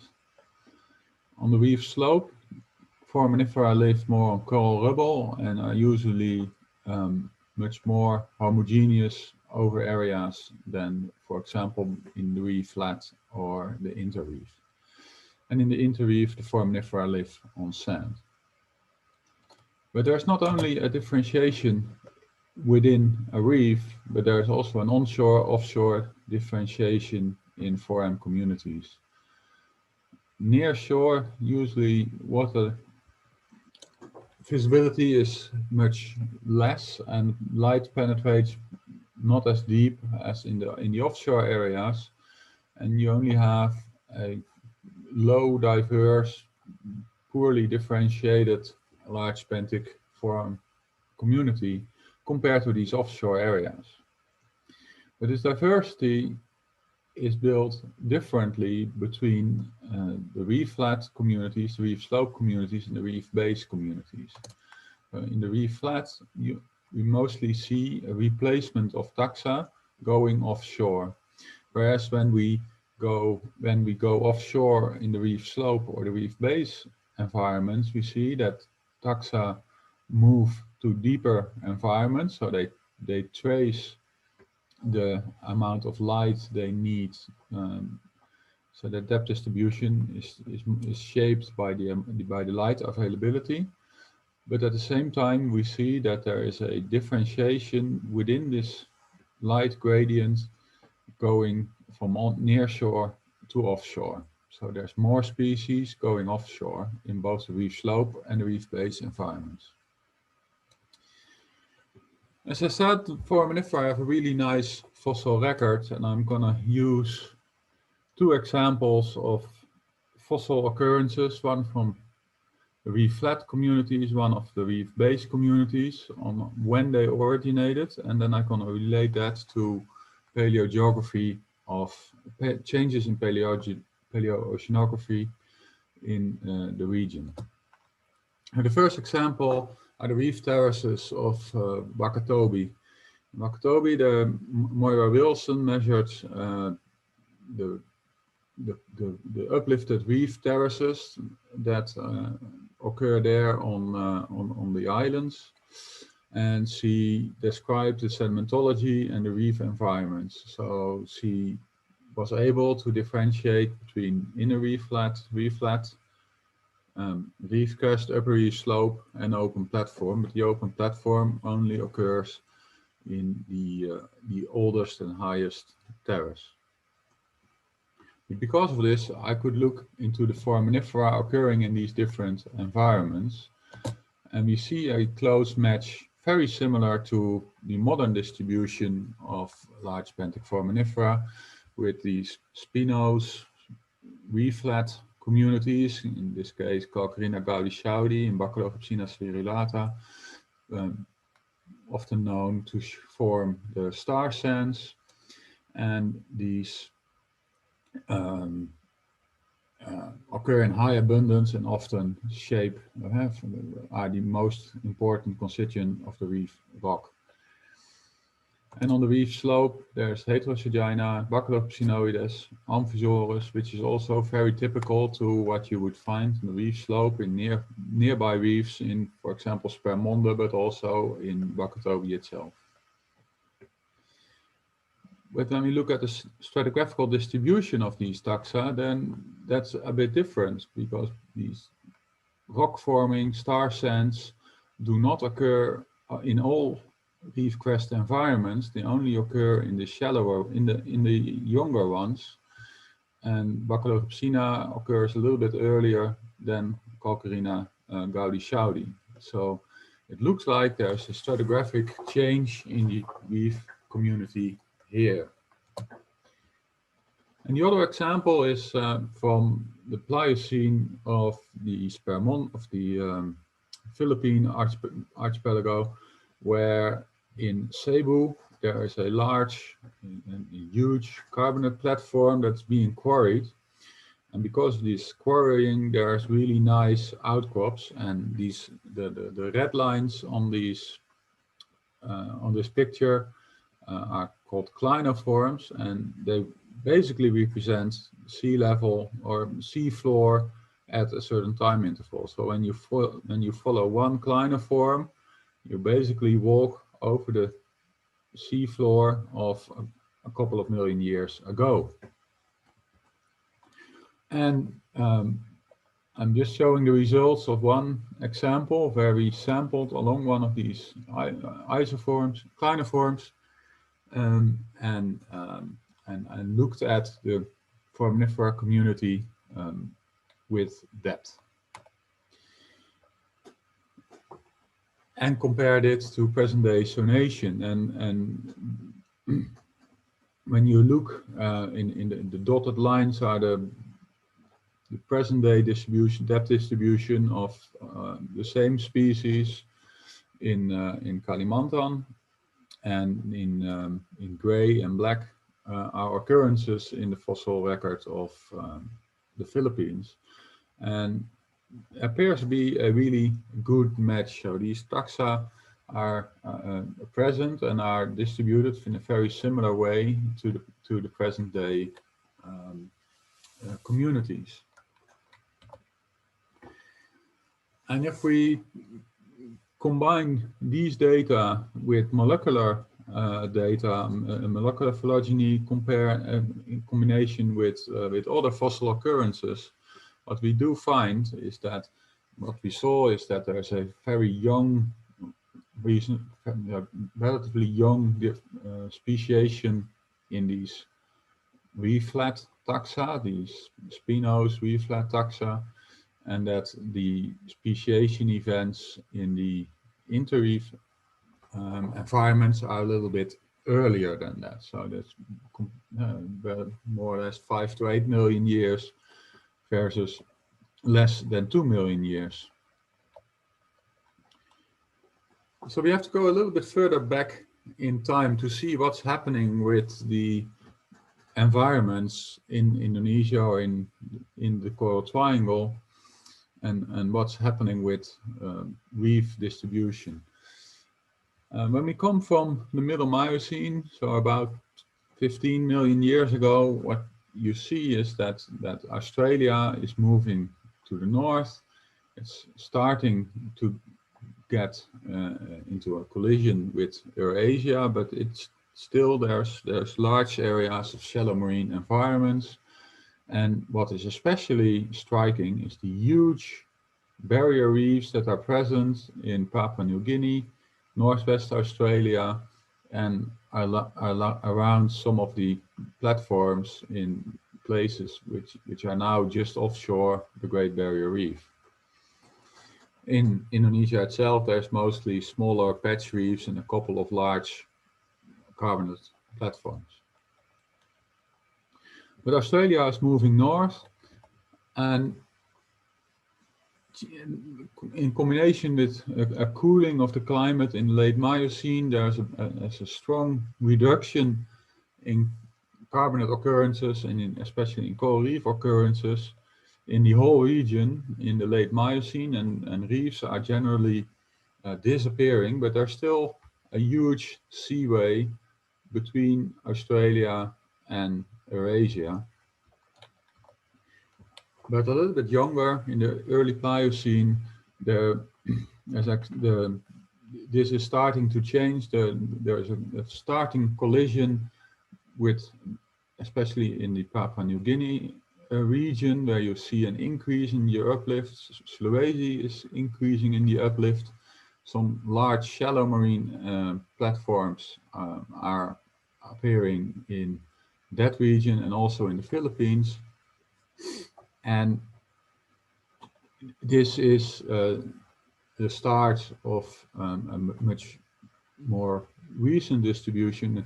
When you look at the recent map, you see many more islands and the coral reefs that are around, occurring mostly around islands. So they're mostly fringing reefs or barrier reefs around islands, rather than reefs occurring on large carbonate platforms. And this change has it occurred in the past 2 or so million years. And that is also where we see these reef-flat communities, you see shallow reefs. So with the increase in coastlines, we see an increase in the reef-flat communities. And when we look at other barrier reef systems around the world, and we see a very similar pattern where we get this barrier developed and this differentiation in the onshore-offshore gradient, a differentiation in the shallow environment at around 600 to 800 million years. So it really looks like that this differentiation is a, well, regional or maybe even global event. It might have to do with the sea level, changes in sea level, the periodicity of the changes in sea level through time. But we see a quite clear response in the also in differentiation of the large benthic foraminifera communities. So what we see in summary is this increase in diversity in reef-flat foraminifera and an increase in foraminifera, in this modern type foraminifera, a little bit earlier in the deeper ones, which indicates that there is a transition from the tectonics, they shape the habitat availability, they shape first the occurrence of platforms, then the presence of fringing reefs, and when these habitats change, then the community of the foraminifera also changes in these communities. Thank you for your attention.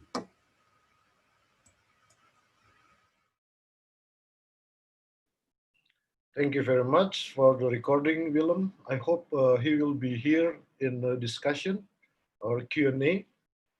Now, I think we can directly move to the last speaker at the invited speaker session, Our Lady, Dr. Marijke Hun. Usually, I will allow the lady to present first, but Marijke especially asked to be the last person, the lady, for our closing speakers.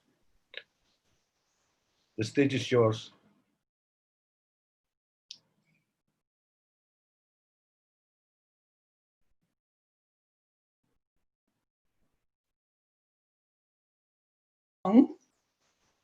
Oh, can you hear me now?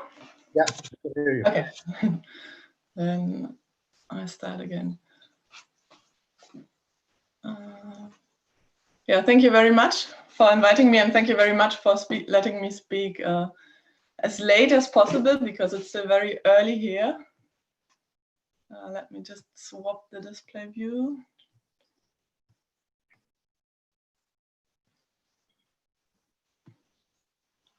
Okay, I think now you have the right screen.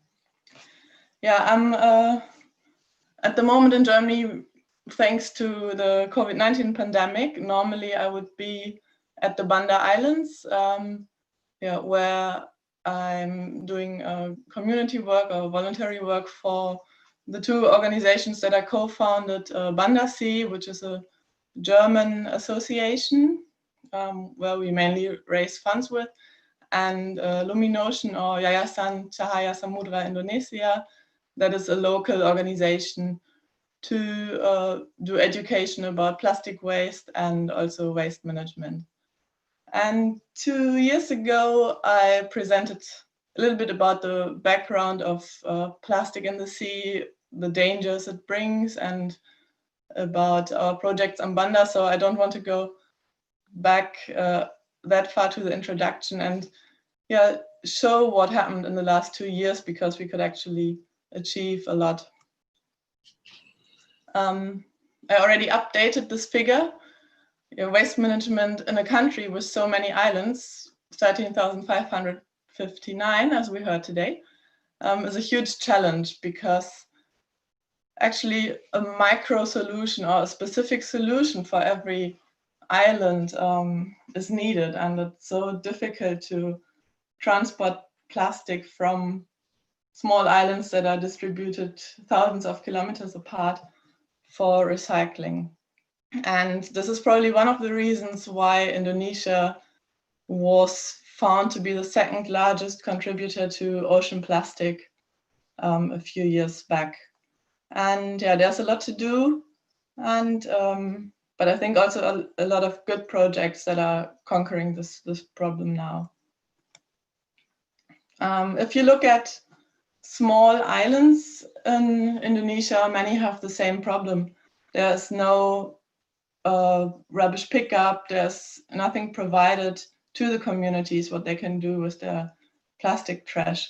So the only solution for most households is to burn plastic in front of their house, or bring it to small dump sites, or dump it into rivers, or dump it directly into the ocean. And I think everyone who has spent a lot of time in Indonesia or lives in Indonesia is familiar with these kinds of pictures. And when plastic enters the ocean, it's not only a big problem for larger sea life. These events, like this sperm whale that stranded in Wakatobi 2 years ago, it was 1 or 2 years ago, these got big in the news, and they're really shocking, they're really sad. like a whale, a huge whale that lived for so many years and then dies because its stomach is filled with plastics, sandals, plastic glasses, plastic bags, everything was found in the stomach. And the same problem is true for turtles, for some large fish that feed on plastic, for lots of seabirds that feed on plastic and then starve because their stomachs are filled with plastic. But the other big problem are microplastics. These are pieces that are smaller than 5 millimeters. And every larger piece of plastic that spends a while in the ocean breaks down, becomes a fragment of plastic. And the problem is that these tiny particles, they act like magnets for toxins. So they accumulate toxins and then they easily enter the food chain through filter feeding organisms such as sponges, sea skirts, bivalves, maybe even corals. And tackling this problem, because it's probably one of the greatest problems that the ocean is facing, has been the challenge of our local team on Banda, so the team of Yayasan Cahaya Samudra Indonesia. So we started really small on Banda with this team, and the aim is just to prevent as much plastic as possible from entering the ocean. We are doing a lot of educational work also, but today I'd like to focus a little bit on the waste pickup and recycling that we're doing. It all started in 2013, and I founded this small organization, Banda Sea EV, stands for a Verein, a German Verein, so an association. And I just started asking for donations among families and friends. And initially we had a yearly budget of 600 euros, so which is really small, but it's enough to do something on an island. And Pamaga, who you can see in the picture here, he's from Banda. He used to be an English teacher, and he has now dedicated his life to making Banda plastic free.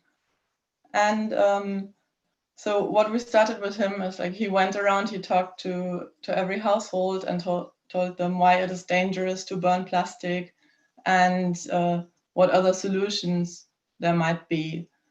So we started first with a rubbish pickup by hand and with a grobak, with a push wagon, and later could turn this into using 3-wheel bicycles. So after 5 years of continuously working on that, we could extend a rubbish pickup system to about 7,000 of the 8,000 citizens on Banda Neira, which is the most populated island on the Banda Islands. And because we just kept talking about what we're doing, which brought in more donations. We had a few articles published about us, some TV channels reporting. So we could grow our budget to 20,000 euros in 2018.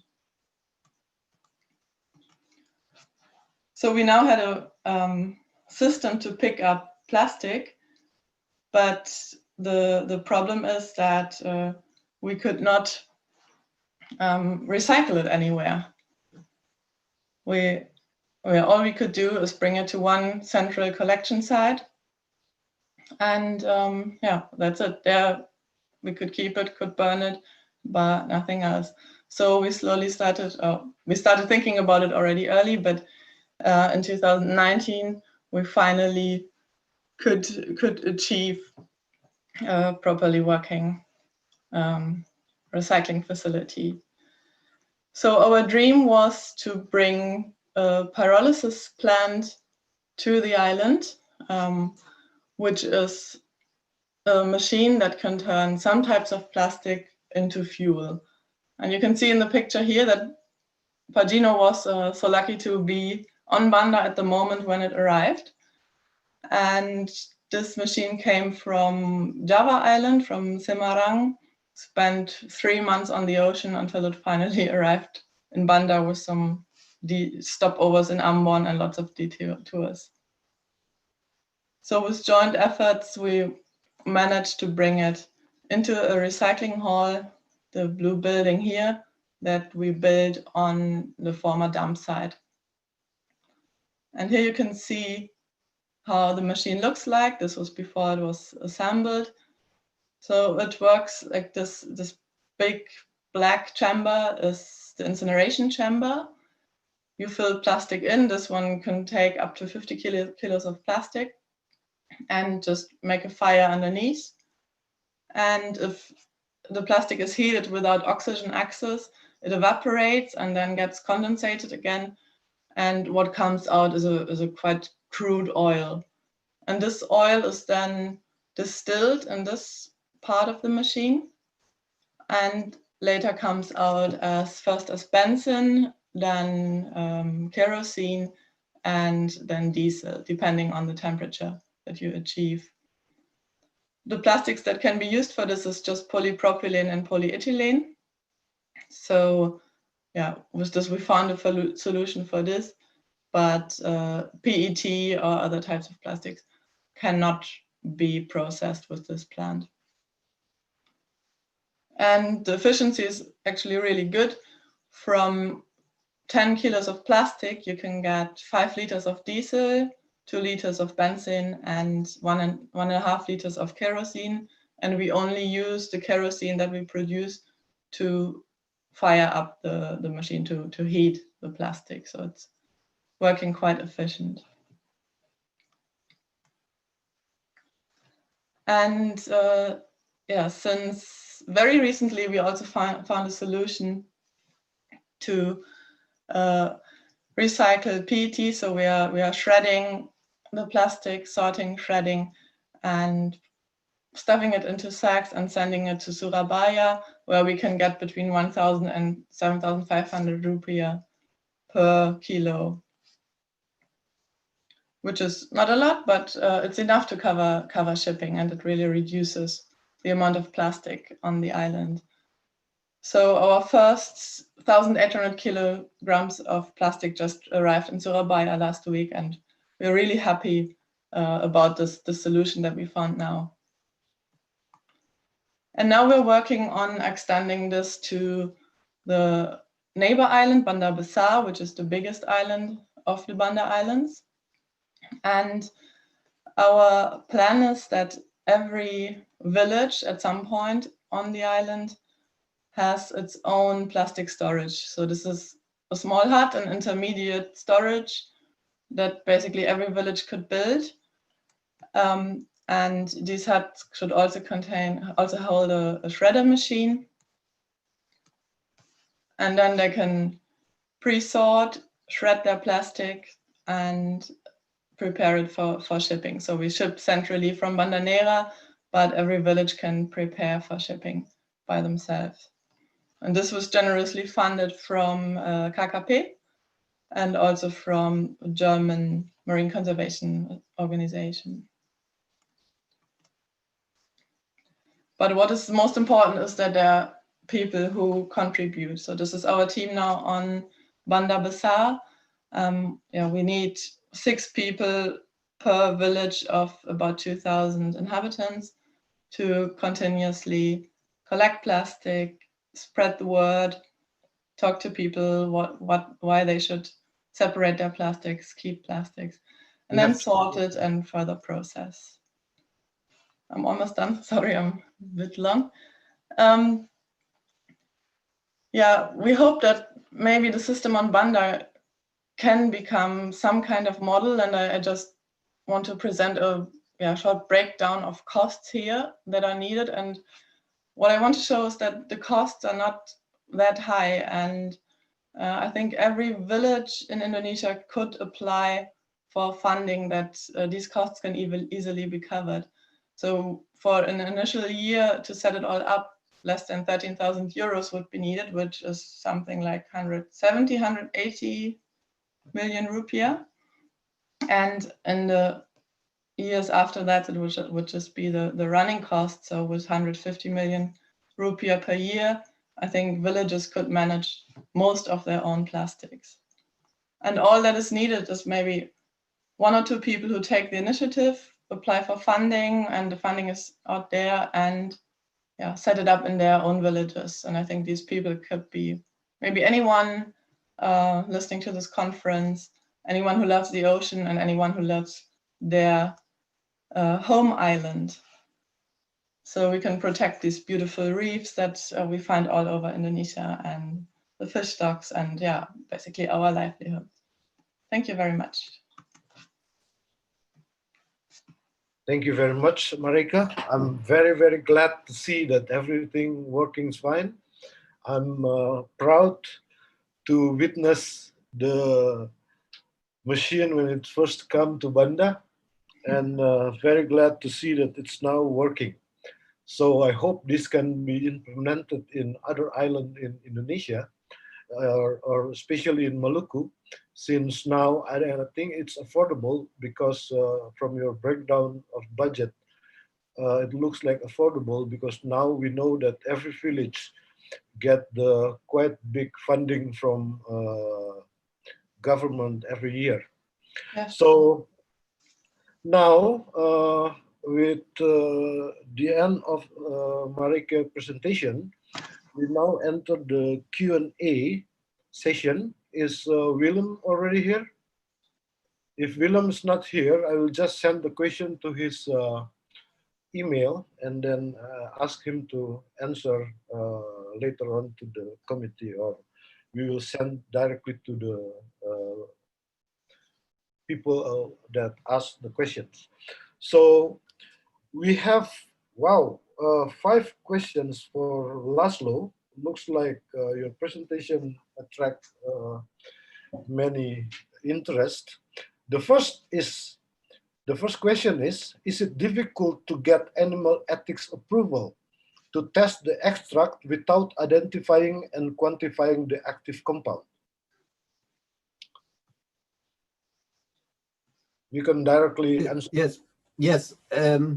Actually, not that, because you can start it with, instead of testing on mice directly, you can test it on less complex organisms, which regularly doesn't require extra-ethical permits. So you can test on fish embryos, for example. And if you see that it is killed, then you never proceed to mice.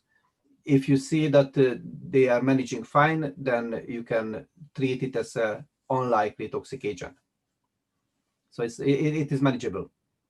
Okay, thank you very much. So the second question is, what is the best strategy to boost bioprospecting, especially marine bioprospecting research and development in Indonesia?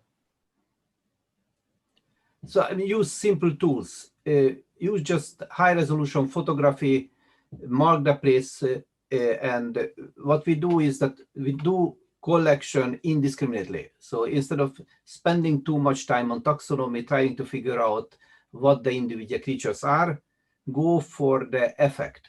So if you have a screening system, identify the things which are giving you hits. And through that one, if you have a site, you can do repeated screening over areas, then you can just mark on the spot how many hits you have received. And this can actually give you a rather good idea about how valuable site is from biomedical perspective. Okay, thank you very much. The third question is, Indonesia now tightened the rules about bringing samples abroad. What is your opinion about this policy? I think, I mean, these are Indonesia's own treasure. So there is a risk if you export these things immediately. So big pharma companies are picking it up and then sort of taking their own. So I think Indonesia should put effort to develop its own system to identify and sort of properly patent these agents. And what we've tried to contribute with is simple techniques, so that you don't need extremely high sophistication in the instrumentation. You can use simple technology to actually find the proper agent. And when you have it with relatively simple structure chemistry, you can identify the molecules, because most of the case you can dereplicate already existing structures. So one of the greatest things is not to find them for the specific application. But I think that Indonesia should keep these things, and instead of sending it out, invite foreign experts and set up your own analysis systems and keep it as a national treasure. Thank you very much. I totally agree with you. We should build our own system here to identify the compound.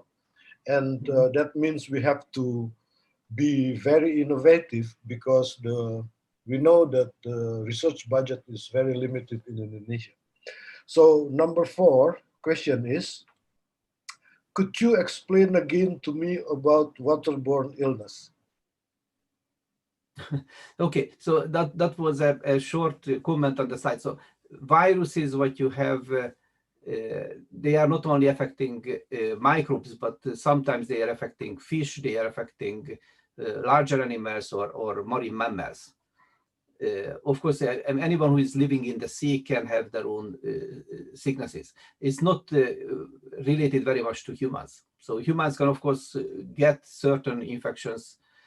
Certain type of vibrios, for example, can lead to infections, but that's not a typical case.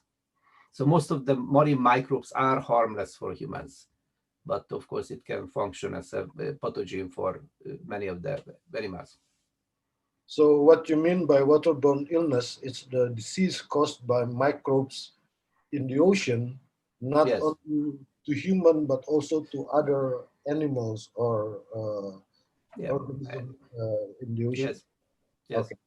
So the last question, it could take years to find new lead for marine bioresources. And in Indonesia, none of the newly found active compounds have entered the clinical trial. How did you convince the funding bodies in Sweden to finance such multi-layer research efforts? Actually, you don't really convince funding bodies. You find your funding partners. So I'm a great believer of these public-private partnerships. And if you have a good program, you try to find investors instead of applying for state money. And that also means that if you want to introduce new things in clinical trial, it's best if you have actually direct contact to those doctors who will participate in clinical trials. Of course, it's a huge challenge for certain group of drugs. For example, anti-cancer agents has huge requirements until they can reach clinical stage. But the trouble is not with the drug. The trouble is the improper diagnosis that we pathologists give when we classify a certain group of patients. So this is why actually we introduced technology to directly measure on individual patient sample the activity. So you can actually shorten very much the clinical trial period if you select only those patients who are proven to respond to the drug by testing their primary tumors against your candidate drugs. Okay, thank you very much. So your suggestion is that instead of running around applying for funding, it's better to sell your idea and find funder that interested in it. Okay, thank you very much, Laszlo. I think Willem is still not here. We will continue with Marika. The first question for Marika is there any risk if we burn plastic waste? Yes, one of the biggest risks of burning plastic waste are the toxins that are released. Dioxins, for example, and dioxins, if they get into the air, they even become a problem for marine organisms. And even in Ambon Bay, there was a study once done with snails, I think, where they found that dioxins made snails not be able to reproduce anymore.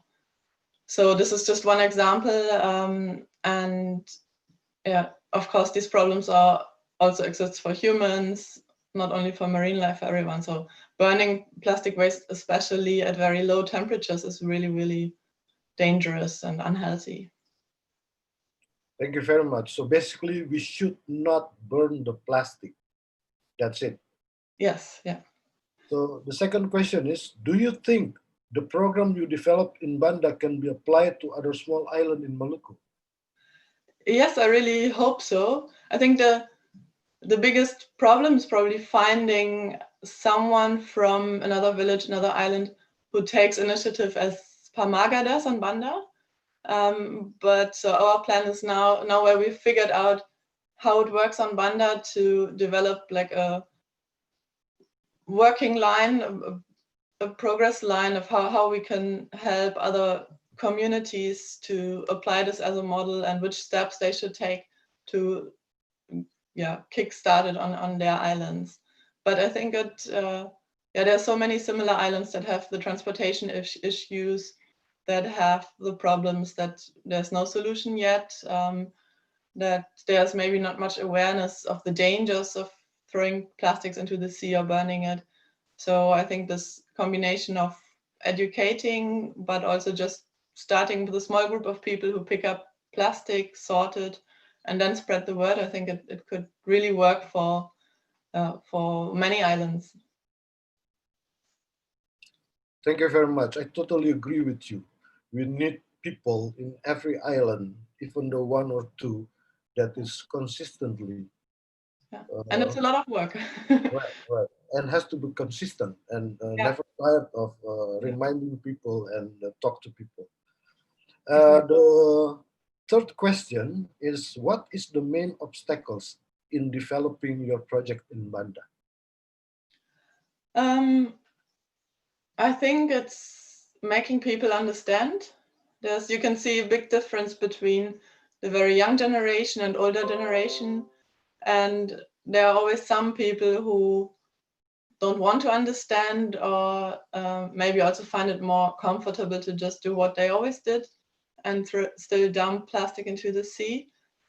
So we started working a lot with primary schools, and we hope that this will help us overcome this obstacle, that the kids start to learn very, very early and are easier accessible later to contribute to a program like this. Right, changing the habit is very difficult. Yeah. It has to be started very early. The people in Maluku have proverbs that the bamboo that's too old, you cannot bend it anymore. Very true. So the last question for you is that throwing the garbage or domestic waste to the river or coastal water is a common habitual of community, especially in developing countries. For longer term, what approach you think to stop this habitual action? Yeah, as I said, I think the best approach is to start educating in school. Of course, there also needs to be the support by the villages, or by regional governments, local governments, that people see if we make an effort, it also goes somewhere and it's appreciated, and that there are solutions other than burning plastic. But then I think the most important thing is really to teach the kids very early that they should not do that. So that they get to the point where they feel really, really bad if they throw anything into nature. And on Banda, we started this program with primary schools. We call them plastic-free schools, Sekolah Bebas Sampah. And we work together with the teachers. So the teachers have to commit that they will not give any food to the students anymore that is wrapped in plastics. We transform the whole canteen, the eating habits, into only using washable dishes. Every classroom has a water dispenser and every kid has their own cups. And then we often have volunteers, a lot from Germany actually, who do like little upcycling art projects with the kids. An incentive is also always to say, yeah, then we have teach English. So I think, yeah, these are the root approaches that are really needed, and that can hopefully make a difference. Okay, I agree with you. So with the last question, we conclude the last session of Invite Speaker session. I would like we all to give big round of applause to our amazing speakers. Thank you very much. And I give back the stage to the MC.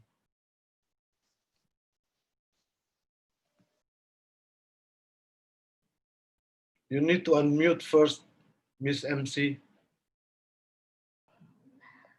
Thank you, Mr. Gino. By the end of the plenary session that marked us to move to a parallel session, on this session, all the participants will be divided in 4 different groups in 4 different meetings. At the first group, we will have discussion about fisheries with the moderator, Insinyur Prulay Uneputi MPhil. At the second group, we will have discussion about marine tourism with the moderator, Insinyur YMT Apitulay MSc. The third group, we will have discussion about threats to ecosystem with the moderator, Dr. JMS Tetelepta. And the last group, we will have discussion about marine biodiversity and bioprospecting with the moderator, Dr. Insinyur Sally Patipeluhu MSc. The parallel session is still using the same Zoom ID. The breakout room scheme has been shared at room before during the plenary session, and all the attendants can follow the same.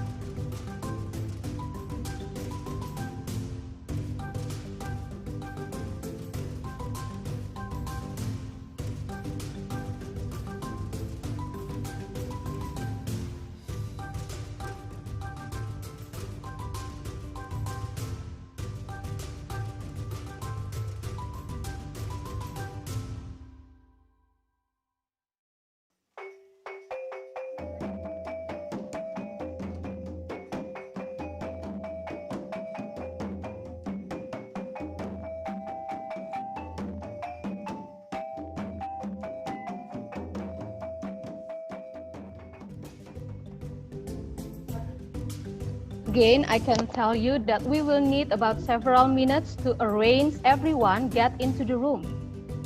However, it will be helpful for us if you change the Zoom ID yourself. So please follow the scheme for the fluency process into the parallel session.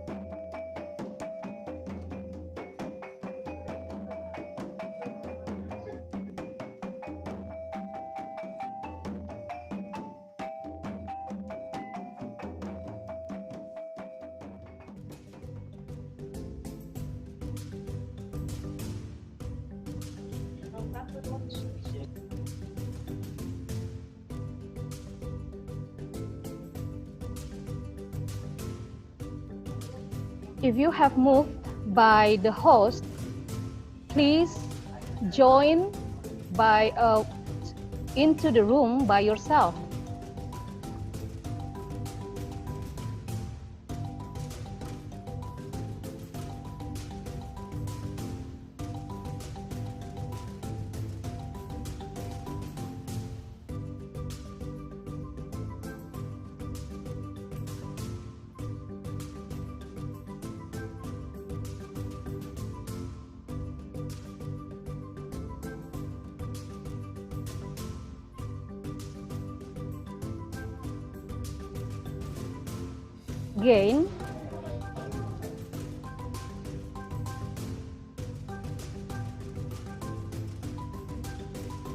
Again, if you have moved by the host, please click join to get into the room by yourself.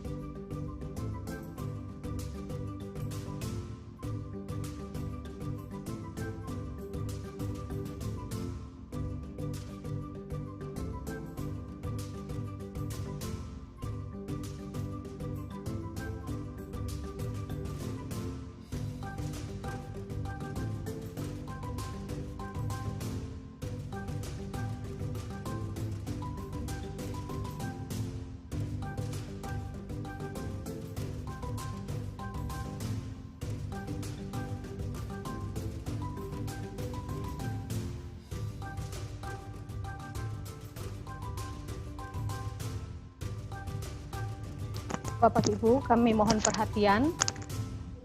Kita telah berada pada sesi paralel.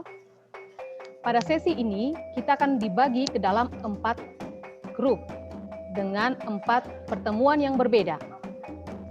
Pada grup pertama, kita akan berdiskusi tentang fisheries dengan moderator Insinyur Prulei Uneputi MPhil. Pada grup kedua, kita akan berdiskusi tentang marine tourism dengan moderator Insinyur YMT Apitule MSc. Pada grup ketiga, kita akan berdiskusi tentang threats to ecosystem dengan moderator Dr. JMS Tetelepta. Pada grup yang terakhir atau grup keempat, kita akan berdiskusi tentang marine biodiversity and bioprospecting dengan moderator Dr. Insinyur Seli Patipluhu MSc. Untuk parallel session, kita akan menggunakan Zoom ID yang sama. Untuk dibagi ke dalam grup, Bapak Ibu dapat mengikuti skema yang telah di-share sebelumnya pada chat room, pada sesi sebelumnya. Kami akan membutuhkan beberapa menit untuk mengatur Bapak Ibu ke dalam ruangan masing-masing. Namun lebih baik dan lebih menolong jika Bapak Ibu dapat mengganti Zoom ID Bapak Ibu sendiri.